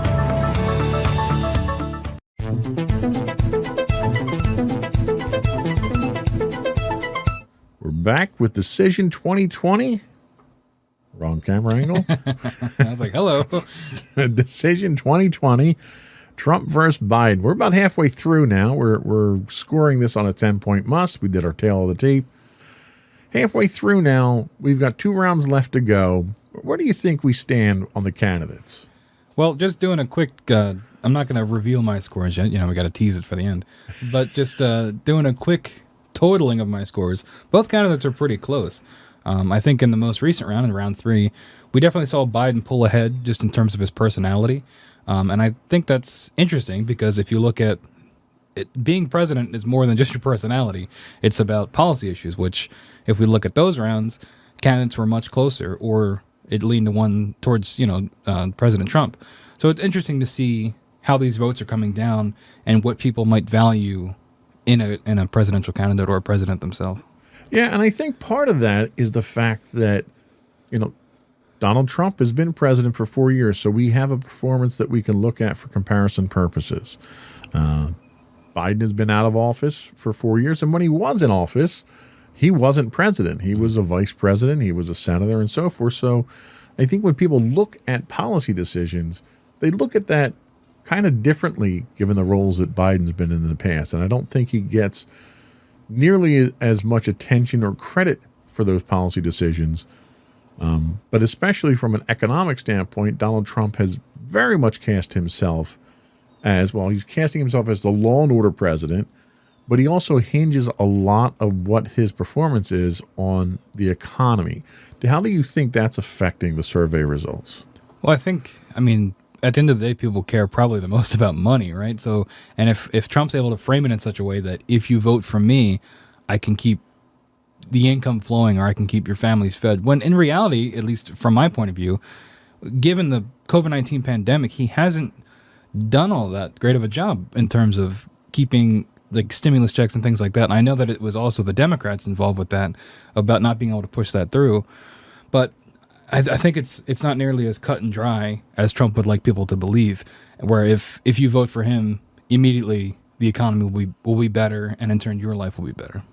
And I agree with you on that point. A lot of the things I think that I would knock Donald Trump on here is he's telling you that things are bad. You know, we have riots in the streets. You know, if you elect Joe Biden, you know, your taxes are going to go up, and this is going to happen, and that's going to happen.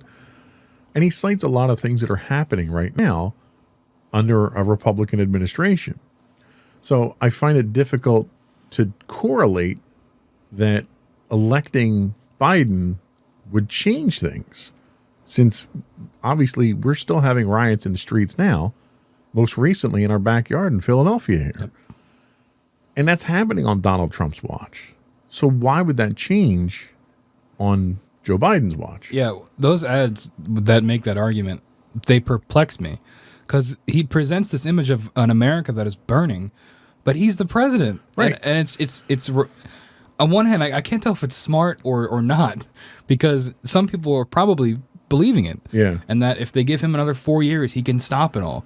But in a lot of instances, he is at some fault for the state of things now anyway. Yeah. So, I mean, I know we don't want to turn it into a Trump bashing thing, but like you said, we've had 4 years of his performance to critique, and I guess that's probably why we're leaning that way. Well, and he makes a point of talking about the forest fires out in the on the West Coast there. And a lot of experts make a case for the forest fires being as bad as they are because of environmental issues, global warming and so forth, the drought that's been out there. And Donald Trump tends to counter saying, well, it's forest management. Well, 2/3 of the land that's burning is managed by the Federal Forest Service, which is under his control. Mm-hmm. So if there's an issue with forest management, it's the administration that's falling down on that. And I look at that, the response that he has, and I have to question really the veracity of it. And then even getting to something as simple as the slogan, you know, Biden is Build Back Better, which, okay, that's kind of lame, but sure, it's different. But Trump is sticking with Make America Great Again. And I have to wonder if that's really helping you out. You campaigned in 2016 with Make America Great Again. You got 4 years, and you're campaigning on Make America Great Again. Are you saying that in the first 4 years you didn't make America great? Yeah, I think go ahead. If that's the case, why would I vote for you again for another 4 years? Yeah, I think sometimes he'll change it up and say, keep America great. But if this is our definition of greatness, it's not one that I would like to subscribe to. Right. So we seem to get very confusing messages out of the Trump campaign at this point in time. But, you know, on the opposite side, we have a number of controversies out there that are brewing around Biden. You know, we're talking packing the Supreme Court. We're talking the whole Hunter Biden laptop thing, which is or isn't an issue, and that's still up for debate. But a lot of the tough questions, fracking being another one, a lot of the tough questions that are being pushed at Joe Biden are basically being ignored. They're not being responded to. And I don't know if that's a good strategy in that maybe his handlers are afraid of the response that he's going to give. If you look at his response on fracking, it's been fragmented, it's been inconsistent, and he's countered previous statements a number of times during the campaign. Or is he just avoiding answering the tough questions? Yeah, I think it's a little bit of both. And talking about fracking, when he talks about the pandemic, he is all in favor of science and things like that. But when it comes to fracking, which is, scientists say is a bad thing, he's all for it. So there's conflicting messages there. And obviously with every politician, you're going to have that. You're going to have them conflict with themselves. But I don't know. It's not necessarily directly lying, but it makes you wonder if he does get 4 years in office, how that dichotomy almost is going to be reflected in the administration. Yeah. Should be interesting. Well, let's get on to the second half of the match here. So round 4, we're going to, the voters were asked what their confidence is on each candidate in certain key issues. And the first key issue, again, economic policy. So 51% of people are more confident in Trump's economic policy than Biden, who we only have a 48%. But again, we have a 4 to 5% margin of error. So that's statistically irrelevant in the grand scheme of things. Mm-hmm. So I'm not sure we can really choose a winner from that one. What's our next category? So the next category is law enforcement and criminal justice issues. Biden pulling ahead here with 46% of confidence, while Trump has 41%. And I think that's, again, having 4 years of Trump, I think that is a reflection in this poll, because President Trump is dealing currently with civil unrest, quote unquote, and his issues and his takes on law enforcement and how that should be implemented. So I think that, that's what we're seeing in these polls. And I would tend to agree. I don't think Biden really has any record on law enforcement in the 47 years that he's been in the Senate. So I'm puzzled as to why he's scoring so high here. I think it's more a matter of Trump scoring low than Biden scoring high. And I think that's just a product of he's different, right? So the next one we have is handling the coronavirus health impact. And here we get a significant percentage difference as well. Oh, actually, no, I'm sorry. I skipped a category. I would have just read that if you like. Yeah, I skipped a category. Foreign policy issues. So in this here, we have a 6-point lead. So this is a statistical a lead that we can cite here. Biden has been rated with a 50% level of confidence versus Trump's 44%. And I think this kind of speaks to both of them. And Biden definitely has a foreign policy history, both in the Senate and as vice president. And Trump most definitely has a foreign policy history in his last 4 years, which, given the countries that we seem to be more closely friendly with and those that we are less friendly with, I think speaks volumes. So the next category is handling the coronavirus health impact. Biden wins this category, getting 52%, while Trump only has 41%. And again, we're seeing this reoccurring thing with this round specifically. But I think it's about, I'm going to repeat myself here, but Trump having 4 years and Biden giving policy promises for if he were to win the election, what his administration would look like. So I wonder if Trump falling behind in a lot of these categories is more just people wanting something different from Biden or something better on a lot of these issues.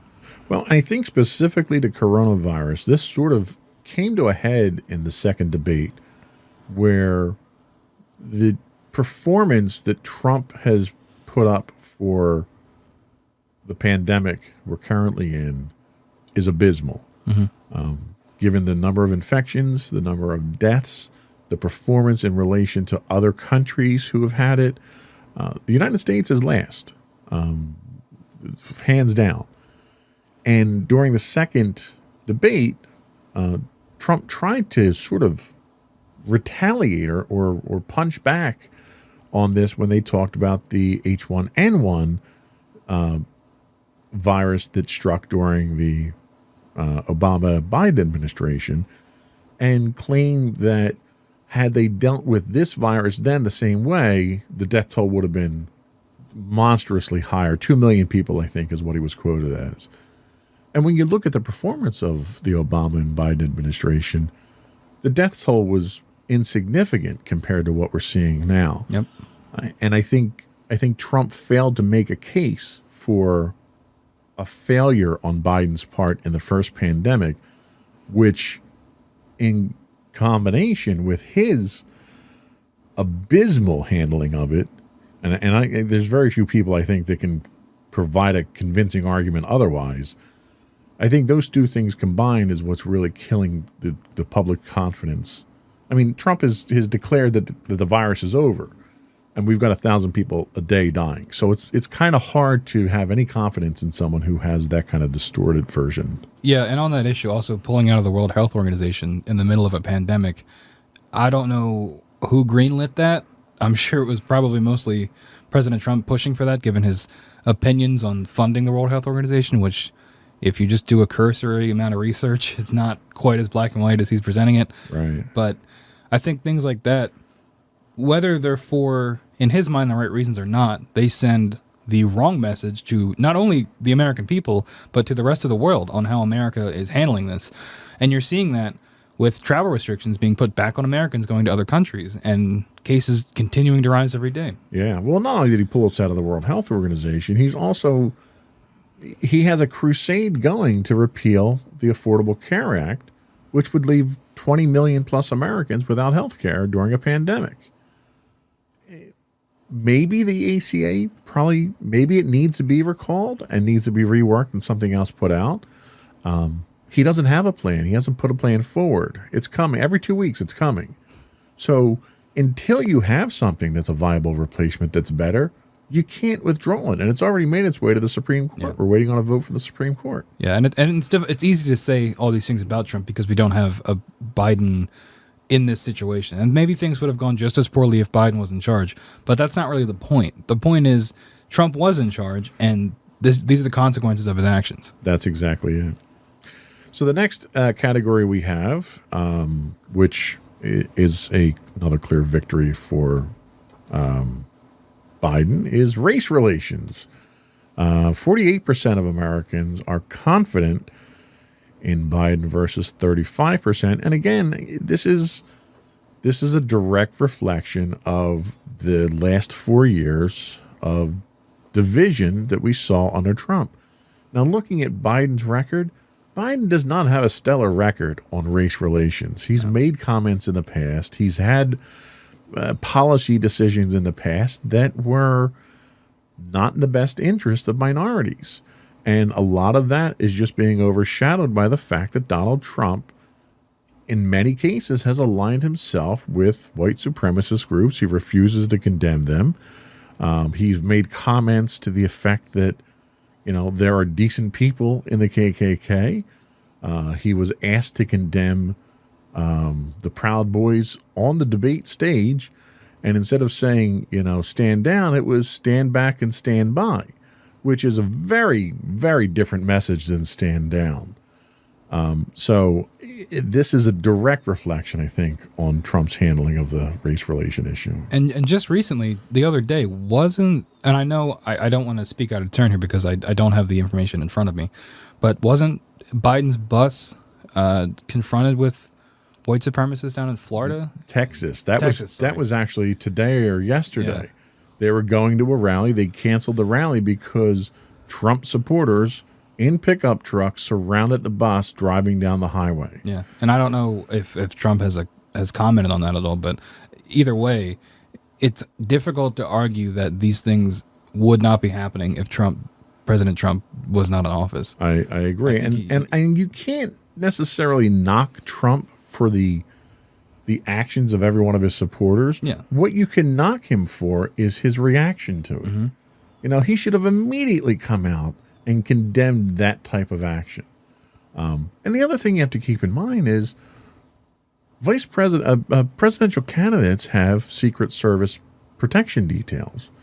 So you have these highly trained individuals with weapons that are being provoked by these protesters. American citizens. Yeah. And the fact that this is being allowed to happen is extraordinary during an election. Yeah. I guess speaking of all that, the final category we have here is bringing the country closer together. Obviously, we're just talking about division and things like that. Biden here getting 45% and Trump getting 31%. So again, Biden pulling ahead. So how would you rate round 4 at this point? Well, it definitely looks like Biden overall winning more categories here. But again, is it just because we have 4 years of Donald Trump and people want something different? And with things like race relations, we talk about how Biden has certain issues with it in his past. But when you compare it to Trump, it's almost apples and oranges in terms of quantity of evidence. And I think that is the reason that Biden pulls ahead in so many of these categories is the amount of evidence for each of them on these issues.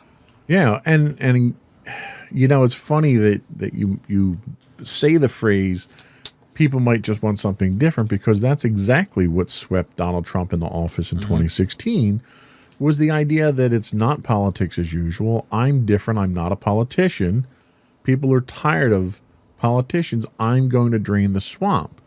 So he swept into office under the premise of I'm different. And now he's under real threat of being swept out for people looking for something different. And his premise was, well, you've had 50 years of politics as usual. I'm different. We've had 4 years of Trump, and Americans seem to want something different now. So I'm not really sure where that statement actually leads the country. Yeah, and I think that happens anytime you have the incumbent president going against the other candidate from the other party. It's always, well, I didn't like what they did, so I'm going to vote for somebody different. Whereas if you have a president that is overall liked in their first term, they're more likely to get reelected because people want more of the same. And we're not seeing that here, I don't think. Well, and the one thing I think that's very different about this race than I think I've ever seen in the history of politics is you look at the national conventions for each party. And the Democratic National Convention quite literally had more respectable Republicans speaking in favor of Biden than Donald Trump had in total speaking at the Republican National Convention. When more Republicans show up for the Democratic National Convention, I think you're seeing a divide in a party where that party has been very consciously trying to cover up that divide at this point. And the race that we're looking at here is not really just a race for the president. It's a race for the Senate and the House. Right now, the Republicans control a majority there. So anything that the Democrats try to do is being thwarted. And there's a real threat right now because of how the country's been in the last 4 years under a Republican president, that not only do you see the executive office switch, you may see enough seats in the Senate switch that you could have a Democratic president and a Democratic-controlled Congress that will dominate for the next at least 2 years until the midterms. So that could have a significant impact on the future of this country. Yeah, and we're not even taking into account the Supreme Court, too.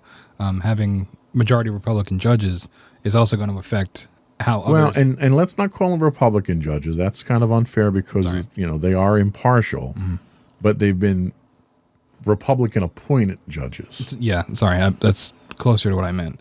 But those appointing judges are also going to affect how a lot of decisions will go. Yeah, whether you're a Trump supporter or not, the fact that he's had the opportunity to appoint 3 justices to the Supreme Court, when in 4 years he's gone through more members of his administration than any other administration before, which to me, if I look at it from a hiring manager standpoint, if you go through that many people in that short a period of time, you're probably a terrible judge of character when it comes to hiring people. Yeah.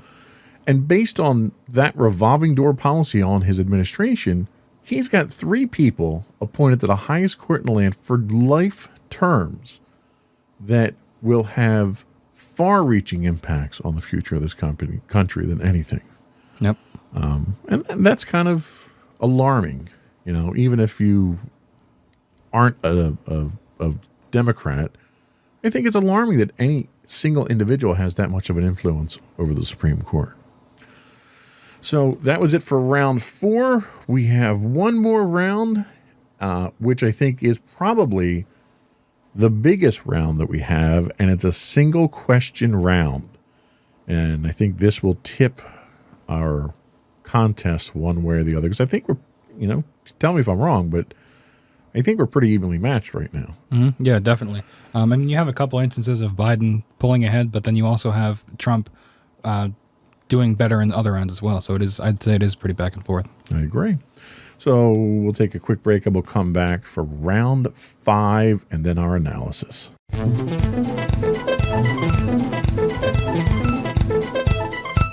So round 5 is a single question, very simple. And this comes from the YouGov.com survey asking who they think is the most honest candidate.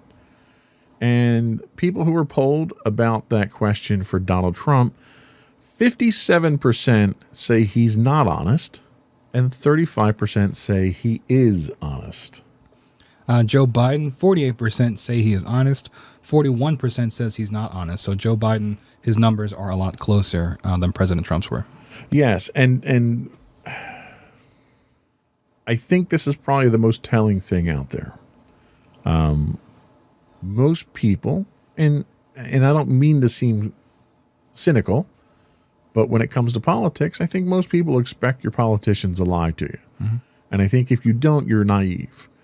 The fact that they think that the only career politician in this race is more honest than our current president speaks volumes. Yeah, especially given a big reason for Trump getting elected in 2016 was his stance against career politicians. And now the career politician is in some ways being more favored in different categories. Yes, and I think Donald Trump's, again, a lot of this reflection is on the last 4 years. I think Donald Trump puts himself out there with these absolute statements, and that's a product of his political naivety, where a career politician knows how to say something that leaves him enough wiggle room to get out of an absolute statement. Yep. Donald Trump gets in front of the microphone and says things like, there'll be a vaccine in 2 weeks. Well, when there's not a vaccine in 2 weeks, what are you going to do? Mm-hmm. You've kind of painted yourself into a corner there. Yeah, and we talked about that with Biden having more of the career politician take, where he talking about things like fracking and his criminal justice background, where he gives himself that wiggle room. He doesn't have a concrete stance, right, which is a negative and a positive at the same time. It depends on how you look at it, because he can't. There's very few, except for a few unfortunate quotes that he said before, of things you can pull up to say, oh, well, here's evidence of this guy, not being fit to lead. Yeah, and Trump has shot himself in the foot a number of times here, because Trump is a gambler. Trump is the type of person who takes chances, and he plays the numbers in such a way that when he says something that's an absolute statement and it's true, then he gains a lot of collateral that way. And when it's not true, what happens? Usually we get some other statement or something else that distracts us away from that, or he tries to wiggle his way out of it, or something like that. Then he turns into the politician and he starts the song and dance. And I think as a result of that, he comes across as dishonest. And there was a statistic that I saw, and I think it was on USA Today, I don't remember. But midway through this race a couple months ago, there was a statistic that came out that rated Donald Trump as every fourth word out of his mouth was a lie. And that's based on the number of words that he's given in public and the number of lies that he's told. And I've never seen that statistic for any politician. The fact that he has so many untruths out there that they can calculate that is alarming. Yeah, and this came up with the debates, too. People wanted live fact checkers. I think even Joe Biden said there should be live fact checkers. But I do think it can be a little bit one-sided against Trump with how much he lies, especially with things like fact checking. I think in terms of the debates, I think it should have been a little bit more even with who's being fact checked the most, where I think Trump makes himself an easy target given all of his lies. And I think that there has been a lot of attention on that and maybe not as much on Joe Biden. Well, and Donald Trump has also put himself in compromising positions in the past, like the Woodward interviews, for instance, that were done months ago, very early into the pandemic. And Donald Trump came out acknowledging the fact that he knew how dangerous the virus was. He knew it was airborne. And he willingly chose to downplay the virus because he didn't want to panic Americans. And why you would say something that was so compromising on tape, knowing that you're on tape, boggles my mind. Yeah. And I don't understand what he thought he was going to gain from that. The way I see it is he doesn't care because that is already out of the news cycle, right? I mean, he admitted to this on tape and it was major headlines for a couple days, but it's out of the cycle now. And I think that has been a reoccurring thing with his administration and his presidency. He says something insane or does something insane that you would never think a president to do, and in the past would probably be extremely damning. But because it happens so frequently, we become desensitized to it, and it becomes, unfortunately, a new normal almost. And I think that he says things like this because he knows that it's not going to stick. Yeah, and I think you're right. And I think when he does something where he shoots himself in the foot, and the news organizations pick up on it and report on it, then we get it's fake news. They're not treating me fairly. Did you ask Biden the same questions? Yeah. And he goes on this defensive rant to distract away from everything. So I have to give him full props as a master manipulator. He really has perfected the methodologies of manipulating the media at this point in time. Yeah, I mean, that was kind of his reputation even before he became president, right? I mean, with his depiction in different movies, Back to the Future 2, the president in that being loosely based, or not the president, but older Biff being loosely based on Donald Trump, right, and things like that. I think he's always had this reputation. It was only before it was more normal because he was a greedy businessman. But when you put somebody like that in office, the standards are different. Yeah. So yeah, interesting. So that was it for round 5. I think we can say that squarely went to Joe Biden. We'll be right back with our final thoughts and our tally of who we think won the matchup.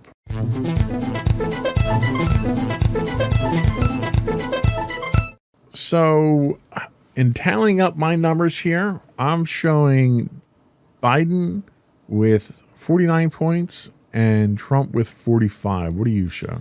I had Biden with 49 and Trump with 41 points. Okay, well, you were much harder on Trump than I was. Well, I was harder on Trump in rounds 3 and 4, only because he scored so much. Those are the categories where he got destroyed by Joe Biden in terms of the percentage differences. So I thought that warranted lower scores for him. Fair enough. I think either way, we both agree that based on these polls from Americans out there from 2 different polling organizations, that Biden was the clear winner. What are your thoughts moving forward? Let me ask you a couple of questions that I think a lot of Americans have on their mind right now and get your reaction. One, how do you think November 3rd is going to play out? Do you think we're going to have a winner, or do you think it's going to take some time to count the votes? I think it's going to take a couple days afterwards, just because of the influx of mail-in ballots, especially with the pandemic. And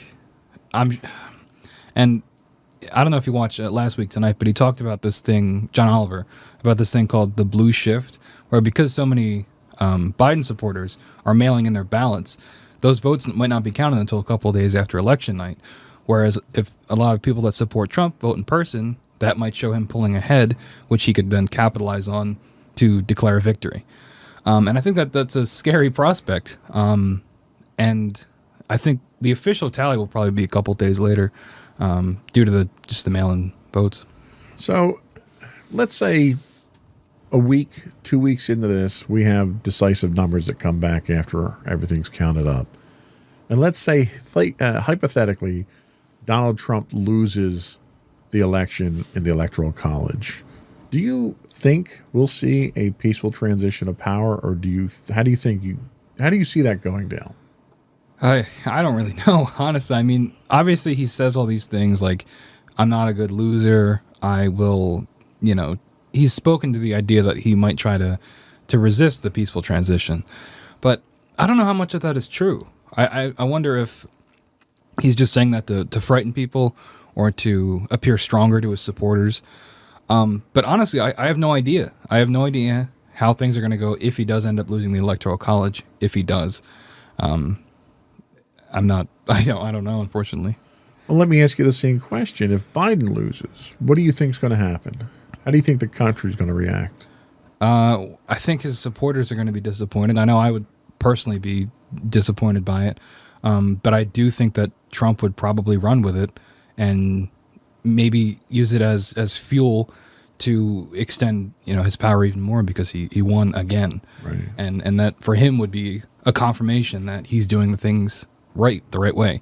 So it probably will just lead to more of what we have now. Now, can I ask you, have you voted? Yeah. And you did mail-in voting, or I you did in person? Yeah, no, I mailed back in whenever I got it, which was like October. Now, let me ask you a question, and this is a question that I ask a lot of people when it comes to politics. Putting all the other issues aside, everything that we talked about here, the one thing I ask people when they look to vote is, are you better off today than you were 4 years ago? Me personally, I would say no, but I realize that I'm in a privileged position, and there are a lot of people less fortunate than me that are in much worse positions, and I do take that in consideration when I vote. I'd say the biggest thing that the Trump presidency has affected me is the coronavirus pandemic, and it limiting my options in my life in terms of social options and things for school, having to do school remotely. But like I said, other people have been affected in much worse ways from the presidency. Should we see a change in administration here and Joe Biden come into power, do you think the coronavirus will be dealt with better? Do you think we'll see a more involved government in addressing of it? I do. I at least I hope so. I hope that funds will be better allocated. I think that if the leader of the country admits that there is a problem and is working towards it, I think that will help at least some people in the country take it more seriously as well. Because I know in at least my life, a lot of people are not taking it as seriously as they should. And I wonder how much of that comes from the kind of rhetoric they're hearing about it from their leaders. Right. And economically speaking, who do you think the country would be better off with, Trump or Biden? I am not super well versed in economics. I know that a lot of people are citing Biden's taxing of the wealthy, which I am in support of. I think that that's a good thing. I think people that are wealthy should contribute more. But like I said, I'm not familiar as much as I should be with the economics. Is there any outstanding issue that you think sticks out more than anything else that we've discussed that would decide who do you think should be president? I know that before I said that it's not all about personality when you're picking a candidate, but for me, I just don't see voting for Trump as the moral right thing to do. And that's the biggest thing for me. I don't support Biden on a lot of issues. I don't agree with him on a lot of issues, but I just don't think Trump is a good man. And maybe Biden isn't either, but I think there's something about Trump that for me, he's just not the right person to be in office or to be in power. Fair enough. That was all I had. Did you have anything else that you want to get into? Nope. All right. I think that's it for today. I think our next podcast will be very interesting depending on how this election goes. I assume by the time we go on the air again, that decision will have been made by the country. And we'll see what direction we go. And it might even decide what we talk about on the next podcast. Yeah, I guess so. That was all we had.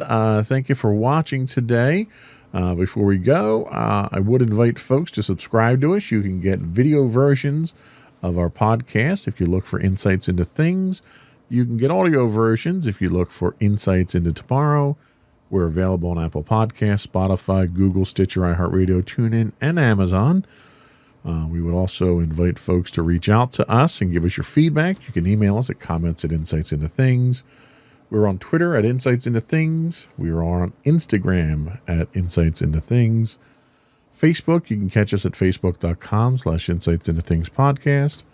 Or you can get links to all of our social media contacts, as well as transcripts and show notes on our website at www.insightsintothings.com. And I think that's it. Another one in the books. Bye.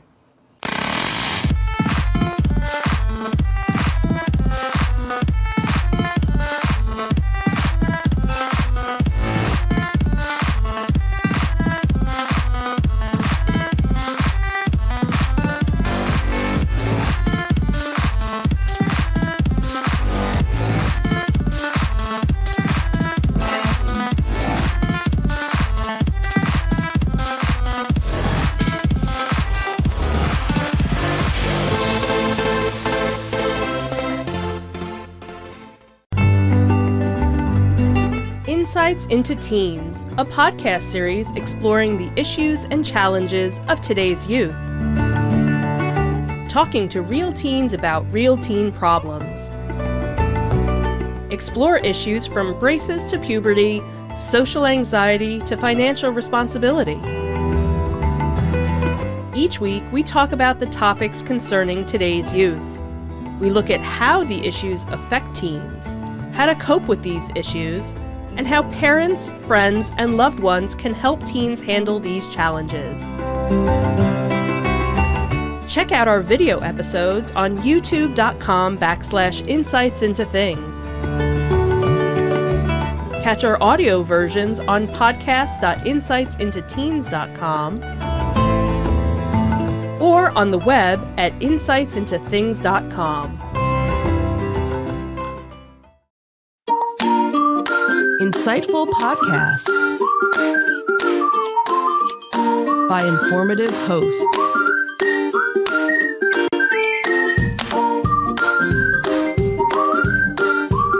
Insights into Things, a podcast network.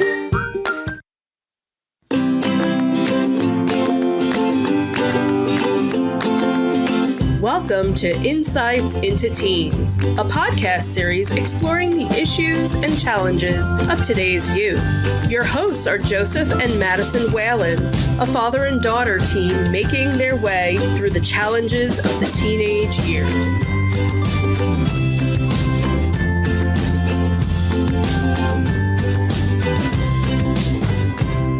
Welcome to Insights into Teens. This is episode 103, another one in our creativity and the last one in our creativity series for now. This is about movie making.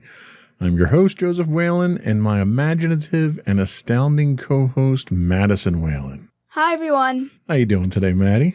I'm doing all right. So how was your week this week? It's been interesting. School's shorter now. In fact, I'm off on Friday, and Thursday's going to be kind of interesting. So we'll see how it goes. Okay, well, nothing wrong with a short week. I'm off on Friday as well. Mommy does have a half day, so she's half off. So maybe we'll be able to do something, hang out or play games or something like that. So today we're going to be talking about movie making. So the first thing we're going to do is we're going to talk about why movie making is good for teens, some of the benefits that we get from that. Then we're going to talk about some of your movie making efforts so far. And then we'll finish up talking about what your future of movie making looks like and where you might be going with those skills. Before we get into that, I would suggest folks subscribe to the podcast. You can subscribe to the video version of our podcast, looking us up as Insights into Things. The audio version is available as Insights into Teens. We're available on Apple Podcasts, Spotify, Google, Stitcher, iHeartRadio, Amazon, pretty much any place you can get a podcast these days. We would also invite folks to give us your feedback. We'd love to hear from you. Tell us what we're doing right, what we're doing wrong. Give us some suggestions for topics to talk about. You can email us directly at comments@insightsintothings.com. You can get us on Twitter at insights_things. You can get us on Facebook at facebook.com/insightsintothingspodcast. On Instagram, we are at Insights Into Things, or you can contact us directly through our website at www.insightsintothings.com. Ready to get started? Yep. All right.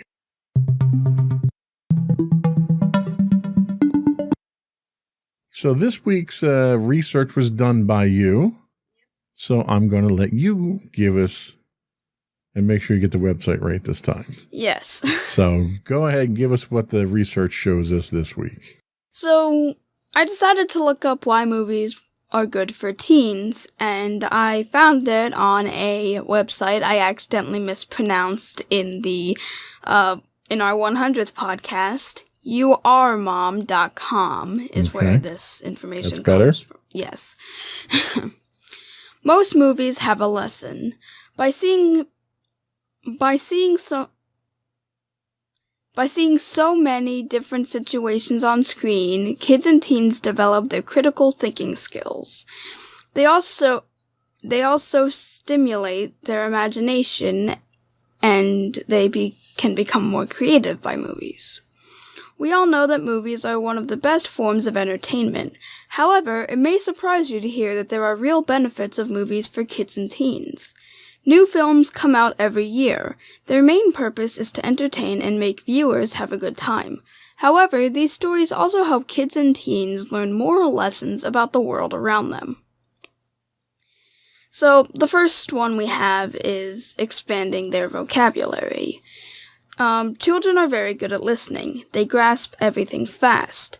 As they grow up, their vocabulary grows. Movies can help in that sense because they show situations that kids have probably never experienced. They're more likely to hear new words and learn their meanings. Usually, if kids don't understand a word, they'll ask their parents. This is a great opportunity to teach them. On the other hand, if they can read, encourage them to look up words in a dictionary. This way, not only will they learn the meaning, but also how to write it. It also relieves stress. One of the things that we talk about a lot on this podcast, since teens are constantly under some form of stress. Another benefit of movies on kids and teens has to do with their emotions. Movies can help combat stress and relieve anxiety and nerves. Being in school, it's common for kids to experience these feelings. They often have various school responsibilities, tests, and exams. By getting out of this routine, kids can clear their mind and have fun. Entertainment can help them unwind. Another one of the benefits is learn other languages. You can watch foreign films and films with other languages, which also show characters from other parts of the world. This can lead your children to become more interested in traveling and learning other languages. Making kids and teens smarter and more creative. By seeing these experiences on the screen, kids and teens can become more reflective. The benefits of movies are obvious when parents help their children face problems. It also helps when children and teens have to draw conclusions for themselves and find solutions. In addition, this helps them develop creativity, boosts their ability to think, and stimulates their imagination. So, based on the experiences that you've had with movie making so far, do you think you've experienced any of these benefits so far? Well, I'd probably say that movies have helped me expand my vocabulary when I was younger, and even now there are some words I learned that I kind of want to learn the meaning to, and I'd definitely say expanding my vocabulary was something that helped. Relieve stress, yes, movies were a big stress reliever for me. Honestly, watching anything really, TV shows, YouTube videos, that kind of stuff, it really does help relieve stress to just watch a cool movie or a cool scenario happen. learn other languages. I did see other cultures and different parts of the world expressed through movies. But I didn't necessarily learn other languages, but I can definitely see how other kids would have that experience. But I just haven't had that. And, of course, making kids and teens smarter and more creative, yeah, I'm pretty sure movies had pretty much helped me become much more creative now. Yeah, and I think any outlet that allows you to express your creativity is a good thing, because any opportunity you have to exercise that creative freedom is, the brain is just like a muscle. You have to exercise it for it to get stronger and to gain more knowledge and understanding. And creativity is a huge exercise for teens. The more creative you are and the more you can express that, it touches on so many different assets that you have as a person that helps you to grow different skill sets. It helps you to grow different thought patterns.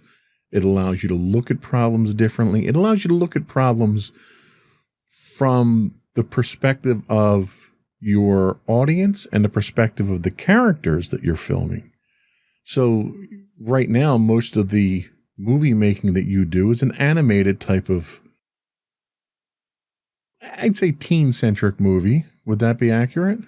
Yeah, probably. And I think that you going through some of the scenarios that you go through in the movie making that you do allows you to kind of put yourself in situations that you may not necessarily experience yourself, but you may have exposure to from books or movies or television.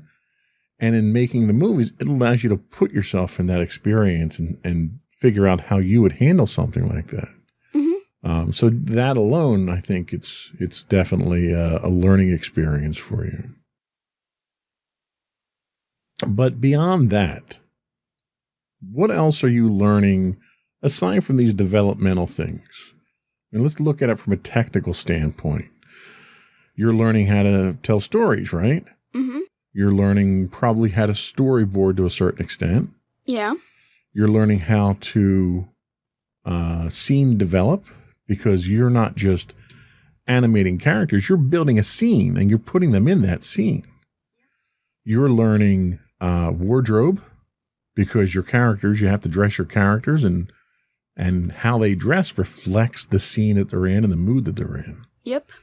And you're learning storytelling in general. So there's all other kind of technical aspects on top of learning the technical requirements for this. So you're doing graphical editing. You're doing digital art. You're learning how to use the stop motion software that you're working with. Mm-hmm. You're learning how to do audio editing. So there's a lot of technical skills that go into this too. And it's interesting how, I don't know if I'm assuming you did this on purpose, the way you laid out these episodes. So we started out with art, right? So we went from art to writing to movie making. And that's kind of the natural progression, because you need all these other skills in order to do movie making, right? Mm-hmm. So what are some of the skills that we've talked about already? Explain how you apply the art and the writing to your movie making efforts. Well, for the art aspect, like you said before with costume design and how the characters express their emotions, I use that art aspect of my creativity to make the characters look like how I want them to look. I'm able to not only know what their personalities are through the writing, but also see what they look like through the art. I'm able to give them different outfits that can express that I feel they would wear. I'm able to see firsthand what I feel as though they'd look like in real life, and I'm able to design them so that I'm able to design them for specific scenes. As for the writing, that's pretty much the entire story of it. I am able to tell the story and show the characters' personalities through the writing and their actions. I'm able to use narrative elements in order to make a steadily flowing story so that it all blends together well. I'm able to use character development to show how, and characterization to describe my characters in that kind of sense. And I'm able to express their emotions that way. I can pinpoint what different scenes would look like and different actions of the characters to better express how I want them to be perceived. So, yeah, both of them go hand in hand when I make movies. Yeah, so your movie making is really just the culmination of all these other creative skills that we've been talking about the last few podcasts. So let's take a little break, and we'll come back and we'll talk about your movie making and how it started and how you learned how to do the things that you did. And we'll get a little bit more background on that.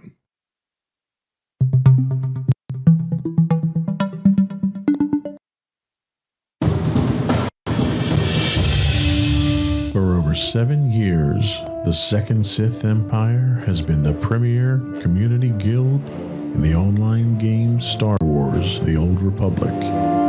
With hundreds of friendly and helpful active members, a weekly schedule of nightly events, annual guild meet and greets, and an active community both on the web and on Discord. The Second Sith Empire is more than your typical gaming group. We're family.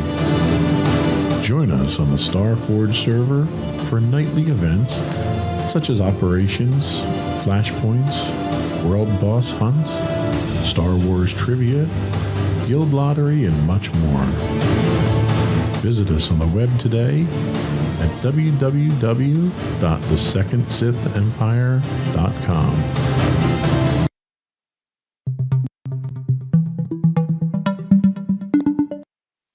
Welcome back to Insights into Teens.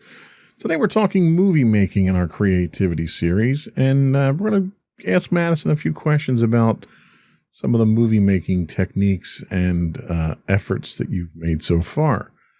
So the first question I have is, when did you first start making movies? How old were you? Do you remember your earlier efforts? Oh, wow. I will know I was old enough when I know I was older than 9. I'm guessing at least maybe 10 or 11, or most likely 10. I do remember that when I did make movies, I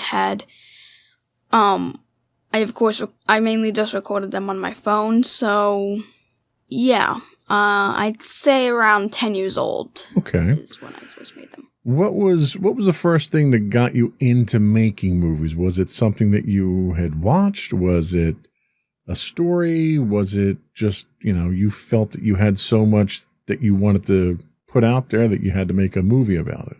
So I was into LPS, and there was this one... What's LPS? Littlest Pet Shops. They're little toys that are pets. And there was this one channel I had seen on YouTube where it was kind of like a Dare channel but with LPS, and it was with this one character, and basically like he would do dares in each of the videos, and I found it hilarious, and I kind of wanted to do something similar. Okay. So what were some of the first videos that you did that are some of your favorite videos? Oh goodness. So I kind of wanted to make my own versions, but I didn't actually have the LPS character that was used. So I had first done it with this one purple dog I named Douglas. And I had done like some weird dares with him, but I don't actually have the videos because I was on one of my older phones before I'd gotten some of my recent ones. But when I did, but the last video I have on my phone now is when I had actually gotten the one character, and I was able to make those videos. It was I will say, when I watched the first video I ever had, I will admit it was not the best. But it also wasn't the worst. It actually had some decent elements about it. There was one moment that was actually pretty nice and heartfelt and actually showed some really good storytelling. And there was also one legitimate moment where I just laughed out loud because the one scene was just so hilarious. Of course, there were also some annoying characters in there that I could have done without. But overall, although it was a cringy video to get through, I have a lot of nostalgia for it, and I can't help but say that it wasn't all bad. Okay. So walk us through how you would make those early videos. Was it something where you were doing stop motion animation frame by frame? Were you just sort of manipulating the characters and doing voiceovers? How sophisticated were the techniques at the time? At the time, not very sophisticated, I'll be honest. I had props and other characters I'd use in the videos, but overall I'd mainly just film them with my phone on my bed, move the characters with my hand, and try to imitate sounds and voices and stuff like that without really good audio, which is why I have to kind of turn up the volume because my voice was so quiet back then. Okay. So the videos that you were making at this early stage, what kind of videos were they? Were they comedies? Were they, because I know you were into the unboxing stuff for a while there. Were these scripted things, or was this really just you taking video of you playing with the various toys? Well, yeah, the very early stuff I tried mainly was comedy. When I got into the unboxing stuff, it was just unboxing. I just unboxed stuff and showed my reaction. That was pretty much it. There were other times where I didn't actually have, episodes in the series, and it was just, showing off, just using the toys. I never actually scripted anything. I think, there was probably only one time where I might have had a script, and even then it's kind of stretching it, because I really never scripted my stuff, and I kind of just had my natural reaction with no script whatsoever. Okay, that kind of makes sense. And at that age, you're 10, 11 years old. I wasn't expecting it to be all that sophisticated. You were kind of really just learning how to express your creativity in movies. But the movies that you liked to make back then, did they reflect what you were watching more than sort of everyday life? Like I said before, the very first videos I made were inspired by this one YouTube channel, so yeah, I guess it would have something to do with that. Unboxings were obviously unboxing videos. Others I kind of made up out of the blue, but yeah, I would say that back then, a lot of that kind of still reflected, my writing and my art. That kind of still reflected what I saw. So yeah, I'd say so. All right. Well, let's talk about how you're making your movies now. What kind of movies are you doing at this point in time? I'm assuming you've stepped up the storytelling and the technical abilities quite a bit since then. Could you kind of describe the type of movies that you're making now? Sure. So I'm no longer doing live action stuff. I realized I don't actually have, we did get some stuff so that I could use it for live action, but I kind of stopped with that. I did decide that I was going to make a movie. And I had started using an app I've mentioned before, Gacha Life and Gacha Club now. I've been using those to make the movies so far. And this time I'm actually trying to use a script. I've been writing scripts for different episodes. I have different series planned.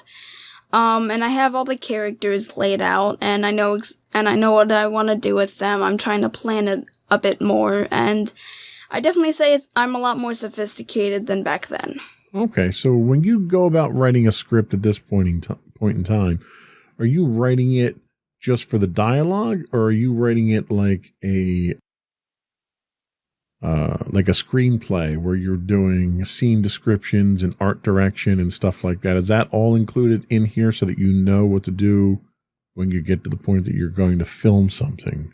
Well, I do have some liberties. I do have different stage directions, and I do sometimes describe the scene. Other times I really don't, and like when I go back and take the screenshots for it, I already know what I can kind of plan it out myself. The script is kind of like a base outline, if you will. Okay.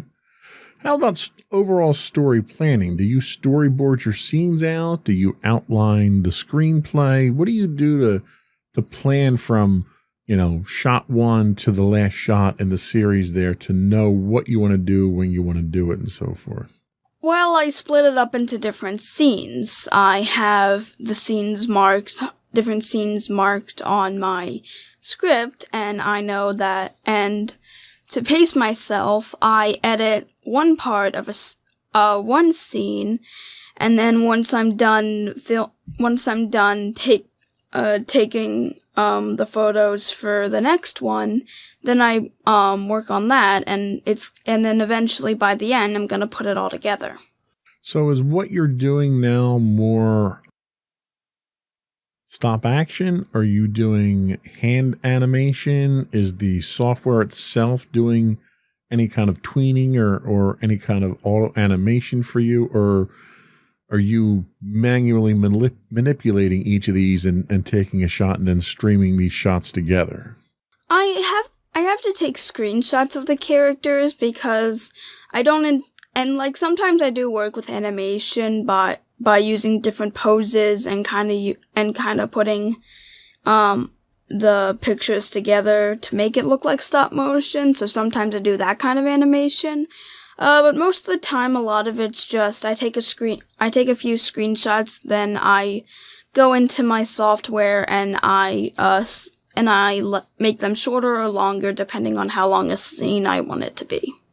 So when you go about creating your scenes now, are you building the scene elements through like a graphic editor, or are you building them inside the Gasha app itself along with the characters, or are the characters hand drawn by you? I'm building the scenes specifically in Gasha, but there are some times where I kind of need to draw something, so then I go into where I do my digital art, and then I draw out that scene, take a screenshot of it, and add it into the editing software so that I can add that.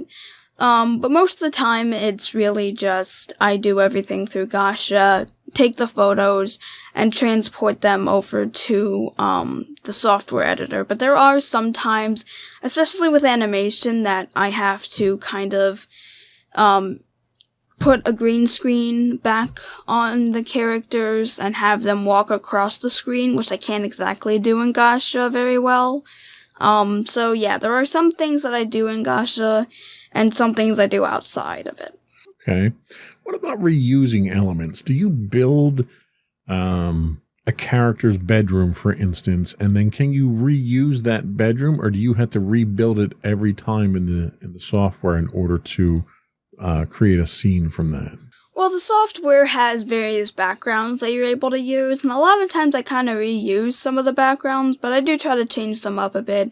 I have the ability to add objects and pets and stuff like that, so I can change the bedrooms, so I can change the rooms in order to make it look different. So yeah, and sometimes sometimes I do is a background where I don't actually have it in the game, but I can probably look up the background on Google, take a screenshot of that, and use that while using green screen for the characters. So when you build these scenes and you animate them, So you're building a slide-by-slide representation of the scene itself. You then export these, and then you bring them into what software at that point in time to actually make the movie? The software I use is called KineMaster. I'm pretty sure a lot of people who are doing this kind of thing use it.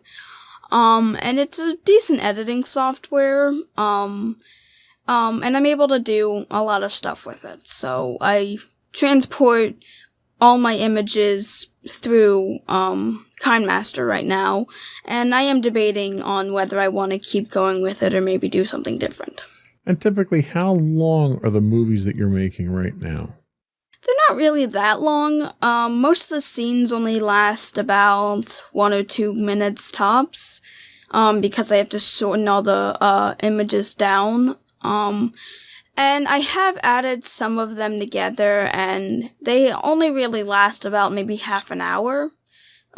So I'm guessing I call them mini movies because they're mini movies, basically. So they're not typically that long. So for a half hour worth of movie, how long does it typically take you in creation time to make a half hour long movie? I can't exactly say because I'm still not there yet. It's taken a lot of months only to get like maybe 16 minutes of film. Honestly, the one scene I'm still working on includes a lot of editing, something I'm not really too used to. And it's honestly, I've been procrastinating on it for a little while now. It was pretty easy the first time. But now I have to get into scenes where there's going to be a lot more editing. So, yeah, it takes a really long time for me to just make a 30-minute film. So what are some of the challenges, obviously editing being one of them, but what are some of the challenges that you run into in making the kinds of movies that you make? A lot of it is probably motivation. Because sometimes I need the motivation to work on it, and a lot of times, I don't have that motivation. I've maybe had a long day, or I just feel as though I'm not going to be able to move on with the scene, and that's actually happened a couple times throughout this, and it's been one of the biggest challenges. Like, sometimes I feel as though,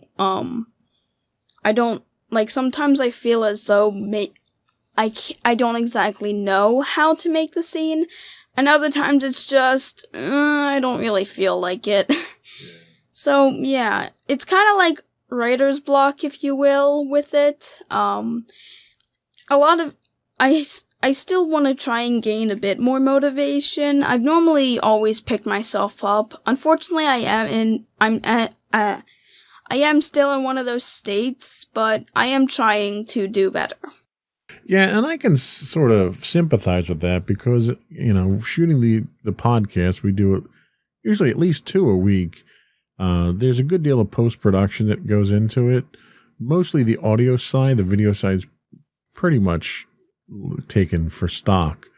But the advantage that I have in doing the podcast is that most of what we do that would be post-processing is done in line. We do our intros, our commercials, our transitions, all that stuff is done in line and doesn't require editing. The editing itself is really me going back in after the fact and cleaning up the audio, getting rid of background noise and sort of polishing it up and running it through a post-processor before I re-render the entire video for production release. But you figure we do roughly an hour or so, 45 minutes to an hour, and it probably takes me at least an hour in post-production to clean up everyone. So it's almost a 1-to-1 ratio, but that's the technology doing most of it for me. Doing a stop-motion animation is agonizingly long. Yeah, my biggest problem, the biggest thing I've learned from this is just making a character run takes so many screenshots. It's insane. Yeah, I mean, if you do it at standard film rate, which is 24 frames per second, you need to create 24 images for every second of film that you want to put out there to be viewed.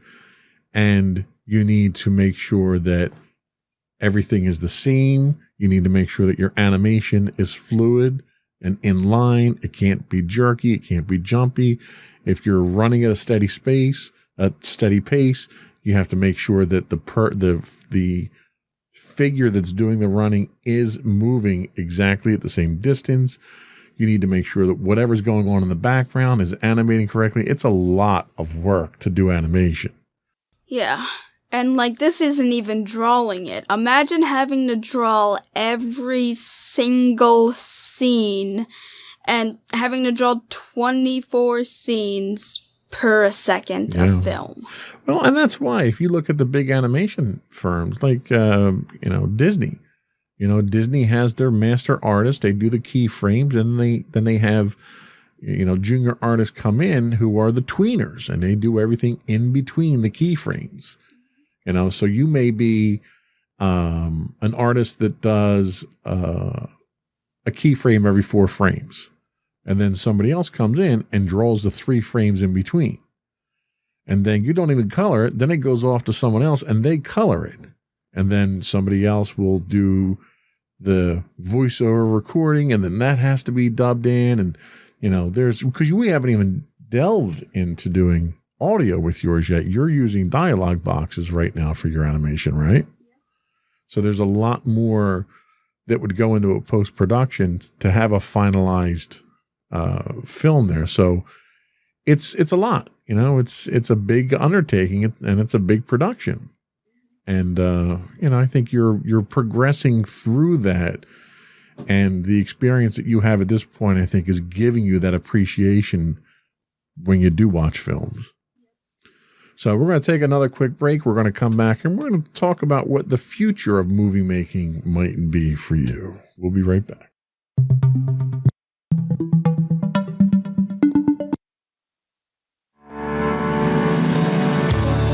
Insights into Entertainment, a podcast series taking a deeper look into entertainment and media. Our husband and wife team of pop culture fanatics are exploring all things from music and movies to television and fandom. We'll look at the interesting and obscure entertainment news of the week. We'll talk about theme park and pop culture news. We'll give you the latest and greatest on pop culture conventions. We'll give you a deep dive into Disney, Star Wars, and much more. Check out our video episodes at youtube.com/insightsintothings. Our audio episodes at podcast.insightsintoentertainment.com, or check us out on the web at insightsintothings.com.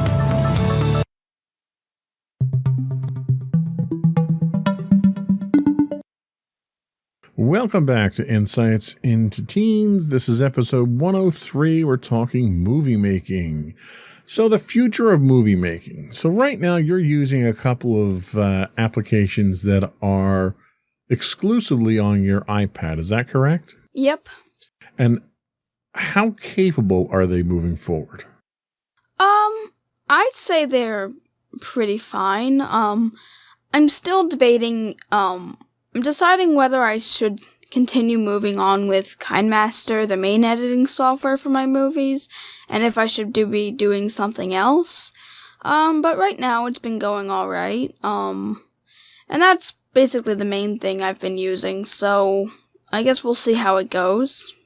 So, the reason I ask is there's a number of more powerful movie making applications out there. If you move it up to, putting it on your laptop or running it on a desktop PC, I think you'll find that the options that you have are significantly more than what you get on just the tablet itself, just from the processing power itself.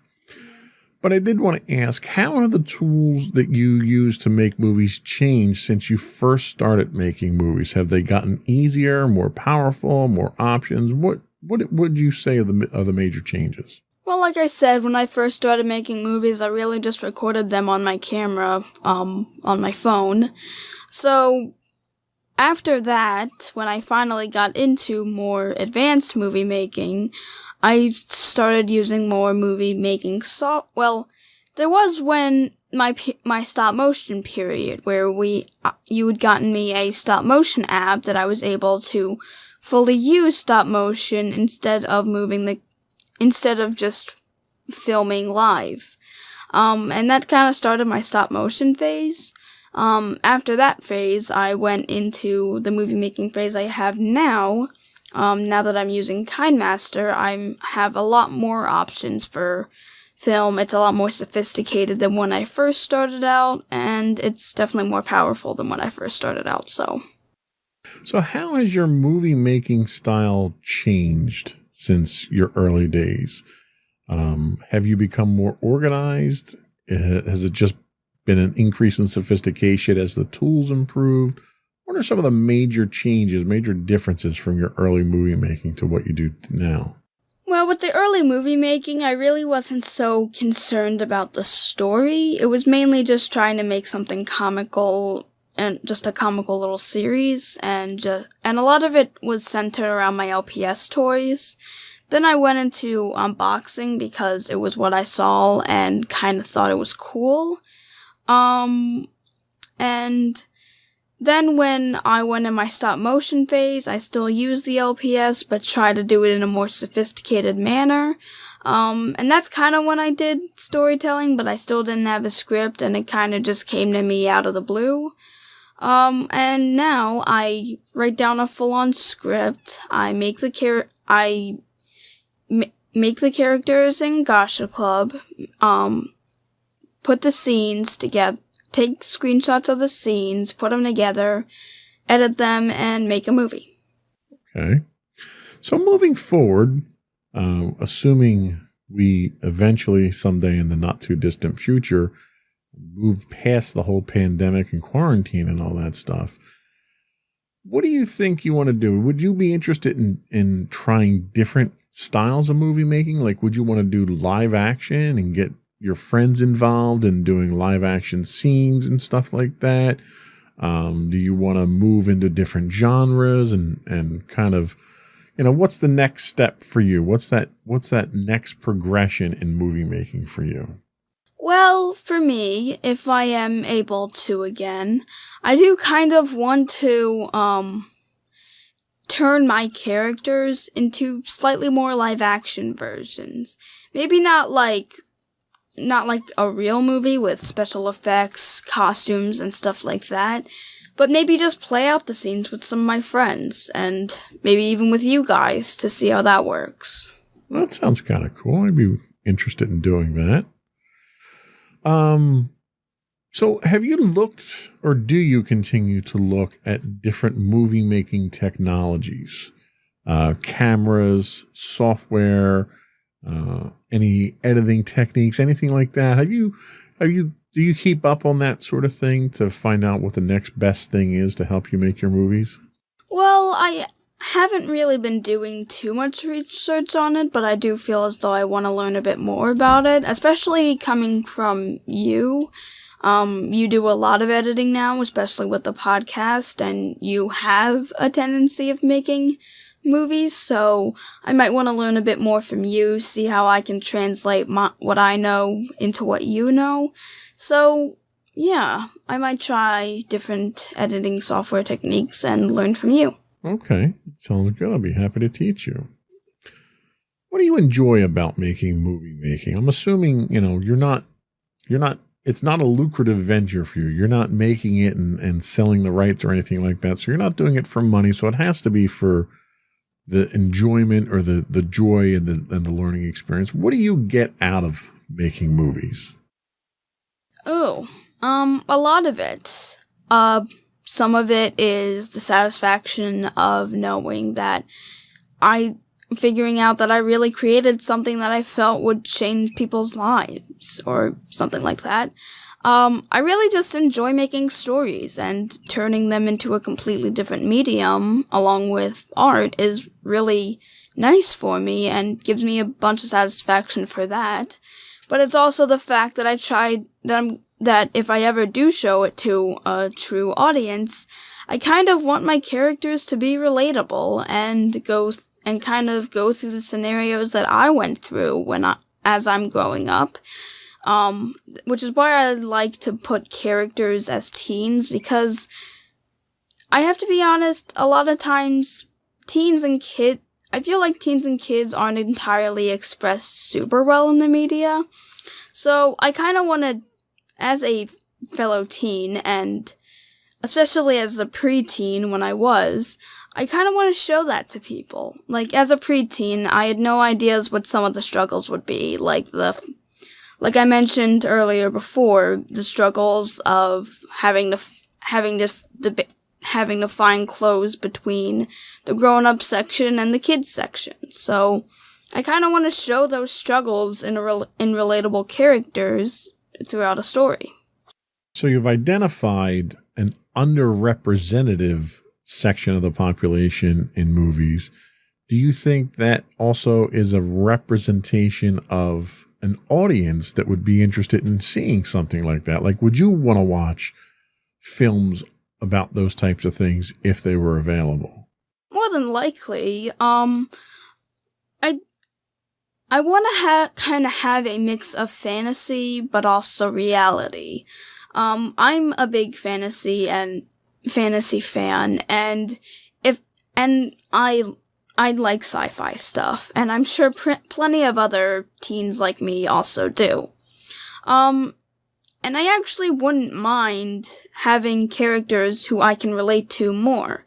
Like, in a lot of films, it's usually much older characters or older teens that I can't exactly identify with because I'm not that old. And the teens that are expressed are, like, shown to be typical stereotypes, like the one who likes video games, the one who's super edgy and totally rebels, and the hip, cool one. Honestly, I just want a kid to be represented normally. I don't want people to think that all teens hate school. I don't mind school at all. And I want the proper struggles of teens to be represented well as relatable moments that I've experienced to be shown. And of course, I want more preteens to be shown because I really didn't see much of that. It's a very good point. You know, there's a lot of story out there that's that's real. You know, it's reality, and that's very rarely reflected in the media. That's largely why we do this podcast. You know, I could sit here and I could spout off all the research that I find online and do it all by myself, but without having you here and without having a teenage perspective here to actually talk about these things, it's meaningless. So by having a teen make movies about teens for teens, I think is fairly significant. And I think there's an audience out there that can relate to it, that probably wants to see that just like you do. So inevitably, these types of discussions when we talk about these things has to talk about the future and about careers. You know, what do you want to be when you grow up? I've asked you this with the last 2 podcasts that we've done. So have you ever thought about making a career out of movie making? And if so, what would be your ideal role? Do you want to write, direct, act, film? Do you want to be a director of photography? Do you want to be a set designer? What would if you could pick any role in the movie making business, what would you pick? More than likely writing. I don't feel as though acting would really work for me. Set design, could be cool, but I don't feel is what I'd want to do. I definitely think the writing portion would probably be the part I'd want to work on, because I want to make quality writing. I want to make stories that can relate to audiences that aren't shown very well in the media, so that I can use that storytelling in order to make movies that teens like me could relate to. Okay. I could definitely see that. And the last question that I had before we get your closing thoughts and shout outs is, do you think personally, the experience that you had, if someone else your age could go through it, do you think that they would benefit from the experience other than just the sheer enjoyment? Is there a quantitative benefit to movie making for teens? Yes, there is. It has a lot to do with the technical aspect, but also, and of course the enjoyment, but teens could get a lot more from movie making. They can find out passions they might have never really experienced before. They can come up with situations they've never experienced before, but find a way to make it relatable to them. They can find ways of expressing themselves more and find ways to identify themselves. So there's a lot more benefits that just skim the surface and people don't normally look deeper into. That's a very good answer. Very well thought out, well-rounded answer. We're going to take a quick break, and we're going to come back and get your closing thoughts and shout-outs if you have them.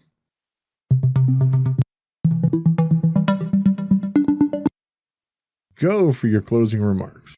Okay, so to any teen out there who is hoping or deciding that, hey, I want to make some type of movie, go for it. You don't have to have an amazing software. You don't have to have a script for it. It doesn't even have to be that much planned.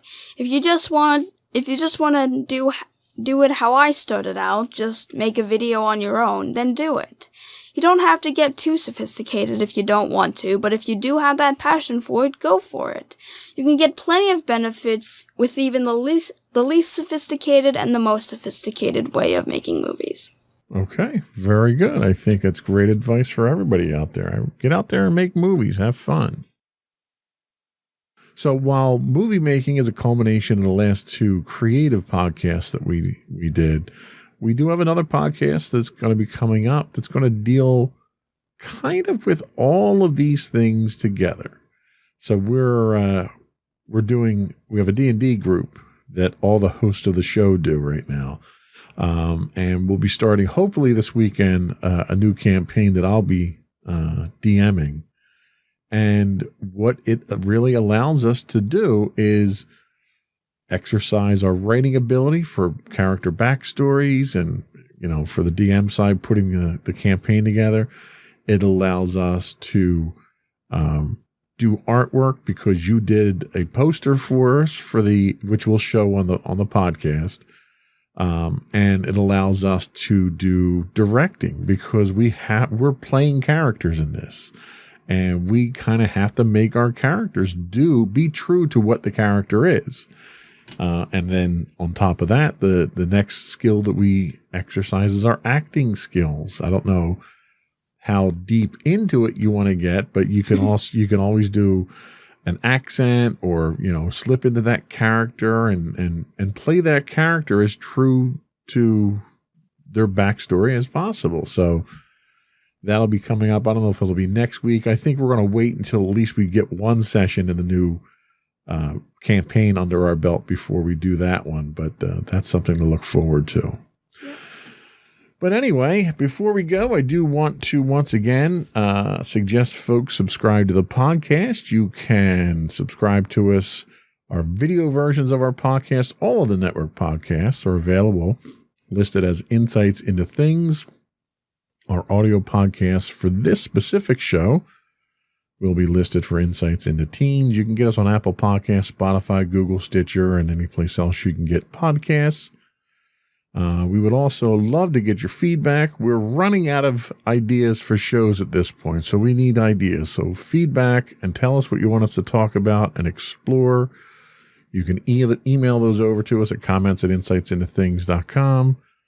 We are on Twitter at insights_things. You can get high-res versions of all of our shows, videos of our shows at YouTube on youtube.com/insightsintothings. We do stream 6 days a week on Twitch at twitch.tv/insightsintothings. We also, If you have an Amazon Prime subscription, you do get a free Twitch Prime subscription monthly. We'd love it if you threw that our way. It helps us out. You can get audio versions of this podcast at podcast.insightsintoteens.com. You can give us feedback on our Facebook page at facebook.com/insightsintothingspodcast. On Instagram, we are at Insights Into Things, or you can get all those links on our main website, as well as video, audio, and everything else at www.insightsintothings.com. And don't forget to check out our other two podcasts, Insights into Entertainment, hosted by you and Mommy, and Insights into Tomorrow, our monthly podcast, hosted by you and my brother Sam. That's it. Another one in the books. Bye, everyone. Bye.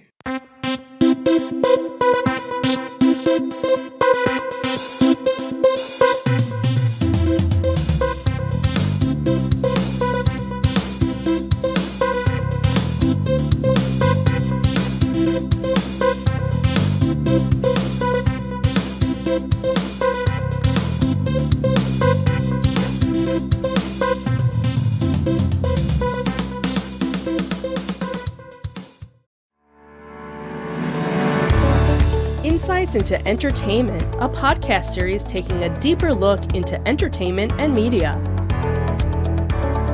Our husband and wife team of pop culture fanatics are exploring all things from music and movies to television and fandom.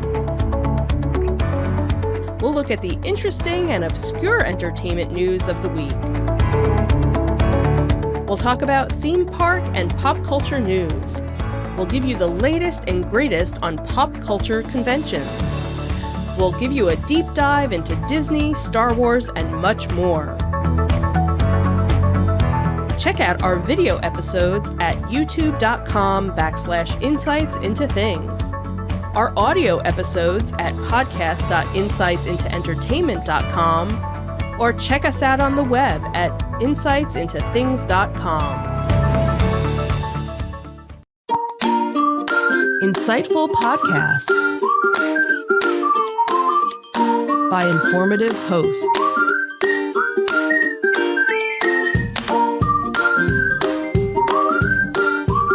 Insights into Things, a podcast network.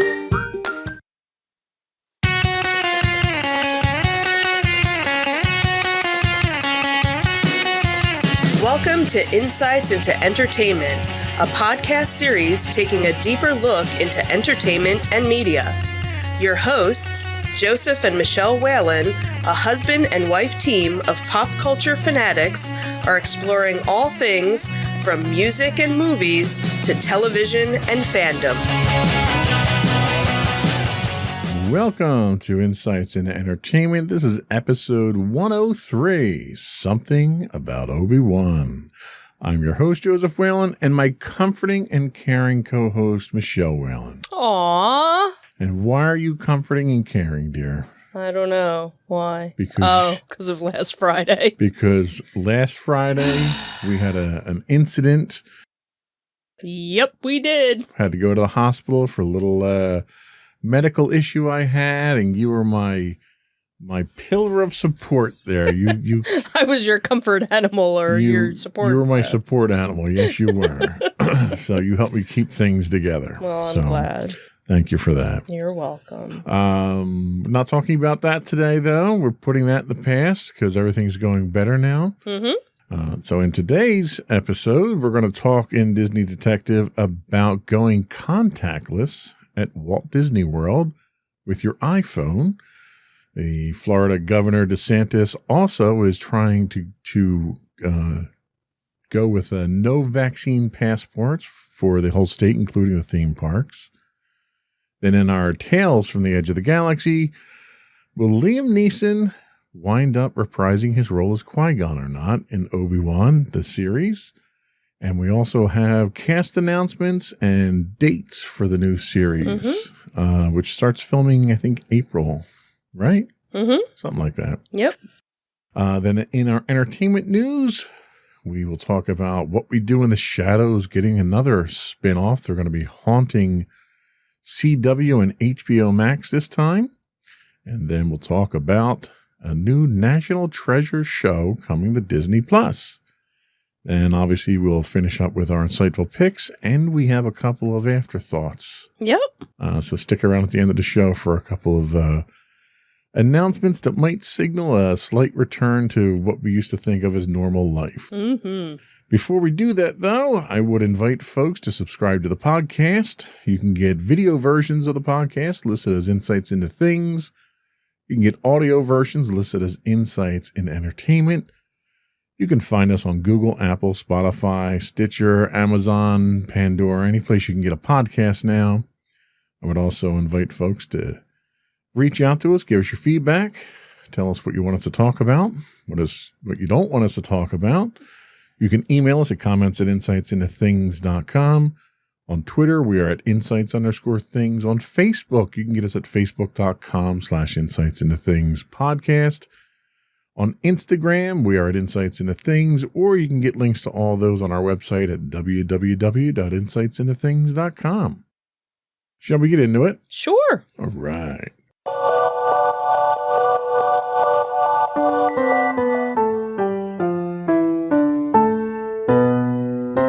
Go for Disney Detective. So it seems Disney Magic mobile options are now launching on Apple devices, and how to get started for a contactless Walt Disney World Park entry. Say that 5 times fast. So beginning today, guests at Walt Disney World will be able to enjoy a convenient and contactless new option for entering the park and doing other things around the park as well. It'll be available on iPhone and Apple Watch, but it will be coming to other smart devices later on. Disney Magic Mobile Service is a fun, easy-to-use way for guests to experience the most magical place on Earth. The service is offered in addition to other options such as the Magic Bands, which are the colorful all-in-one bracelet, which will continue to be available and also be introduced in even more colors, designs, and limited edition fan favorites in the future.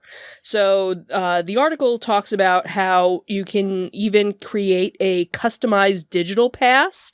So guests can create a Disney Magic Mobile Pass through the My Disney Experience app and add it to your wallet app on your iPhone or digital wallet on other smart devices. And then you can customize your pass by choosing several different Disney-themed designs that animate upon use. There's even special designs for annual pass holders and DVC members. And you can use it on multiple devices or on a single device. So you could share it with, options for family members to use.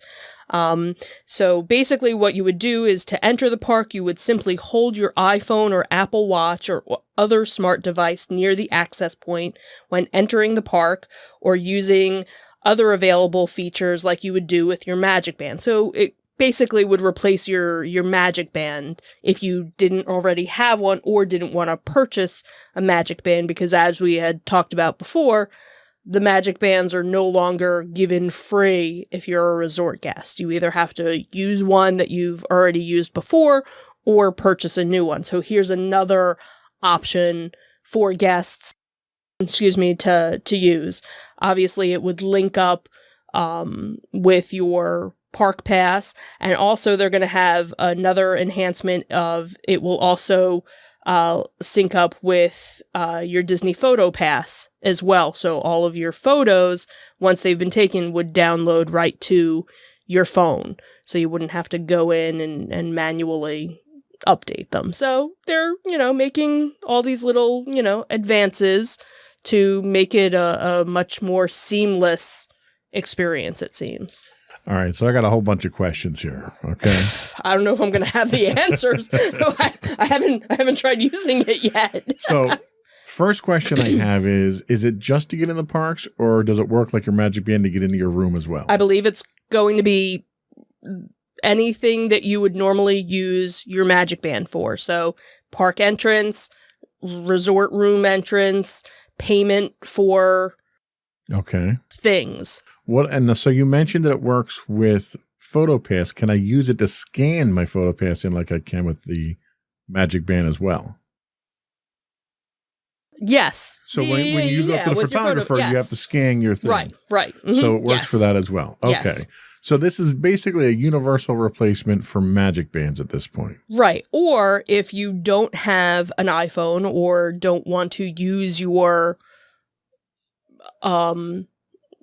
smartphone, you can get a regular room key, and those room keys could be used for park entrance, the room, and for your charge as well. So, because I'm sure there's going to be people, because I know when Disney started going towards the My Disney Experience app and everything, people were complaining because it was draining their battery. Right. And a lot of people, so when people had to pull up what their Fast Pass time was or something with that, a lot of people were complaining about the battery, on their phone going. So what about, I just lost my train of thought now. That's a train that's easily derailed these days. I was going to say that, but, I didn't.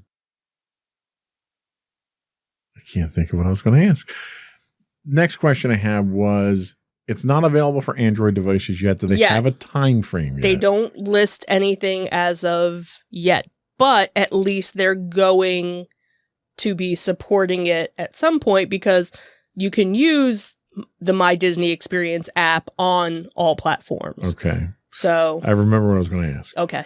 Is it restricted in any way to people that are resort guests, or can anybody take advantage of this? It doesn't say that it's for one or the other. Okay. Because obviously we know resort guests, they were pushing everybody to have Magic Bands because it was your room key, it was your charge and everything else. But as a park guest staying someplace else, you could get a Magic Band. You weren't required to do it. So, yes, you could. Now, I'm going to get technical here. I'm assuming they haven't published any information on what average battery usage is using this app throughout the day at this point. Yeah, nothing yet. Because that would be an area of concern. Right. Because that's always something, and you see everybody with their, little battery backups to charge their phone, throughout the day. And Disney has been putting in charging stations around the park as well. So. Right. And I think the last question I had was lost again. Wow. Okay. I'm having one of those days today. Does this play in any way into the facial recognition beta testing that they were doing in last week's It doesn't story? even talk about this, because this article actually came from DisneyParks.com. So this was an official Disney, where the article that we talked about was there. Somebody that just happened to be there. So okay. Fair point. Fair point. What else do we have in Disney Detective today? So in some other Florida news, staying on the southern East Coast, it seems that the Florida governor moves to prevent the use of vaccine passports in the state of Florida, including at theme parks. So citing privacy concerns, Florida Governor Ron DeSantis had said earlier this week that he intends to block the use of COVID-19 vaccine passports in the state of Florida. In comments, he said, "It is completely unacceptable for either the government or the private sector to impose upon you the requirement that you show proof of vaccine to just simply be able to participate in normal society." He went on to specifically mention theme parks, saying, "You want to go to a movie theater? You should have to show that? No. You want to go to a game or a theme park? No. So we're not supportive of that." He says that he plans to use executive actions to ban their use in Florida. Vaccine passports are obviously gaining widespread attention worldwide, as they are seen as a way to enable safer levels of transportation and attendance at events.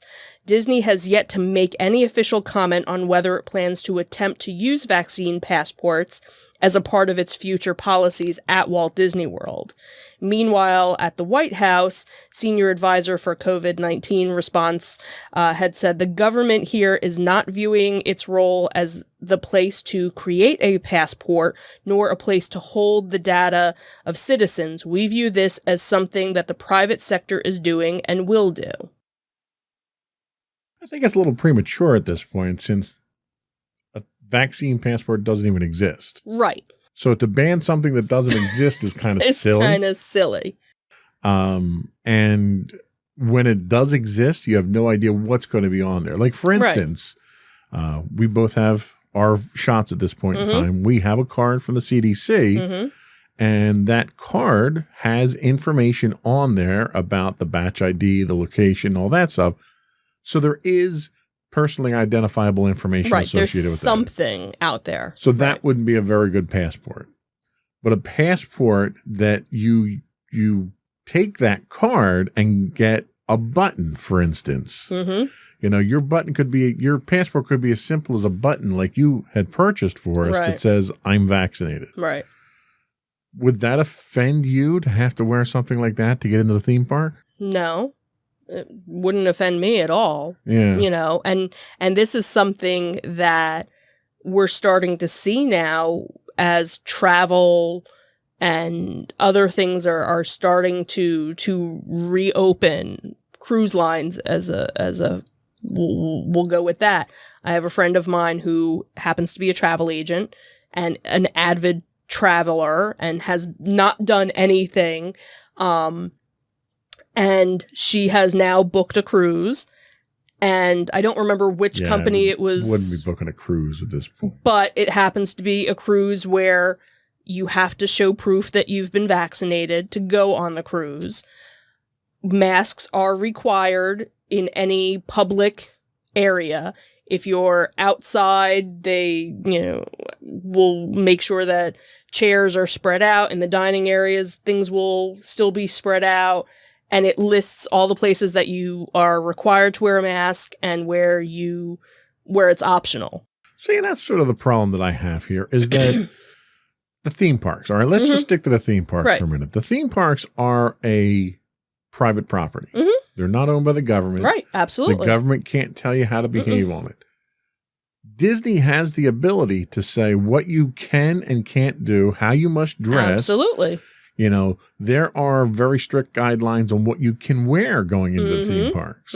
Absolutely. So in order to use their facilities and enter their park, Disney's well within its rights to say you have to be vaccinated to come in here. And you have to show proof of it. Right. And if Disney decided tomorrow to do that, I would be okay with that. And I would too. And the government, the governor of Florida would have absolutely no say over that. Right, exactly. Because again, it's the private sector. It's just like how stores have, even though certain states now have said you don't need to wear a mask, it's not mandatory anymore.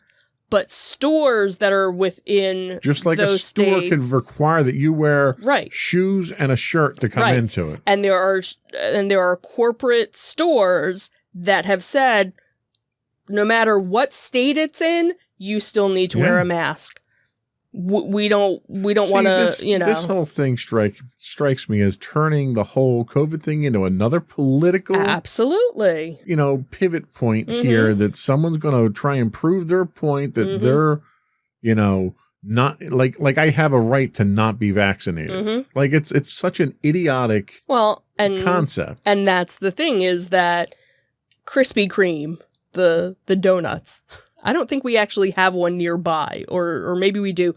They probably better if we didn't. Probably better. They actually had a thing that once you've gotten your shot, bring in your card and we'll give you a free donut. Yeah. Okay.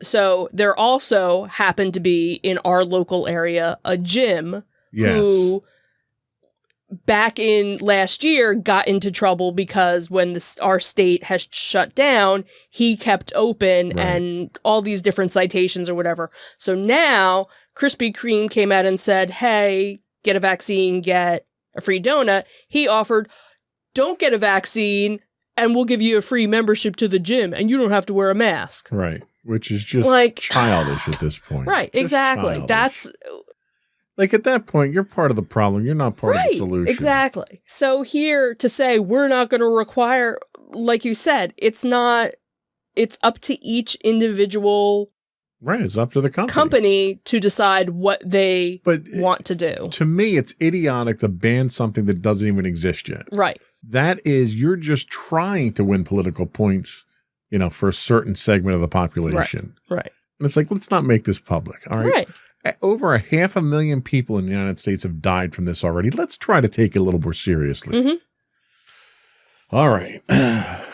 Rant over. And I wasn't ranting about Disney. See? Look at that. Wasn't ranting about Disney that time. That's impressive. All right. Let's take a break and we'll come back with our Tales from the Edge of the Other Side of the Galaxy thing. Sure.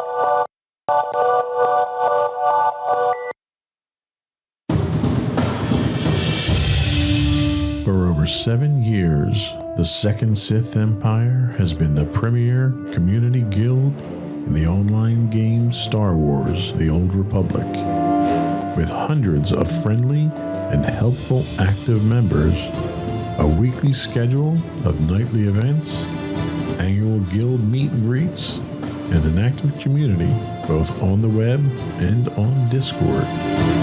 The Second Sith Empire is more than your typical gaming group. We're family. Join us on the Starforge server for nightly events such as operations, flashpoints, world boss hunts, Star Wars trivia, guild lottery, and much more. Visit us on the web today at www.thesecondsithempire.com.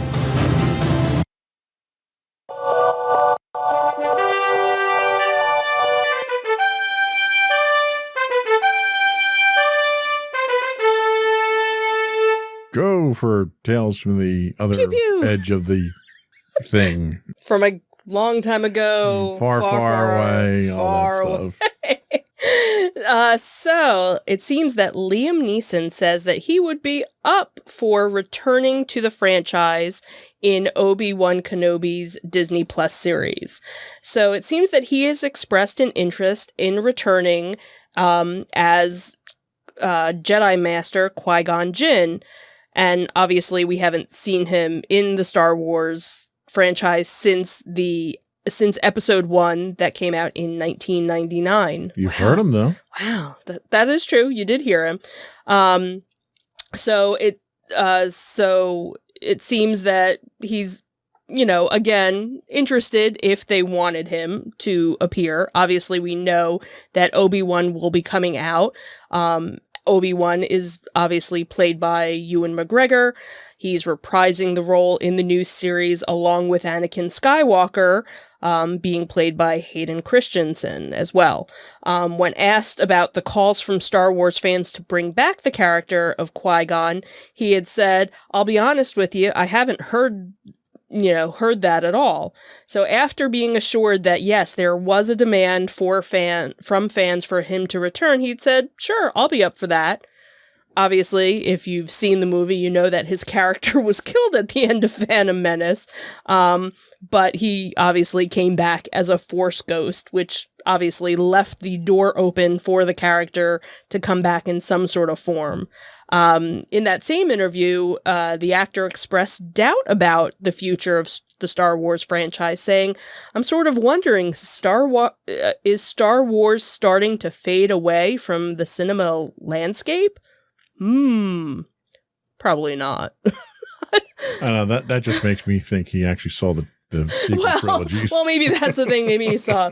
So obviously we have Obi-Wan Kenobi coming out, and obviously other Disney Star Wars projects, the third season of The Mandalorian, the Boba Fett spinoff, and obviously, other things that we know, The Bad Batch. I think there was a trailer or something today, for that too. So obviously Star Wars isn't going away. Maybe it's not going to be as cinematic as, maybe that was kind of where he was going with it. But talking specifically to him reprising his role, it's worth noting that Darth Maul got cut in half and they brought him back too. True. There's nothing to say that we can't bring him back. It's kind of like with soap operas. Just because they die doesn't mean they're not dead forever. Qui-Gon learned the secret of turning into a Force ghost and has passed that along. So I think that was significant, but I could totally see Obi-Wan out in the middle of the desert living by himself there, having hallucinations at least. Right. I can see that. He might not actually be there. Right. But he might think he's there. I mean, true. Obi-Wan had Force ghost appearances after he died too. Right. True. So there's no reason for that. Yeah. So. But to his point about, Star Wars, I think Disney learned a major lesson trying to flood the market with Star Wars movies. Yeah. Like they tried to recreate, we've talked about this in the past. Yeah, they tried to recreate that Marvel Cinematic Universe with a movie coming out every few months and found that you can't do that with Star Wars. It doesn't work. Well, right. When you make terrible movies, it doesn't work. If you make good movies, if you made Rogue One level movies every time, it would have worked. They haven't found their niche yet, because with Marvel, they're doing different characters in so many of the things. And, in all fairness, Marvel had a couple stinkers in there, too. Oh, yeah. Iron Man 2 was terrible, and all the Hulk movies were horrible, and pretty much all the Thor movies were horrible. It was the movies where they were all together that was really good. All the assembled movies. Right. Once they've been assembled, it's okay. Some assembly required. You need to go to IKEA and get your Allen wrench. But yeah, I think he makes a point that Star Wars has kind of found its niche in television in serial form at this point in time. And it's not the first time. I mean, right. You had your Clone Wars, you had your Rebels, you had what was that other one that nobody liked? Resistance or whatever it was. Right. They've had their run in animation. And I think they surprised a lot of people with their live action. Right. And it's really, really good. Yeah. So as a Star Wars fan myself, I'm perfectly happy getting my snippets of the Star Wars universe that way. And then doing a Star Wars movie, as long as it's not directed by Rian Johnson.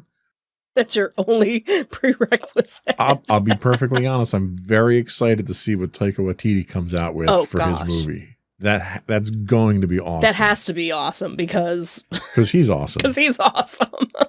Speaking of awesome, we have more Obi-Wan news to talk about. Yeah, so it seems that they have now unveiled the cast for Obi-Wan Kenobi.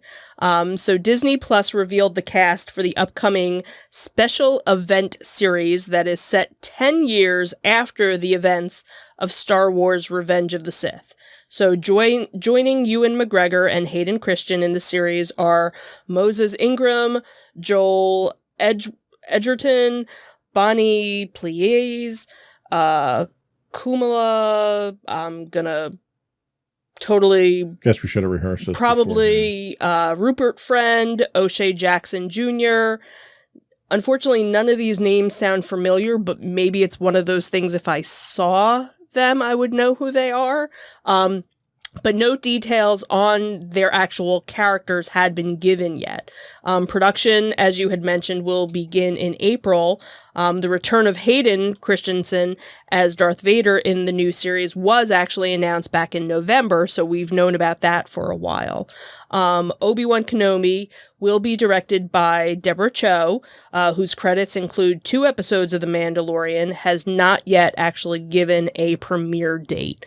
Obviously, we know things had gotten pushed back because of COVID, because I think they were originally supposed to be coming out with it in 2021, I think, when they had first announced it. Obviously, if they're not even starting to film, we're probably looking at maybe a January 2022, maybe? Possibly. So, we'll see.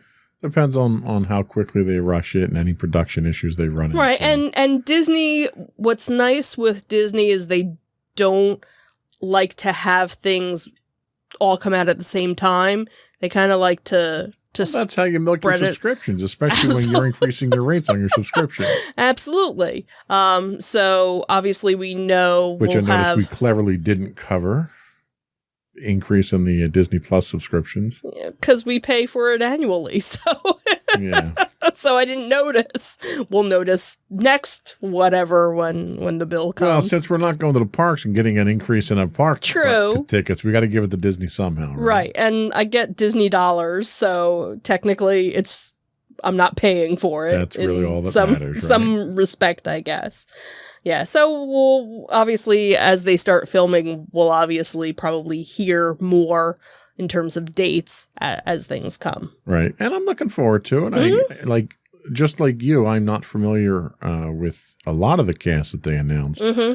but that actually kind of interests me. Yes. Because one of the things that Star Wars really did well in its very early inception Right. was bringing the talents of people out that were largely unfamiliar to audiences. Yeah. They did that again with, to a certain extent, they did it with Solo. Mm-hmm. They did it with Rogue One. Mm-hmm. To a certain extent, they did it with Mandalorian. So it's one of those things Right. where they kind of have That's this, kind of their thing. yeah, that's their thing, and they've done a very good job. I'd much rather see that. I also did see, is it Russell Crowe signed on? I have to look up the article, but I just saw Russell Crowe signed on to one of the shows that we like. Oh, okay. They do. I'd rather see that than to see a whole bunch of people that are big name stars Mm-hmm. who are fighting for attention and competing, because you don't, a lot of times you don't get the kind of selfless dynamic that you would expect to see from the kind of show that we look for. Right. Right. So anyway, very much looking forward to that. And that was all we had for our Tales from the Edge of the Galaxy. That's Tales from the Edge of the Galaxy, right? Yes. Okay. I'm fried today. It's a good thing it's a long weekend. For some, Don't be jealous. I'm not. You still owe me a vacation day. I do. I know. I stole yours last week. I'll do your job tomorrow for you. How's that? Okay. You might not have a job on Monday if I do, though. Okay. That's it for Tales from the Edge of the Galaxy. We'll be right back with our entertainment news.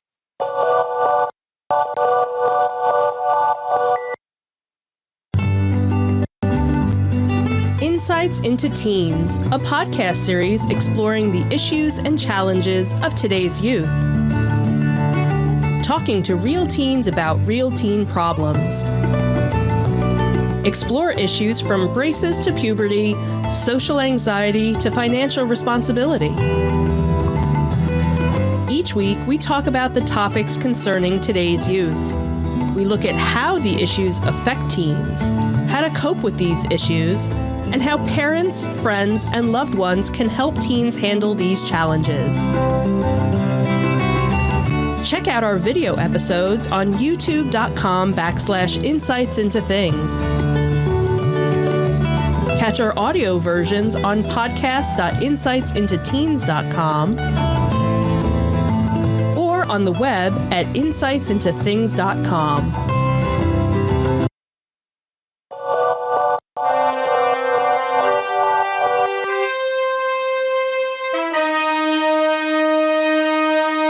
Dum dum dum dum dum dum dum dum. Go for entertainment news. So it seems What We Do in the Shadows is getting a spin-off that will land on the CW and HBO Max.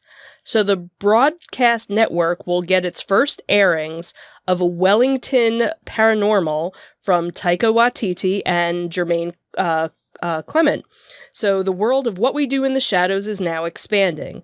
So the CW and HBO Max have jointly acquired Wellington Paranormal, a spin-off of the 2014 vampire mockumentary, which also spawned the FX series What We Do in the Shadows. The show is the first joint acquisition by the two outlets. HBO Max is the parent company of Warner Media, which jointly owns the CW with Viacom CBS. So under the agreement, the CW will get the first airings of the show, which is set to be part of its summer schedule. A premiere date has yet to be determined. And then HBO Max will stream the episodes a day after the broadcast debut, as will the broadcaster's ad-supported streaming platforms. So HBO Max has a full season of streaming rights of some other CW original series, including Batwoman, Nancy Drew, Walker, Superman and Lois, Kung Fu and the Republic of Sarah, which they'll be airing as well after it airs on the CW. Wellington Paranormal stars two of the stars who were part of the original film, and they'll be reprising their roles. They actually played two hardworking members of the Wellington, New Zealand Paranormal Unit. Under the leadership of the sergeant, the unit investigates the surprisingly regular supernatural occurrences in the city capital. They had Clement and Watiti had created the series with executive producer Paul Yates. The New Zealand Documentary Board produces the series, actually.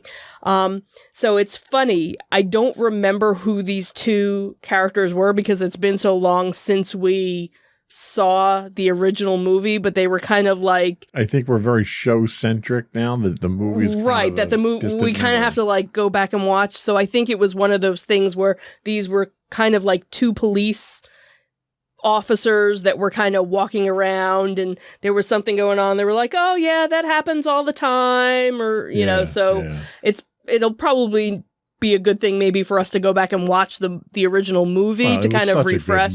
Oh, absolutely, to kind of refresh ourselves. So you know, here's another spin on it, and obviously this will take place because the television series takes place in New York, right? And so this part will actually take place in New Zealand more than likely. So should be interesting. And again, it's another project from Taika Waititi, so it's going to be so awesome. We know it's going to be hysterical. So it can't help but be awesome. And the show itself is great too. I can't wait for the show to come back. Yeah. Tell us about National Treasure. So fans who have been, looking for clues about the future of National Treasure are in luck. Deadline is reporting that Disney Plus has greenlighted a new TV spin-off series with an order for 10 episodes. The new series will hand the reins of the expansion of the action-adventure franchise over to a new Latina lead named Jessie Morales. The 20-year-old dreamer Jess, along with her friends, will become involved in a new adventure revolving around the mysteries of her family tree while discovering some hidden treasure along the way. You'll recall that Disney Plus series had been in the works for the streaming service now.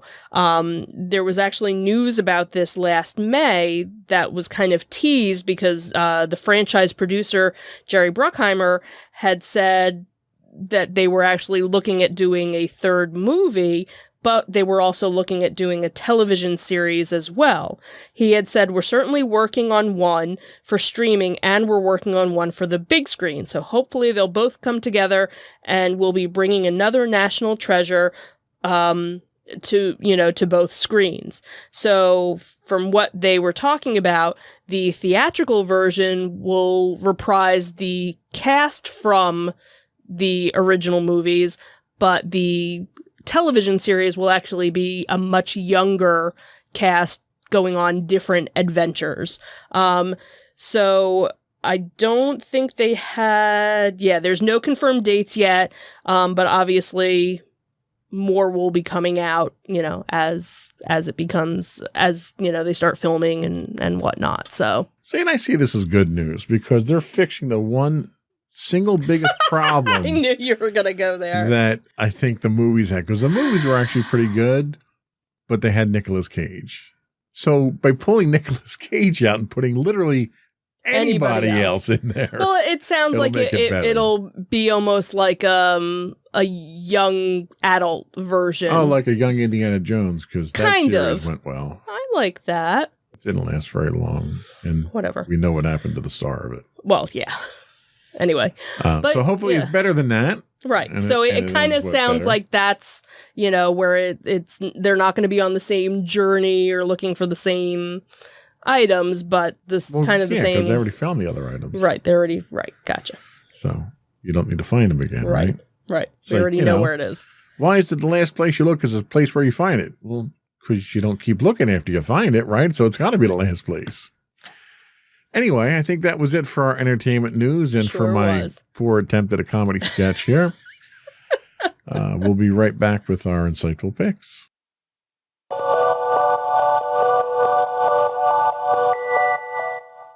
Go for your insightful pick. So my insightful pick happened to be something that I came across on Disney Plus.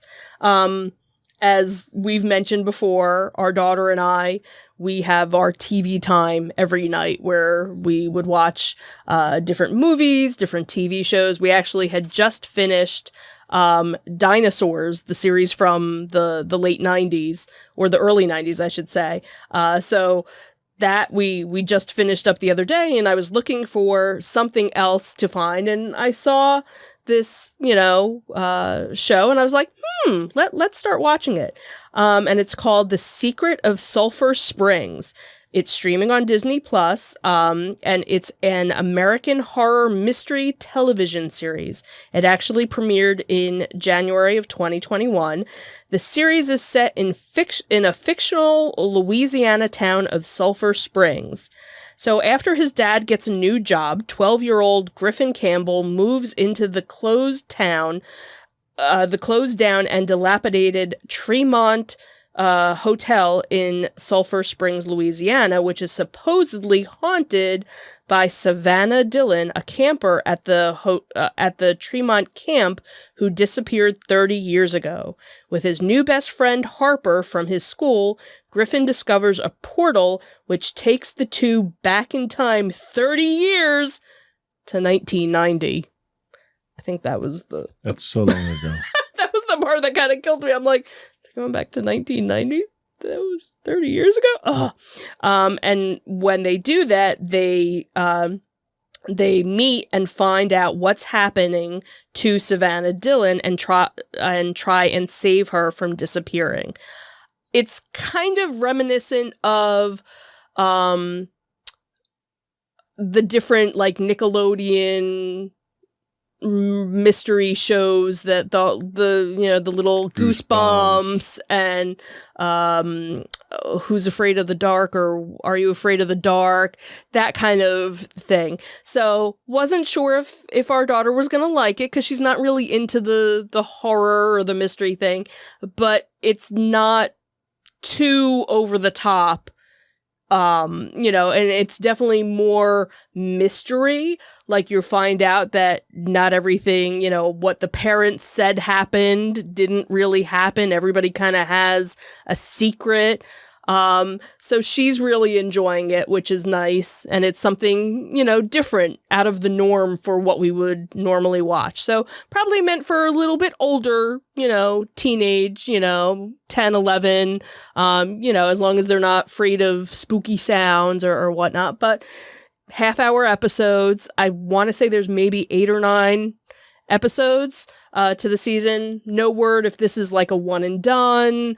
But we're definitely enjoying it. And the one thing was on DisneyNow.com, they actually have little snippets that you can watch after each episode where they have cast members talking about what had happened on the show and their theories about what's going forward in the next episode. So a nice little add-on for those watching the show. Cool. Nice pick. Thank you.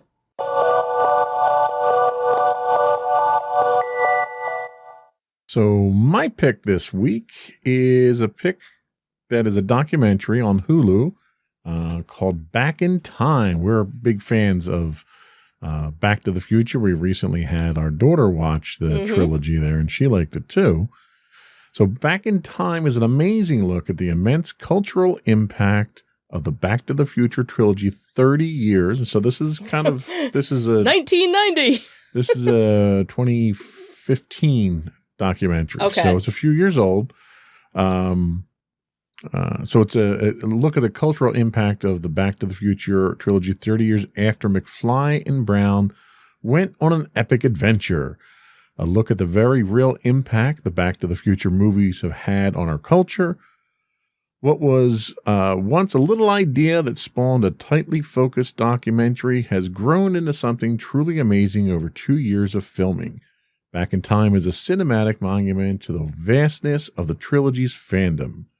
In addition to the footage and interviews revolving around the time machine itself, the DeLorean, the crew found that simply by delving into the impact of the trilogy, an epic journey began to unfold before them. So the documentary itself was something that they started out almost like a fan project, like a Kickstarter backed fan project thing to put something together, and that turned into a monumental journey. The crew captured countless hours of footage during filming, from Steven Spielberg to Robert Zemeckis and Bob Gale, to the Shays and Hollers, and from James Tolkien and Leah Thompson to Christopher Lloyd and Michael J. Fox. Back in Time features interviews after interview that simply must be seen. And that's kind of what blew my mind, is they had such access to all the stars. They would go to fan conventions that happen across the world, really. Okay. Because the one that they did was down in, I think, Australia. And they would talk to the people that attend these. And, they went not just Back to the Future conventions, they went to DeLorean conventions. Oh, okay. And they talked to people, like the community itself of people that buy the roughly 3,000 DeLoreans that survive, and try to turn them into time machines. Okay. And they talked to this one husband and wife who actually were volunteers for the Michael J. Fox Foundation. And the husband had been diagnosed. He was given 6 months to live. And they decided that they wanted to buy a DeLorean. He that was his bucket list. He wanted his DeLorean and wanted to turn it into a time machine. And like 8 years later, the man is still going because of the passion of what that project did for them. They've driven had a mission once they built this DeLorean to drive it to all 50 states, which they've accomplished doing. And they've raised countless amounts of money for the Michael J. Fox Foundation for Parkinson's. And it was just their story alone would have made the documentary worth it. But they go into all the festivals that happen. Like there's one that was in New Zealand where they recreate the town. Oh, wow. Complete with the houses. So you walk through Biff Tannen's house and each person's house. And it's neat because when you park out in the parking lot. And when you walk through, they created Peabody's farm. And you walk through the farm and they have farm animals and everything. And then you come into the town square everyone watched the movie in the town square and they did a play. It was really well done. It was not your typical type of documentary. But the thing that really gave it the gravitas was the fact that you had people like Michael J. Fox featured in here, Leah Thompson, Christopher Lloyd, Robert Zemeckis. They all made time to be part of, no pun intended, but to be a part of this documentary. And it was a really well done documentary. Totally blew my mind. So Back in Time is streaming now on Hulu. We'll be right back with some afterthoughts.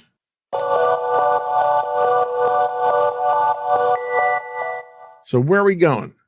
So obviously we know that San Diego Comic-Con is still going to be virtual this year, but one of the little conventions that is usually in our area, Monster Mania, they usually hold it twice a year. They are doing something a little different this year. They are doing Monster Mania's mini Little Mall of Horrors. They're actually doing it at a different location than they normally do. It's actually going to be in Oaks, Pennsylvania, at the Philadelphia, Pennsylvania Expo Center. And this is actually a location that we've gone to for other different events.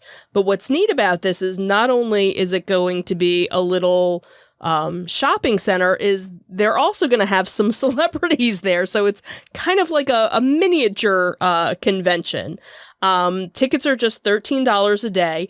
As of right now, Saturday is completely sold out. They are limiting the amount of people. You do have to buy your tickets in advance. Obviously, social distancing is asked and masks are required. It's the first time ever that they're doing this little outdoor Mall of Horrors. And they're doing it on Saturday, May 22nd and Sunday, May 23rd. They will have over 150 vendors in a large 6-acre paved fairground. Vendors have been waiting since March of last year to do any sort of show. So this is kind of going to be interesting, different, kind of an outside version. Normally, Monster Mania is held in one of the local hotels in Cherry Hill, and it's usually very packed and very crowded. So it'll be interesting to kind of see how this goes. We did buy tickets because we're jonesing for desperate something. to get to a convention. So it's usually it's a convention that we go to, not necessarily to see any of the celebrities, usually to, walk around and just be among other people. So we did buy tickets already. So it should be interesting to see, maybe we'll film some of it, for a later show. And maybe depending on how successful this is, maybe it'll be something they continue to do, a couple times a year. So we'll see. What else we got? So another thing that kind of popped up was, obviously we see a lot of bands that have been coming out and doing online concerts, different streaming events. But this was one that popped up. Bare Naked Ladies is going to be doing a little concert. It's not a full concert. It's actually going to be just an hour, and they're calling it Flippin' Hits with BNL, a night of monster jams of a pandemic proportions. It's a streaming event that's only going to be played once. They're not going to be doing any post-broadcast viewing of it. It'll be a 60-minute greatest hits concert that they filmed in Toronto. What's nice about it, though, is they have a whole bunch of different ticket prices, and the cheapest one is actually $15. So really not that expensive. I think there was one that was $30 that included a copy of their greatest hits CD along with a ticket to the show. So the concert is going to be on April 17th at 9:00. So if anybody is a Bare Naked Ladies fan and you're looking for a concert, obviously not to go to, because again, everybody's social distancing, at least you can get some sort of music entertainment. Nice. So a couple of little things that might be signaling a little bit of return to normalcy here. Yeah. And we've got what was the other convention that was coming up that they were splitting? Well, that was San Diego, where they were going to be doing the virtual, and then they're doing, and then possibly later. something, and then supposedly this summer ZoloCon is supposed to be, which ZoloCon usually for our area usually would be in February. They're looking at a July date. So we'll see. And I think what you're going to see is, for any of the conventions or any of the shows, kind of like with anything else, you're going to have to buy your ticket in advance. You're going to have to buy it ahead of time. A little bit more planning, a little bit more prep. Right. You're not going to be able to just the day of, hey, let me go and see. They're not going to let people in, or they'll do time tickets, so that not everybody is coming in. So you'll probably see that for the next little while. But at least it's something. We're getting there. So we're right? getting there. We're getting there. And I think that was all we had today. Before we go, I would ask folks once again to subscribe to the podcast. If you subscribe, you'll get it first thing Monday morning at 8 when they go live. You can get the video versions of our podcast. If you look up Insights into Things, you'll get the video versions of all the network's podcasts. Audio versions of this podcast you can find under Insights into Entertainment. We're on Apple, Spotify, Google, any place you can get a podcast. And we also, again, ask you to reach out to us. Give us your feedback. You can email us at comments@insightsintothings.com. You can find us on Twitter at insights_things. We stream 6 days a week on Twitch at twitch.tv/insightsintothings. You can find us on Facebook at facebook.com/insightsintothingspodcast. The audio versions of this podcast can be found at podcast.insightsintoentertainment.com. You can find us on Instagram at instagram.com/insightsintothings. High-res versions of our videos can be found on YouTube at youtube.com/insightsintothings. And you can find us on the web with links to everything for all of our different podcasts at insightsintothings.com. That's it. Another one in the books. Have a good week, everyone. Bye. Bye.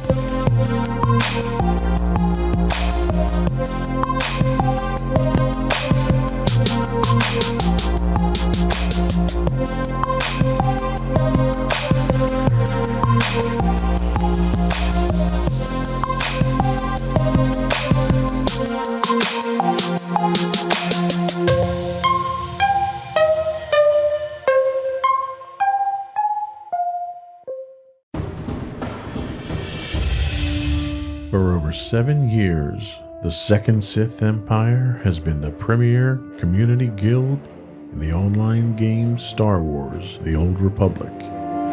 With hundreds of friendly and helpful active members, a weekly schedule of nightly events, annual guild meet and greets, and an active community both on the web and on Discord.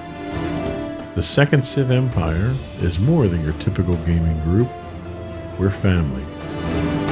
Join us on the Starforge server for nightly events such as operations, flashpoints, world boss hunts, Star Wars trivia, guild lottery, and much more.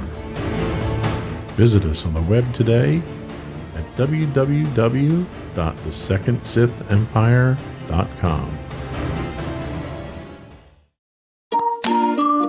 Insightful podcasts by informative hosts.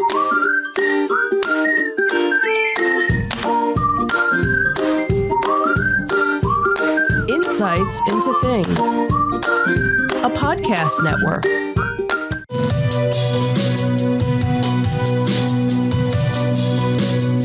Welcome to Insights into Tomorrow, where we take a deeper look into how the issues of today will impact the world of tomorrow. From politics and world news to media and technology, we discuss how today's headlines are becoming tomorrow's reality.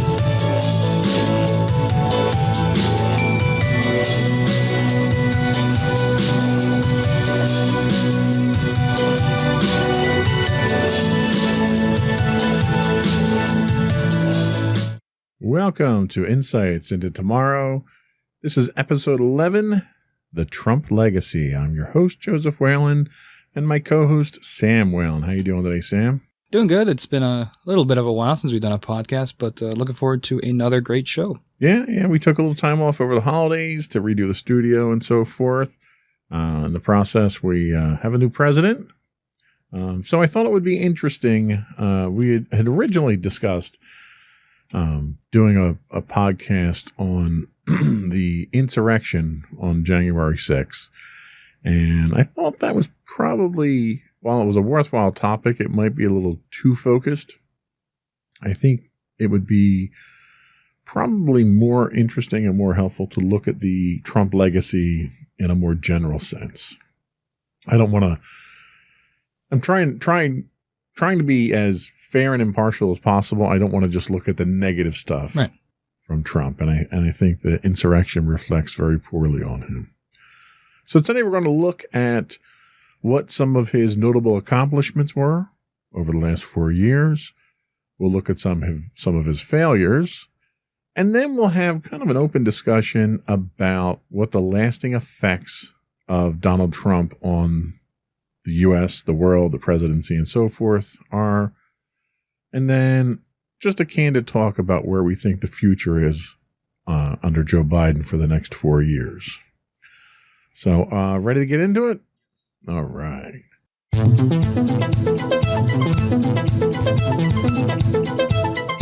So, I wasn't even going to do the plugs because I think this is going to be a long podcast. We'll do the plugs at the end of the show. Notable accomplishments. I kind of broke these down into a couple of key ones that came out of the whitehouse.gov website prior to the changeover. And the first one, and one that I think really is probably the biggest, is the reshaping of the federal judiciary. So everyone knows that Trump appointed 3 Supreme Court justices that are life terms, but he also appointed 220 judges to lower courts, which are all lifetime appointments as well. 25% of U.S. Circuit Court judges that are in place today were Trump nominees. And Trump's influence as a result of that will live on through the judiciary for the foreseeable future. Do you think that is a good thing, a bad thing, indifferent thing? What are your thoughts? I think it depends on what these judges are going to be ruling on in the coming years. And especially since it's impressive as a president to be able to do that in only 4 years to appoint that many judges and 3 Supreme Court justices as well. So whether or not the judges will, rule on certain things in the coming years, it's still, it's something that'll be in a history book looking back at the presidency of one of his accomplishments. Absolutely. And I think the one thing that we've seen so far is the 3 Supreme Court justices did not tip the balance of power in the Supreme Court at this point in time, given the number of cases that Trump brought to the Supreme Court during the election phase that did not go in his favor. So I think, if nothing else, the impartiality of the Supreme Court seems to still be intact, which is a good thing. The next thing that we look at is Space Force. Space Force is the first new branch of the U.S. military since the U.S. Air Force was created from the Army Air Corps after World War II. It's supposed to be a more centralized version of the military missions in space. Now, that's not fighting aliens or anything like that.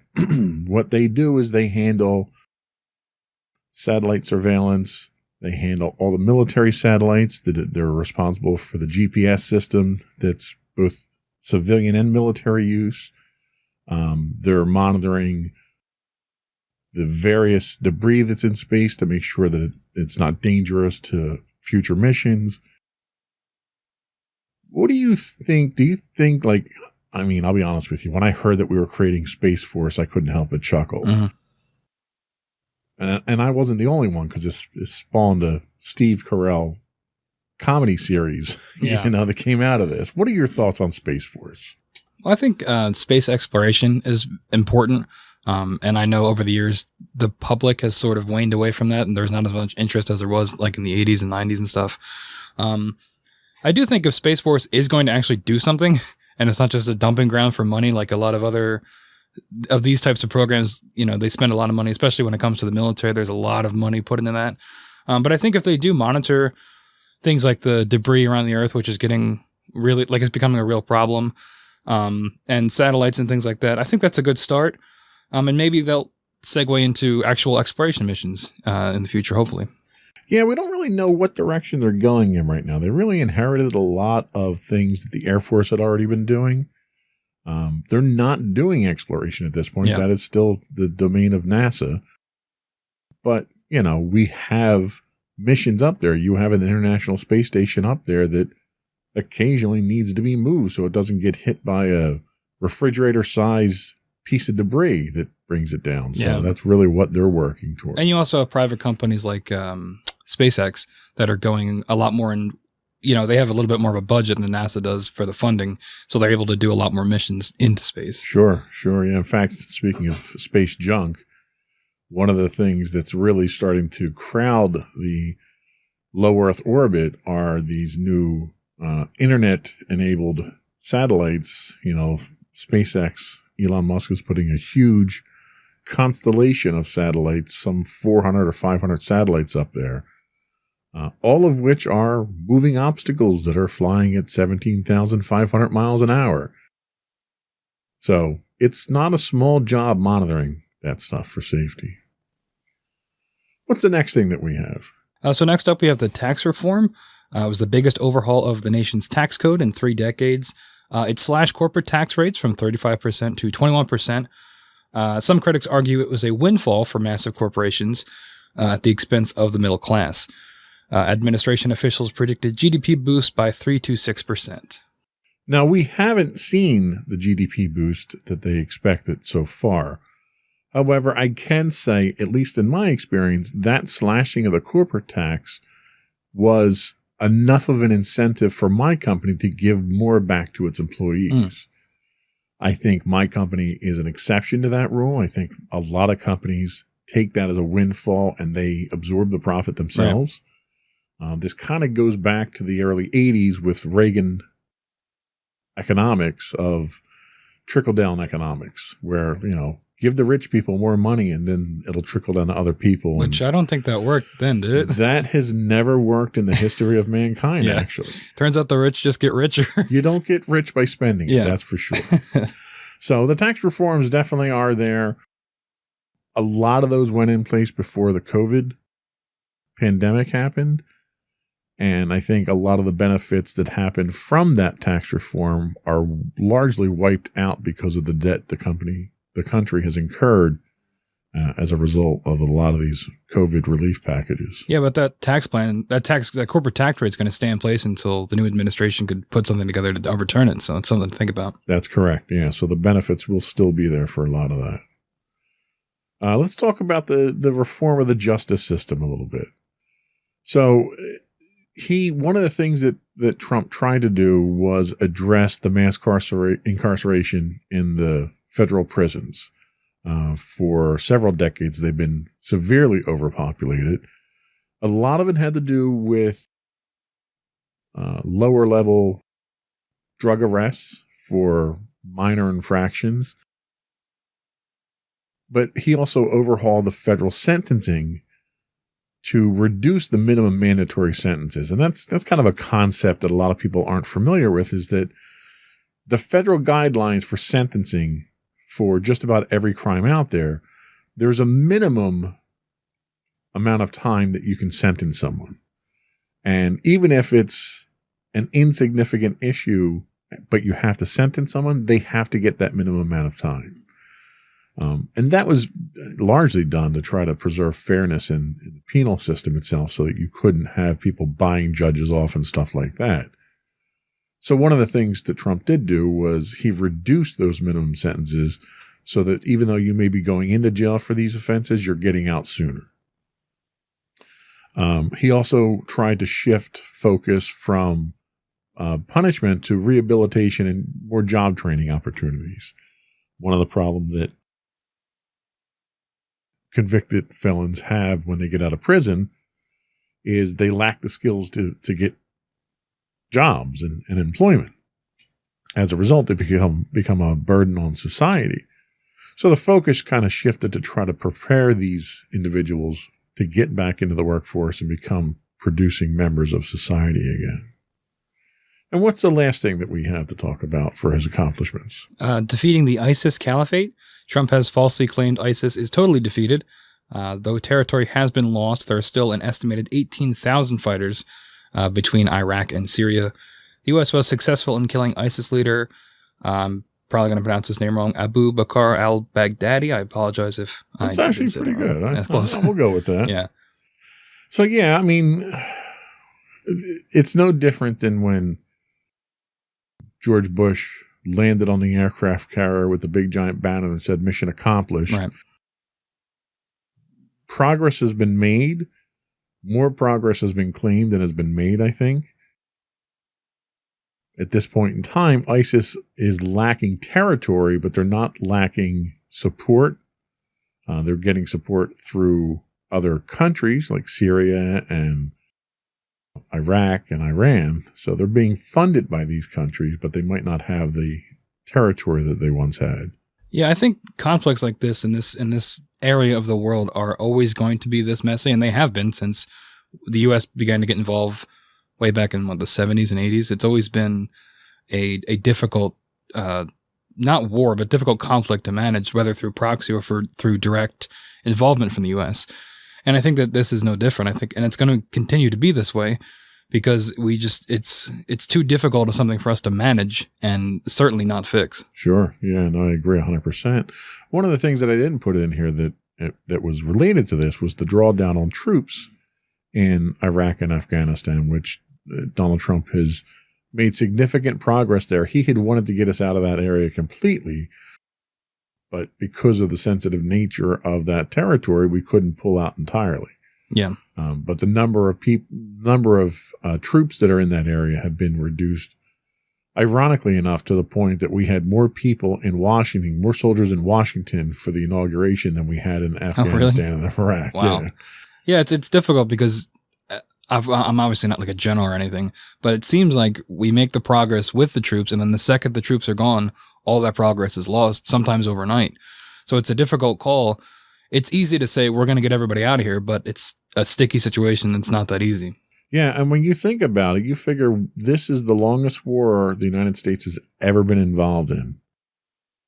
You know, the closest one to this was Vietnam, which was roughly 10, 12 years, but figure we've been fighting this war in that territory, this war on terror, since September 11th attacks. Yeah, and we could probably do a whole show comparing that to Vietnam. I mean, they're somewhat similar in terms of a difficult terrain, the language barriers, things like that, guerrilla tactics, and all that. It is just a mess. Absolutely. So that's some of the notable accomplishments that Trump had in office. Let's take a break. We'll come back and we'll talk about some of the failures that I think a lot of people have focused on.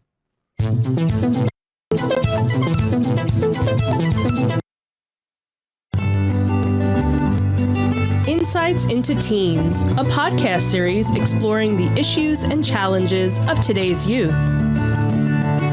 Talking to real teens about real teen problems. Explore issues from braces to puberty, social anxiety to financial responsibility. Each week, we talk about the topics concerning today's youth. We look at how the issues affect teens, how to cope with these issues, and how parents, friends, and loved ones can help teens handle these challenges. Check out our video episodes on youtube.com/insightsintothings. Catch our audio versions on podcast.insightsintoteens.com or on the web at insightsintothings.com.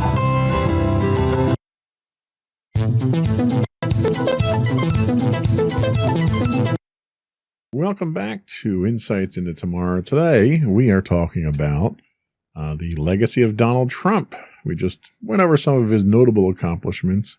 I think it's prudent for us to talk about some of his failures at this point in time. So the first one that I have here is the incident in Charlottesville related to George Floyd. So during this entire process, Trump really blamed, quote, many sides for the violence at the rally for George Floyd. And at the time, he claimed that there were, quote, very fine people on both sides. One side being the Black Lives Matter group who were protesting the death of George Floyd. The other side being made up largely of white supremacists and the KKK. This statement itself really stirred up a bit of a hornet's nest here when he was describing these white supremacists as very fine people. And he took criticism from both Democrats and Republicans, including traditionally staunch supporters like Lindsey Graham. What are your thoughts on this particular failure of Trump's? I think it seems like such a simple thing, right? You see white supremacists and KKK leaders on one side. You just have to condemn them. And he couldn't do it. And he was directly asked, I remember multiple times by reporters, to just condemn them.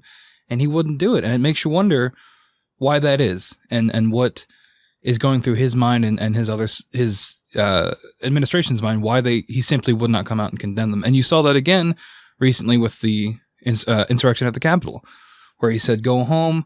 We love you." Very kind words to people that were attempting to storm and succeeded in storming the Capitol building.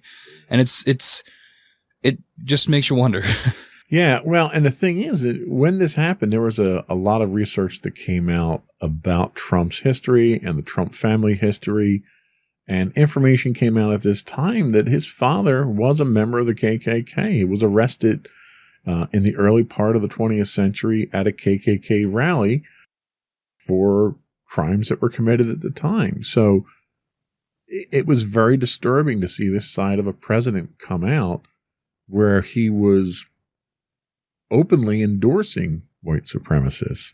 And that was a pattern of repeated alarmist type behavior that we've saw the last at least 2 years of his presidency where we've had these issues. What was the next thing that we're pointing out here? So we're taking a look at America's global image under the Trump presidency. America's global image has declined significantly under Trump. I think that anybody that reviews the last 4 years can probably put that together. Trump repeatedly insulted key U.S. allies while cozying up to dictators. Trump pulled the U.S. out of key international agreements, like the Paris Climate Accords. Surveys show the majority of citizens from 32 different countries have an overall lack of confidence in Trump to do the right thing on world affairs. And finally, Trump's handling of the coronavirus pandemic has left the U.S. embarrassed on the world stage and created a void in global leadership that China is rushing to fill in currently. Yeah, I mean, he left us really in a bit of a predicament. Yeah. So much so that immediately after the election, before the results were certified, you had allied nations that were reaching out to Joe Biden to congratulate him on the win before it was even official. Mm-hmm. I'm not sure what the long-term implications of that are, because I think a lot of the damage that he did, at least as far as our allies go, are things that can be built back fairly quickly with him out of office. Mm-hmm. My concerns center around more the relationships that he had with the adversaries of the United States, like the Putins and North Korea and so forth. You know, I mean, he really took the country in a direction that it never went in the past. What are your thoughts? Yeah, I mean, there's multiple instances of him talking about how he admires Vladimir Putin and things like that. And it's not a great look, right? I mean, on paper, Americans supposed to be like this bastion of freedom, which obviously in practice is not necessarily the case. But when you're on the world stage cozying up with known dictators, borderline admitted dictators who have, of course, never been proven, but have, eliminated political rivals through, various means or subjugating their own people. When you see the leader of the free world being friendly with them, it sends a disturbing message to other countries, not to mention the people of America as well. Yeah, absolutely. It's kind of scary when we get to that point. So the next thing we talk about is immigration, which was one of the things that Donald Trump had campaigned on. His promise to build the wall, to stop illegal immigration coming in, to deport the people that were in the country already that shouldn't have been here, in his opinion. Trump has been accused of human rights abuses and violating international law by the UN for his treatment of undocumented immigrants. I couldn't tell you the last time an American president was accused of human rights violations. Trump policies had led to the separation of at least 5,500 families and saw children placed in cages for the world to see, which was another embarrassing moment that the press really hammered him on. 445 of those children still are left separated from their parents. So it's a continuing problem where they can't find these parents for the children. The president of the American Academy for Pediatrics labeled Trump's policies nothing less than government-sanctioned child abuse. Yikes. What are your thoughts on his immigration policy? I mean, we've got a lot of the wall done, right? So is that a good thing or a bad thing? I don't think the wall was a great idea. I mean, it for people that think that we should take a strong stance on immigration, I think it's a very good physical thing to see. But I think in practice, I don't know that the wall really works. And not to mention, speaking back to the ICE situation, we actually talked about doing a whole episode on ICE, but doing the research, we found it would be better to just lump it in with this. But the fact that 545 children don't have their parents or any real person to take care of them still, and for this long is horrifying. And the fact that it's still happening. Yeah. Yeah. And Trump tried to defend his actions by claiming that a lot of these children were not brought over by their parents. They were being brought over by criminals and mules and, people that were trying to get into the country illegally and using the children as a means to get into the country. And there just wasn't any facts to back that claim up. As with a lot of the things that we deal with Trump, there's a lot of misinformation. There's a lot of what the Trump administration has labeled alternative facts. And I think you have a difficulty in sifting through. There's so much misinformation thrown out about these things that it takes an effort to sift through that you shouldn't have to make such an effort to do. Yeah, I think that, we'll probably touch on it more later in our concluding thoughts, but I think that's part of the plan, is to put as much false things out there that you question what is real and what is true. And then from there, you can make your reality whatever you want. Right. So what was the next thing that we're going to ding him on here? So the handling of Iran, Syria, and Afghanistan, we touched a little bit on this with the troop withdrawals. Trump's decision to withdraw from the U.S. from the 2015 Iran nuclear deal induced chaos throughout the Middle East. It remains one of Trump's most unpopular decisions in the global arena. Trump has failed to thwart Iran's aggressive behavior through his maximum pressure campaign. He exacerbated the situation by ordering the killing of Iran's top general, another name I'm going to probably mispronounce, Qasem Soleimani, which was huge when it happened. I remember we talked about it on one of the previous shows. Yeah. About how insane that was. And it's almost like we forgot it happened, but here it is again, looking back at everything. Iran has since abandoned the nuclear deal and is actively working towards nuclear weapons. Again, Trump pulled U.S. troops out of Syria, abandoning U.S. allied Kurdish forces. I remember that was extremely controversial too, especially I saw a lot of veterans on Twitter talking about that when that happened, about how that was wrong to do because you left these people hanging to dry. The withdrawal induced a humanitarian crisis in the region and the security vacuum that Russia, Iran, and accused war criminal Syrian President Bashar al-Assad benefited from.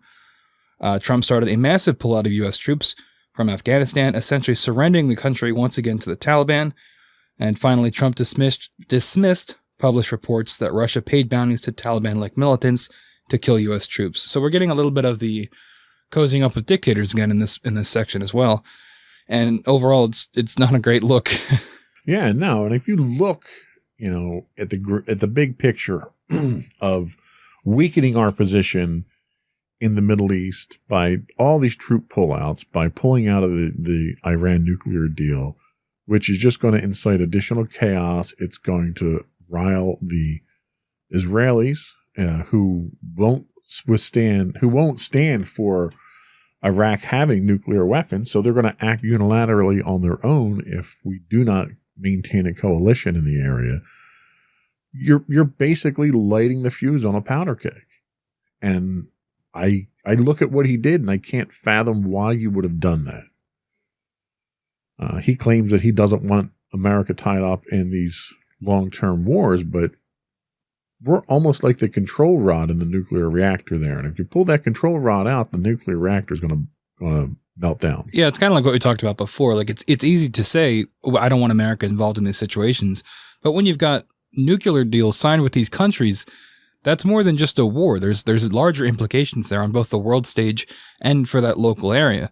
And it's like you said, it's lighting a fuse that I guess the new administration is going to have to deal with. Yeah, and it's a headache. I mean, not only is it weakening the U.S. position and our allies' position in the region, you're directly strengthening our adversary's position at the same time, which makes you wonder what team Trump was really playing for at the time.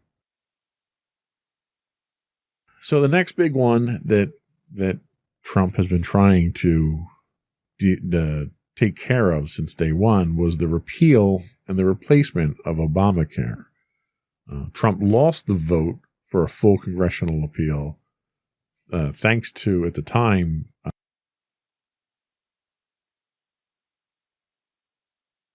Ruth Bader Ginsburg? No, Senator McCain. Oh.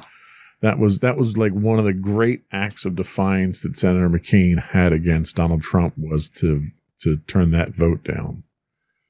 He's managed to dismantle parts of it, including the rollbacks on tax penalties for those that are not enrolled in health care.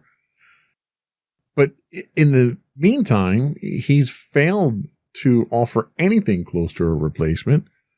He's been questioned several times on this, and his statement has been, it's ready. We're going to roll it out in a couple of weeks. A couple of weeks never got here. He never rolled out a replacement for it. The Supreme Court, as a result of that, did not allow it to be repealed because there wasn't a replacement for it. But he's weakened it significantly. And this is another problem that he's generated that the current administration, the new administration, is going to have to deal with.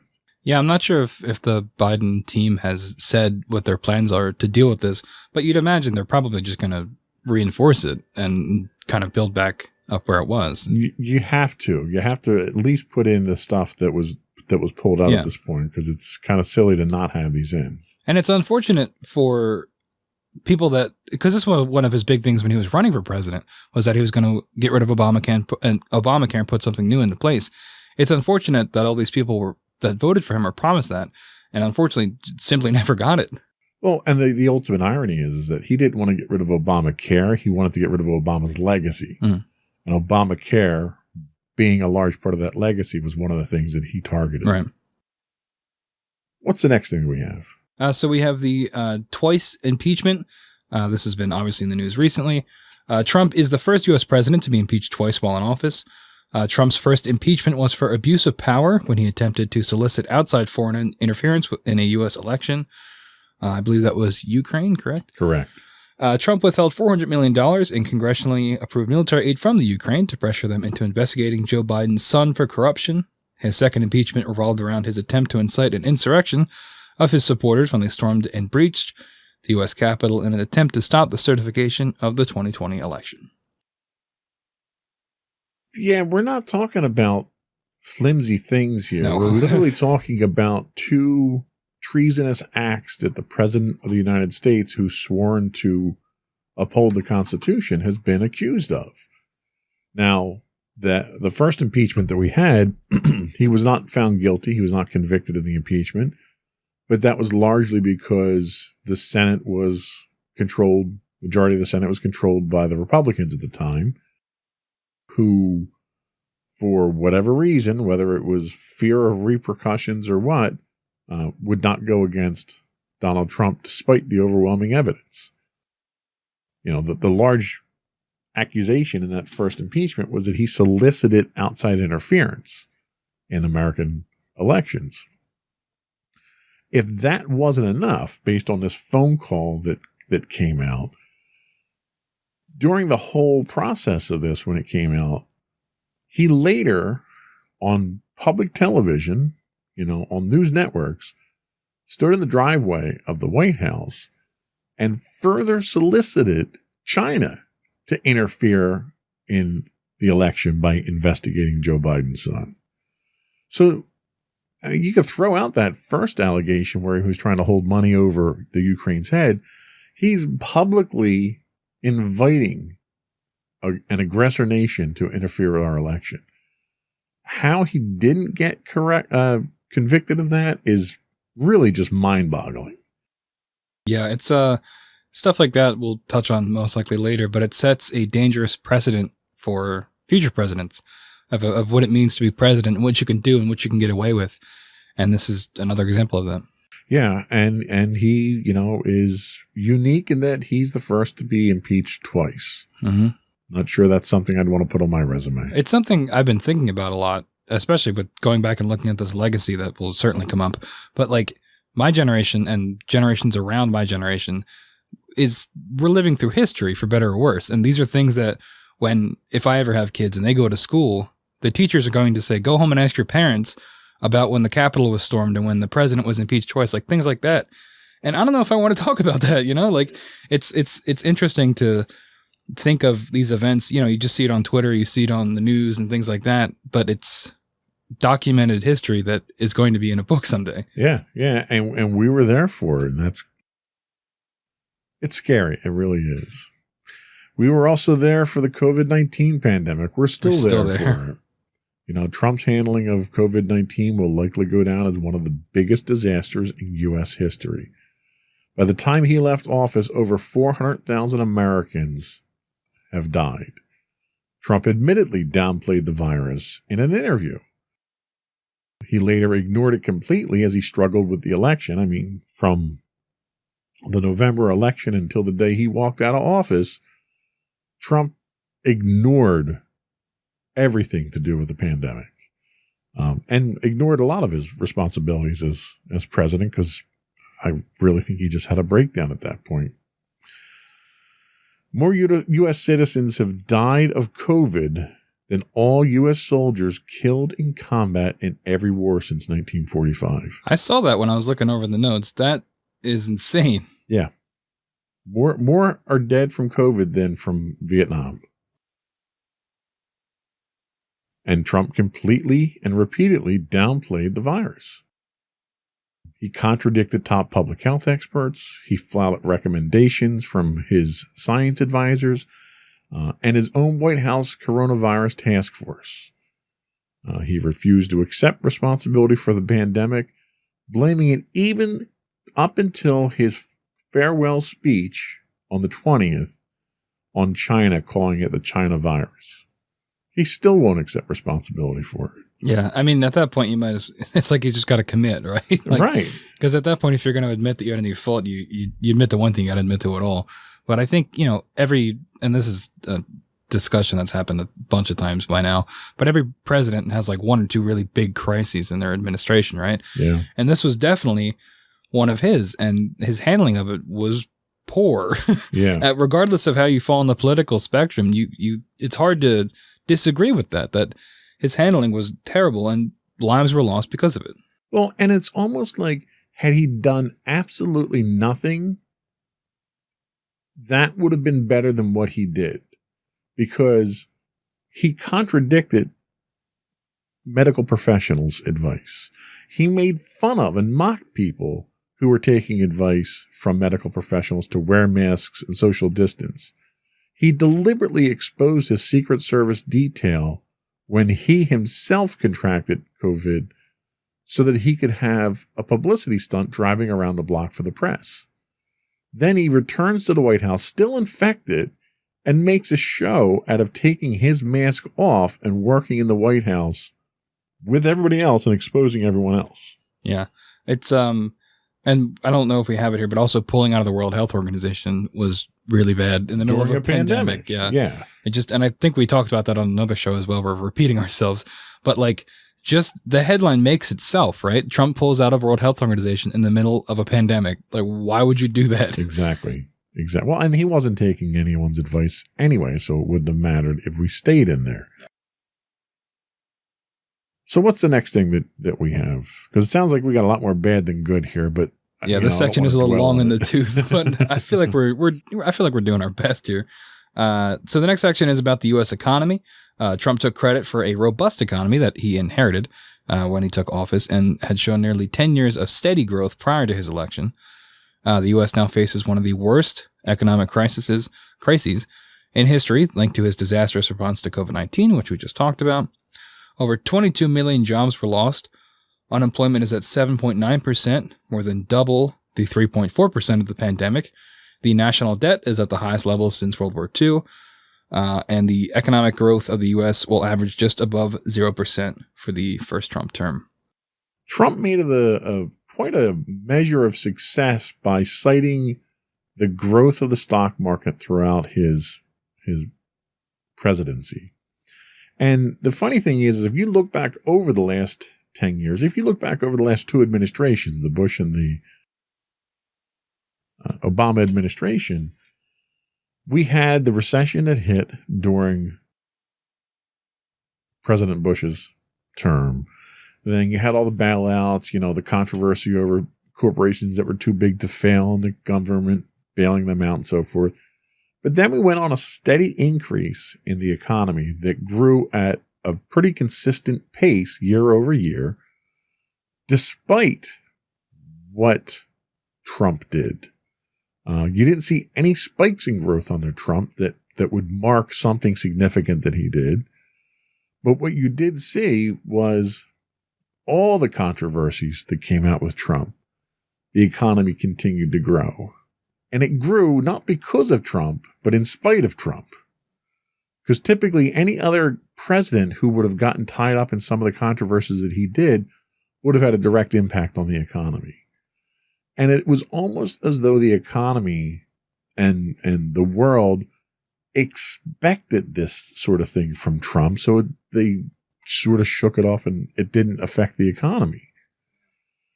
But even then, what you had was the pandemic hit. Your unemployment soared, the country shut down for a period of time, and the country never fully recovered from that. Our unemployment today is more than twice what it was before the pandemic hit. So if there's a measure of success to look at here, it's what the recovery looked like after the crash. And after the last recession that we had, there was significant growth. We've yet to see that in this case here.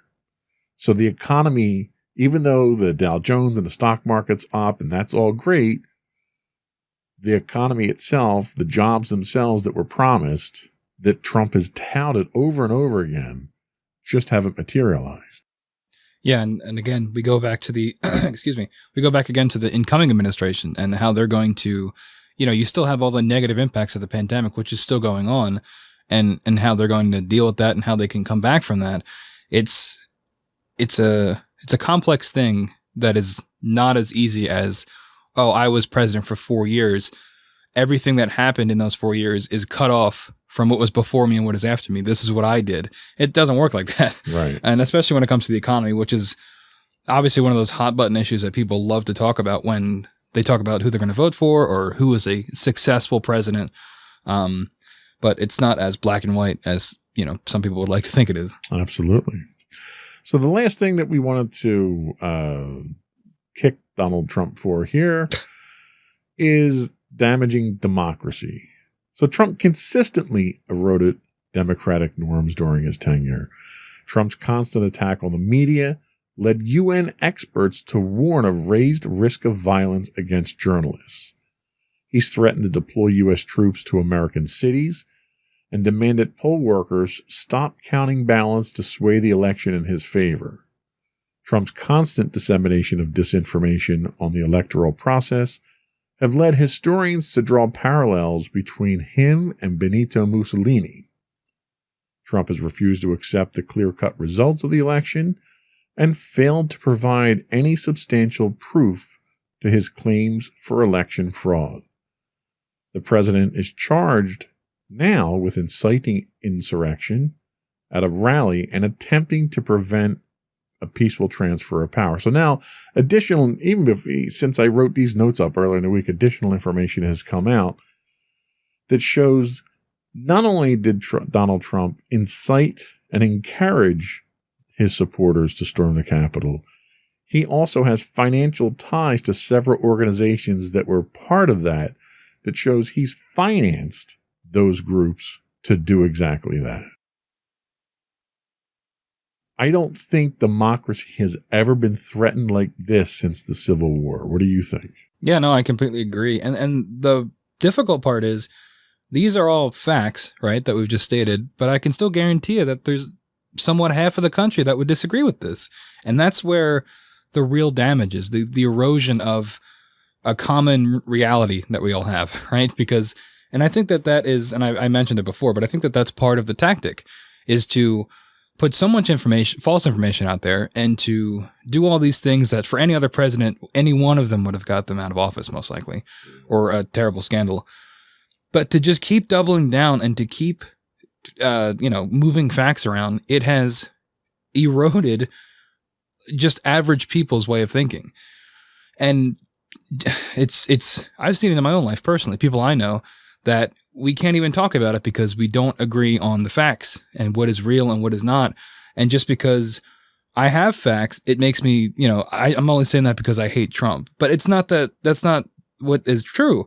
And I think that is a thing that we're going to see in the coming years, is this difficulty of telling what is fact and fiction. Even if Trump is no longer in office, I think that stain is going to remain with the country for a while. Yeah, like, you could have your own opinion. You're entitled to your own opinion, right, but you're not entitled to your own facts. The facts are the facts.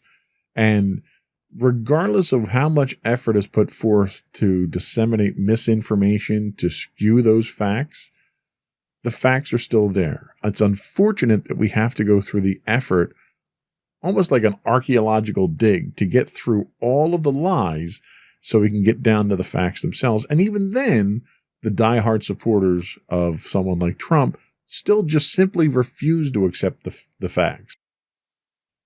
Whether or not you choose to accept the truth doesn't make it any less true. And there are people out there that are having a very difficult time accepting that. One of the networks we stream on here, we stream on a network called Vaughn Live, and there's a lot of Trump supporters that watch that particular service. And there's been a couple of instances where people, during our replays there, have directly questioned, what are we talking about? Trump won the election in a landslide.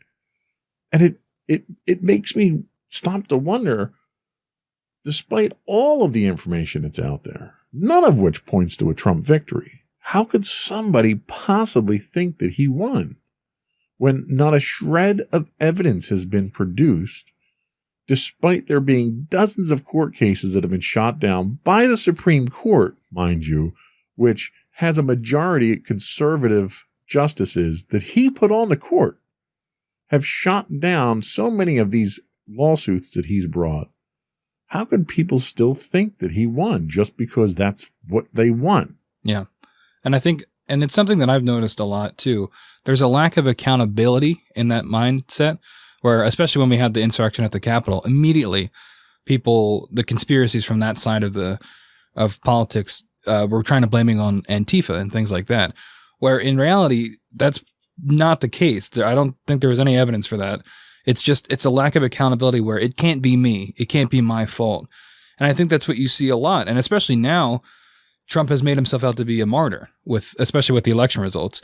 And I think that just feeds more into the cycle of a lack of accountability, and, Trump can do no wrong, and, it was robbed, it was stolen from him, which none of that is true. Yeah, I agree 100%. Well, let's take another quick break. We'll come back and we'll have a kind of an open discussion about the lasting effects of Trump and what the future under Joe Biden is going to look like.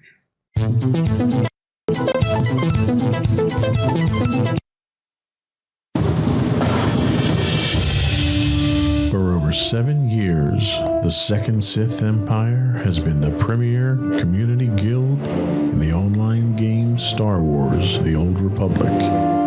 With hundreds of friendly and helpful active members, a weekly schedule of nightly events, annual guild meet and greets, and an active community both on the web and on Discord. The Second Sith Empire is more than your typical gaming group. We're family. Join us on the Starforge server for nightly events such as operations, flashpoints, world boss hunts, Star Wars trivia, guild lottery, and much more. Visit us on the web today at www.thesecondsithempire.com.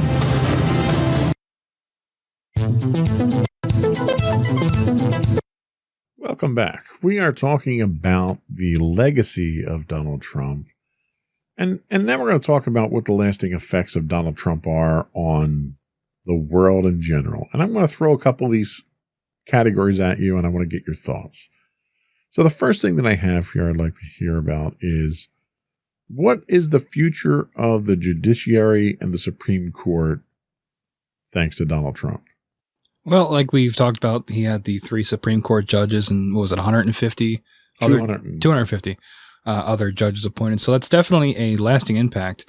I think it's really going to come down to, which is what I said during that segment, was how these judges are going to come down on a lot of decisions. I mean, we saw they don't always just toe the party line like you'd expect with certain things that Trump was trying to get them to do. We just talked about it. I forget what it was, where they well, for the election. Yeah. So something like that, you know, if the fear is that they would just follow his orders, that was proven to be false. So I think that shows a somewhat of a hopeful thing where they are impartial, which is what you want from your judges. So hopefully we'll see that continued impartiality. The one thing that does concern me, though, is you have a man who appointed several hundred judges to lifetime appointments that will affect the judiciary moving forward. And this is the same man who was such a terrible judge of character appointing cabinet members that he had a revolving door on his cabinet and couldn't keep cabinet members. And he had positions where he had 3 and 4 replacements over the course of 4 years, which makes me wonder, how competent and qualified is he to choose a justice that's there for life? Is that something that concerns you at all? Yeah, I mean, that's a fair point, and hopefully, he has not been great at picking people, but based off their character. But hopefully, out of those 250, we'll get a third that are good at their jobs, best, for the hope. But if not, then hopefully the system will do its job, and they'll resign or we'll find replacements. Hopefully, that's being very optimistic. Okay. Well, we're always so doom and gloom, I try to think positively. How about foreign affairs and our allies? What do you think the lasting effects are going to be on that? Well, I think initially it's probably going to be negative, but luckily we have the benefit of Joe Biden already having a working relationship with a lot of these people, most likely because of his time as vice president. So I think that is going to help rebuild a lot of the ties that Trump might have severed or damaged or tried to sever. And I think, having Joe Biden as the president might, the rest of the world will see America sort of back on track, hopefully, as having a functional government, a more, not traditional, but a more professional government. And I think that'll hopefully be a good thing for, our allies. And I agree with you 100% on those points. About the economy and taxes, what do you think we can see long term for that? Well, we talked about that corporate tax slash. Hopefully that is at least adjusted. I think that's way too much of a slash for corporations. I know you had mentioned that your company, things like that get benefits, but I think big picture, I do think it negatively impacts the most amount of people. For the economy, I think it's probably going to get worse before it gets better until we get coronavirus under control, which hopefully with the new administration we will, now that they're encouraging science and vaccinations are rolling out and things like that. Hopefully, once the virus is stabilized, the economy will also, in turn, be. I think you're on the mark there. It's really everything still centers around Corona. Yeah. What about immigration? Can we expect long-term effects of his immigration policies? I think that also kind of ties in with foreign allies and the world's perception of America. Hopefully, Biden will be able to be a little bit more welcoming and to immigration. Now, I know some people are very against any kind of immigration, but I think that taking the stance that Donald Trump did of almost xenophobia, or not almost, xenophobia, is not the way to go about it. And I think even if Biden's going to come down strictly on it, I'm not sure he's going to be as vocal about it. Sure, yeah. And what about, I specifically mentioned COVID here, but pandemics in general. Do you think the next pandemic, hopefully that won't be for at least another 100 years, do you think the country's going to respond differently than it did during Donald Trump's reign? I'd say most likely, especially because, looking 100 years back with the Spanish flu, people have such a, it's when you look in a history book and you see all the pictures in black and white, it's not as tangible. But with this, in our modern age, where you have, social media and things that will most likely be able to be looked back on, I think it'll be a lot more real for people. And hopefully, if it's less than 100 years, people like my age or younger will be alive still and will say that, this is not a joke. And hopefully, whatever administration is in power at that time will have learned from past mistakes and, be able to have some sort of pandemic like task force, that's is designed for these things, especially as the world gets more and more globalized every day. Yeah, here's the hoping. And finally, what do you think the long-term impact on the presidency itself is going to be? I mean, we just had a president who challenged every norm and every check that's been put in place on the power of the presidency. Do you think there's going to be a lasting effect on the presidency? Absolutely. And I think that Trump testing all of those limits is going to set like I said before, a dangerous precedent going forward. And I think that even the Biden administration will probably take some liberties with that as well, with what a president can do with things like executive orders or pardons and things like that. Hopefully that extended power will get reeled back, checks and balances and all over time. But I think in the immediate future, it's still going to be a little up in the air on how the presidency is viewed. Okay. So the future, all right, let's turn our attention to the future under Joe Biden. He's got 4 years. I don't think he's going to do a second term. So he's got 4 years to accomplish what he wants. And the first thing really is to unify a nation that is more divided now than any other time in our history, save for the Civil War. Do you think Joe Biden has what it takes to unify the country, given the staunch support of 70 million people who voted for Donald Trump? Honestly, I don't know. Because it's just, in his speech during the inauguration, he talked about it not being about parties, which I feel like every president says, but that doesn't work. It's not how that works. And in my experience, I don't think that that's possible. I just think that, and I don't know what it is, but I think people are much too focused on their political parties, and that divides us so much. And I'm not really sure how you can fix that. I think the best way to go about fixing it would be in the government, seeing, handshakes from both parties, agreeing on things. But if that's not going to change, then I don't see how that's going to change for the public either. I agree. Handling of COVID. So there's been a number of things in the first couple of days of the Biden administration that he signed by executive order to address COVID. Do you feel more confident in Biden's ability to handle COVID than Trump's? Do you think we're going to get ahead of this? Where do you think we're going with this, and are we going in the right direction? Overall, I am more confident in Joe Biden. My only fear is that so much damage has already been done by the Trump administration, and how Biden is going to be able to, if he wants to be effective, if he'd be able to be as effective as he can, given the things that Trump has done. Hopefully, using those executive orders, like you said, he'll be able to reverse a lot of that and speed the process up and get vaccinations out and get the resources to people that need it. Again, a lot of hoping. We'll see what actually happens.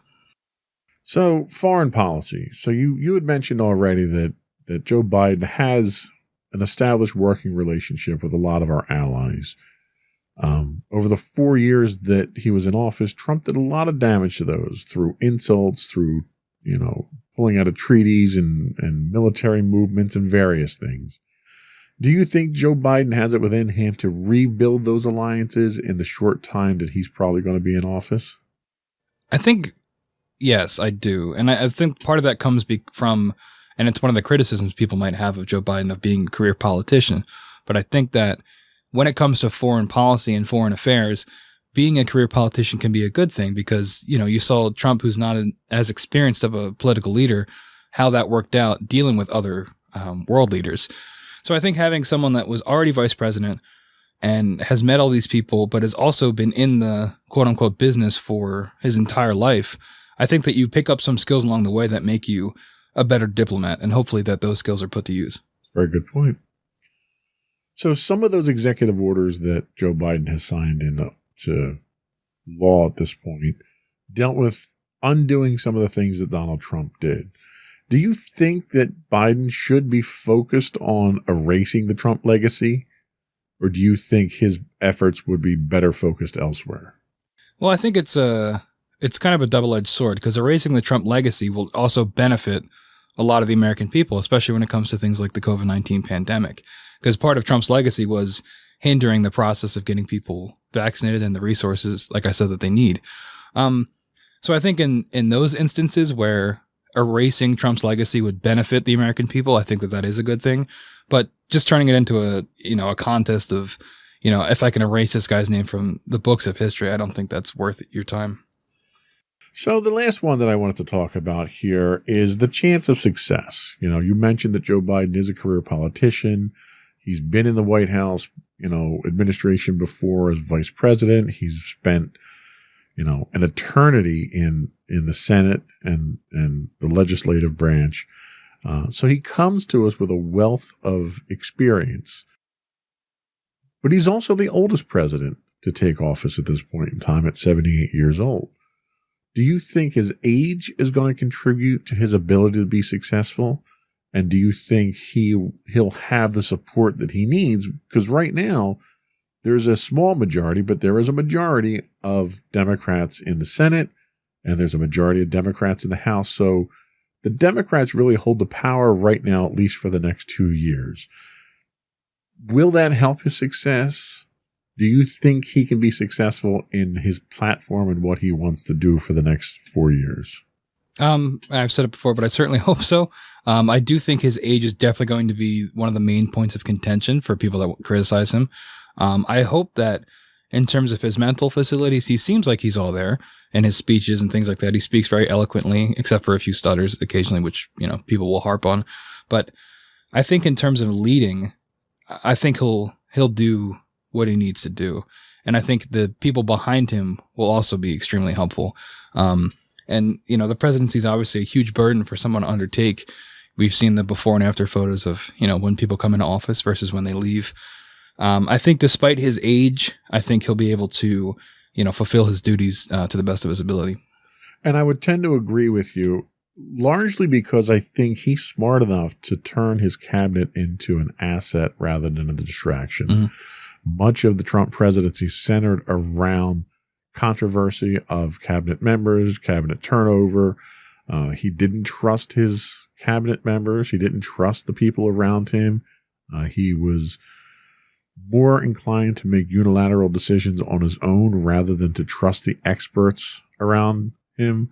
And I think Joe Biden is smart enough, experienced enough, and wise enough to not fall into those same pitfalls. So I think the team that Joe Biden puts around him is really going to be what contributes to his success more than anything. So we'll take a quick break. We'll come back. We'll get any final thoughts that you have and finish up with the podcast business.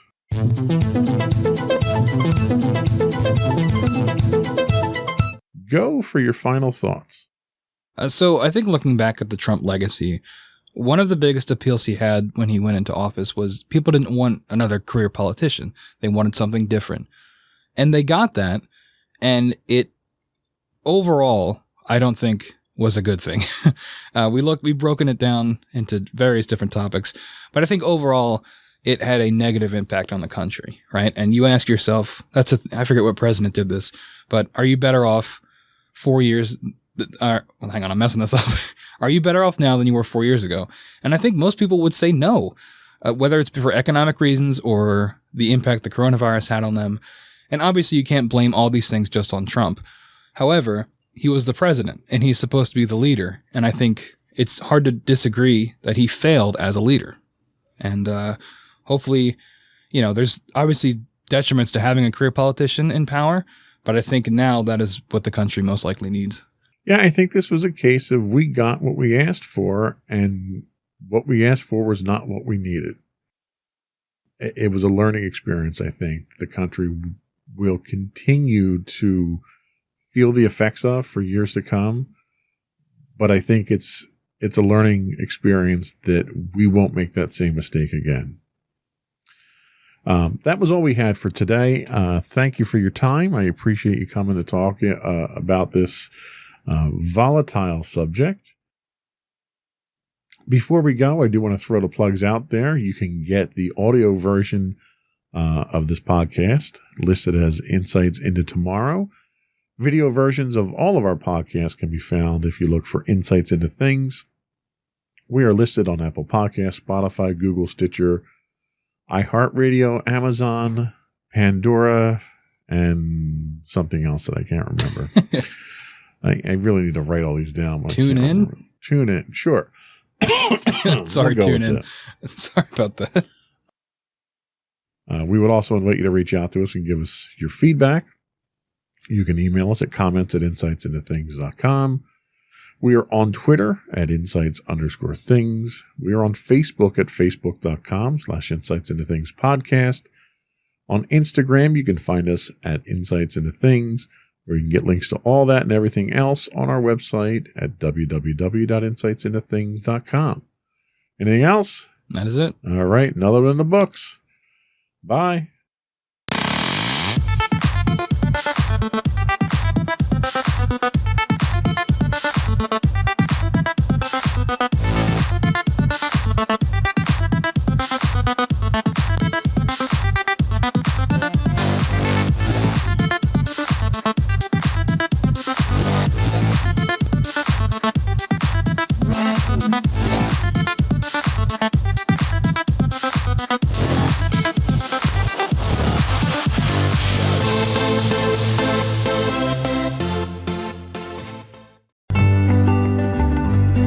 Insights into Teens, a podcast series exploring the issues and challenges of today's youth.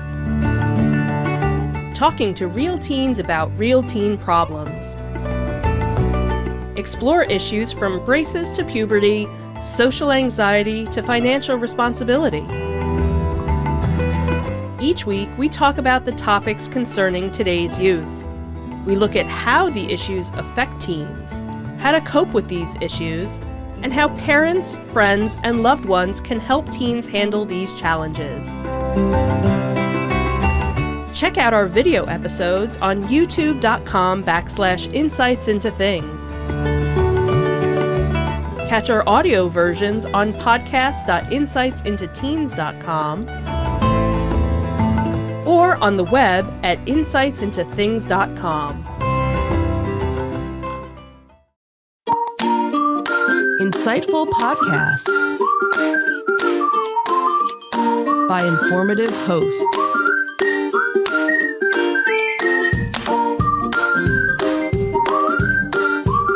Insights into Things, a podcast network.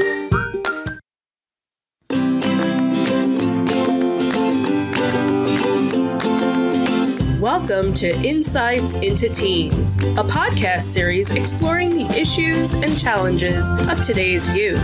Your hosts are Joseph and Madison Whalen, a father and daughter team making their way through the challenges of the teenage years.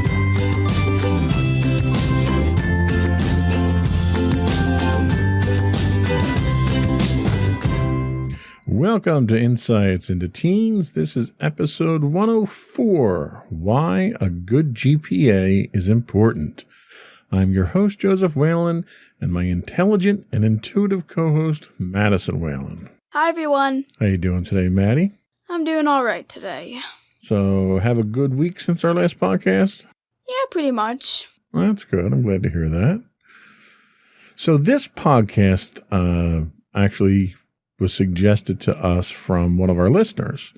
They write for a website, an academic website called Ivy Panda, and they had watched one of our earlier episodes on our academic achievements, and they had pointed me in the direction of this article that we're going to cite today. So I just wanted to give credit to Ivy Panda for helping us out with this one. Before we get into that, though, I do want to suggest that, folks, if you are interested in the podcast, you subscribe to us. You can get the video versions of our podcast if you subscribe to Insights into Things. The audio versions of the podcast are available under Insights into Teens. We're available on Apple Podcasts, Spotify, Google, Stitcher, anywhere you can pick up a podcast these days.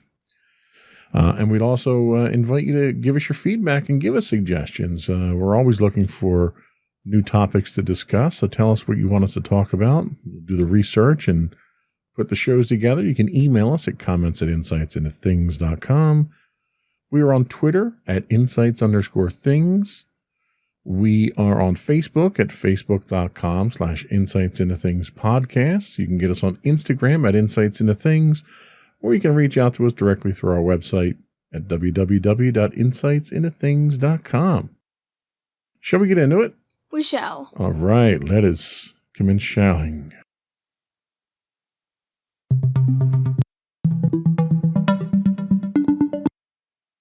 So as I said in the intro, today's article or today's source that we're using comes from ivypanda.com. And the first question we ask is, what is a GPA? Madison, why don't you tell us what a GPA is? So GPA stands for grade point average, and it's a number that shows the average of all final grades you've earned over time from schooling. So now the one thing to keep in mind with GPA, so when you get your grades now, you're graded on a 100-point scale, right? Mm-hmm. Typically what you see is your GPA is measured in a 4-point scale. Okay. So 100 in your scale would be a 4.0 in a GPA scale. Okay. And depending on what that average is, you'll drop below a 4.0 and, a percentage of that or decimal places of that and so forth. So typically for a GPA, you're shooting for a 4.0 for the highest grade that you can get. Okay. So why is it important to have a good GPA? What are some of the examples? Let's go down this list of examples here. Why don't you start us out?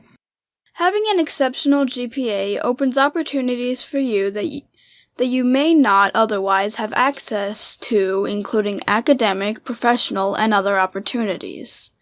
Your GPA is a measure of your success academically, and it is a metric.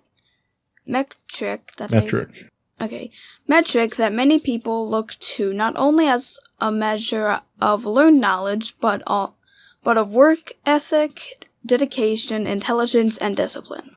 So basically what we mean by that is when they look at your GPA from a strictly number standpoint is a measure of what you've done academically.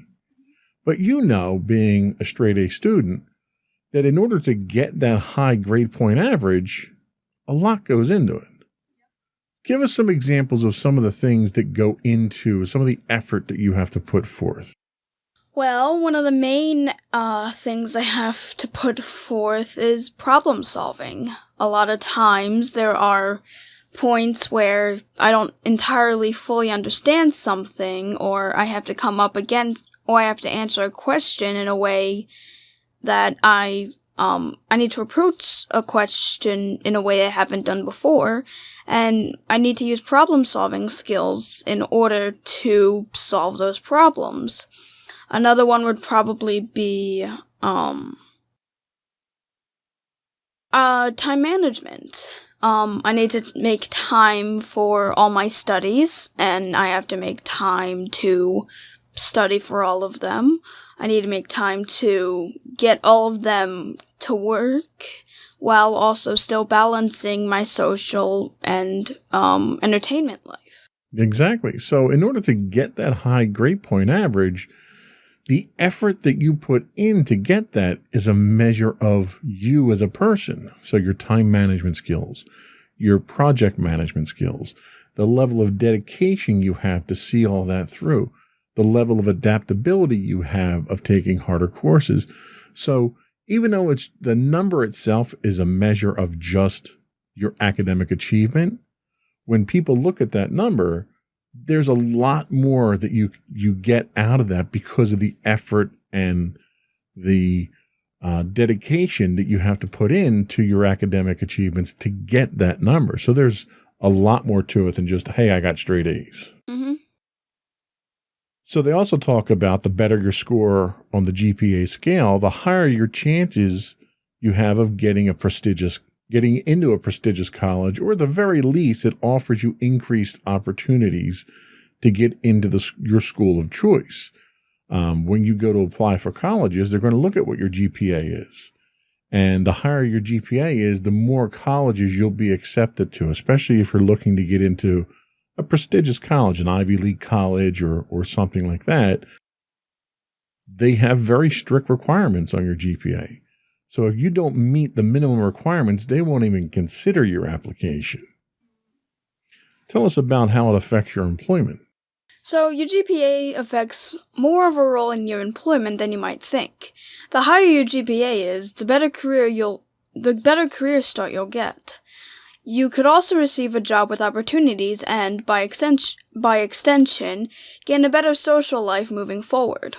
Yeah, and I can say, as a department manager myself, I find myself in a position where I have to hire people periodically. And one of the things that we'll look at, depending on the position, is your college transcripts, especially if you're coming in as an intern. And if your college transcripts come in and they're above a 3.5 or something like that, it tells us a lot about how hard a worker you are. It tells us what your intelligence level is. It tells us how adaptable you are. And depending on the position that we're putting you in, it's going to tell us a lot about the skills that we're looking for. So when you go out into the world, when you get to my age, I'll be honest with you, they stop looking at that stuff because it's no longer a measure of the person that you are because of how much you change. But early on in your career, it can be very critical to getting into the place that you want to get the experience that you want. And that's very important. Your GPA is the only way to show how well you did with your school subjects. So while you may perform better in certain subjects, the GPA score represents the overall situation. So I may be great in history and I may excel in history, but I may be terrible in mathematics or science, and that is reflected in the GPA. So if you just take one or two courses that you're very good at or that you're interested in, those other courses that you're taking could drag down that GPA for you. So it's an overall reflection of what you're doing in school itself. Tell us about the next one. So students with a high GPA have more options available to themselves. For example, a good GPA score can help you apply for a scholarship, enroll in different programs, get involved in extracurricular activities, as well as joining clubs and organizations. A good GPA score is a way to show clubs, scholarship communities, universities, and organizations that you're a hardworking student who is capable of reaching your goals and that you have ambitions, and most organizations are looking for those people. And I think that really sums up the benefits themselves, because the benefit of a high GPA isn't just that you did well in school. It speaks volumes of your character, your work ethic, your capabilities, your ambition. So it tells a prospective college or employer a lot about who you are as a person, because you got to figure, let's take a job interview, for instance. So when you go to apply for a job, you put together a resume or a CV or something like that shows why you should be picked for the job. And if you're fresh out of college or fresh out of high school, you don't have a lot of experience to put down there. So the one thing that you have going for you at that point, if you have a high GPA, is you put that down and you put down the courses that you've taken and the experiences in clubs and so forth that you were involved in. And the interviewer looks at that and can kind of get a good assessment of the type of person that you are. So if you come in with a 3.9 GPA and you're in the debate club and the chess club, and you're an athlete, it tells me as the interviewer, well, you can do all these other things and still excel academically. So yeah, the academic side of it, you're very intelligent, but you're capable of doing more than just academics. Yeah. And it tells me that you're a hard worker. So these are all things that an employer is going to look for. And the colleges, and we'll get a little bit more into the colleges later on, but the colleges are definitely going to look at your GPA, because some of them aren't even going to accept you because of the rejection rate that they have. There are colleges out there that they pretty much accept anybody that applies to them, but that might not be the type of college you want to go to. So when you have the high GPA, that's kind of the collateral that you need to get into the more prestigious colleges that you want to get into. So let's take a quick break, and we'll come back and we'll look at what are some of the benefits to you as an individual with a good GPA.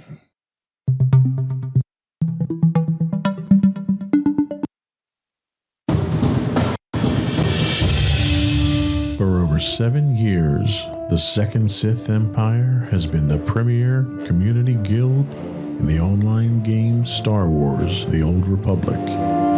With hundreds of friendly and helpful active members, a weekly schedule of nightly events, annual guild meet and greets, and an active community both on the web and on Discord. The Second Sith Empire is more than your typical gaming group. We're family. Join us on the Starforge server for nightly events such as operations, flashpoints, world boss hunts, Star Wars trivia, guild lottery, and much more. Visit us on the web today at www.thesecondsithempire.com.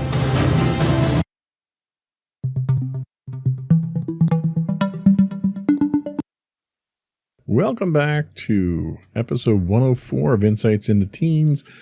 We're talking about why it's important to have a good GPA. So some of the benefits include broader opportunities. So the major and most important benefit of good grades is much bigger selection of opportunities. From elite high school programs, which you were able to get into because of your grades, to better chances of getting a scholarship, which you're going to start looking at in the next few years as you get further into high school, to greater odds of receiving a well-paying job, or at least the job that you're looking to get into. Okay. This benefit alone is too good not to pass up, and is a great motivation to try and do your best in school.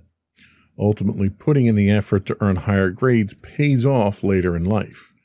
And the one thing, and I can't emphasize enough, the importance of being able to get into the job that you're looking to get into.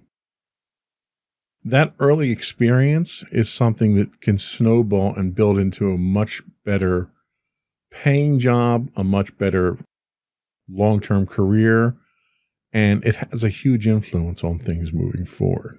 Okay. What's our next benefit? Our next benefit is a wider selection of universities.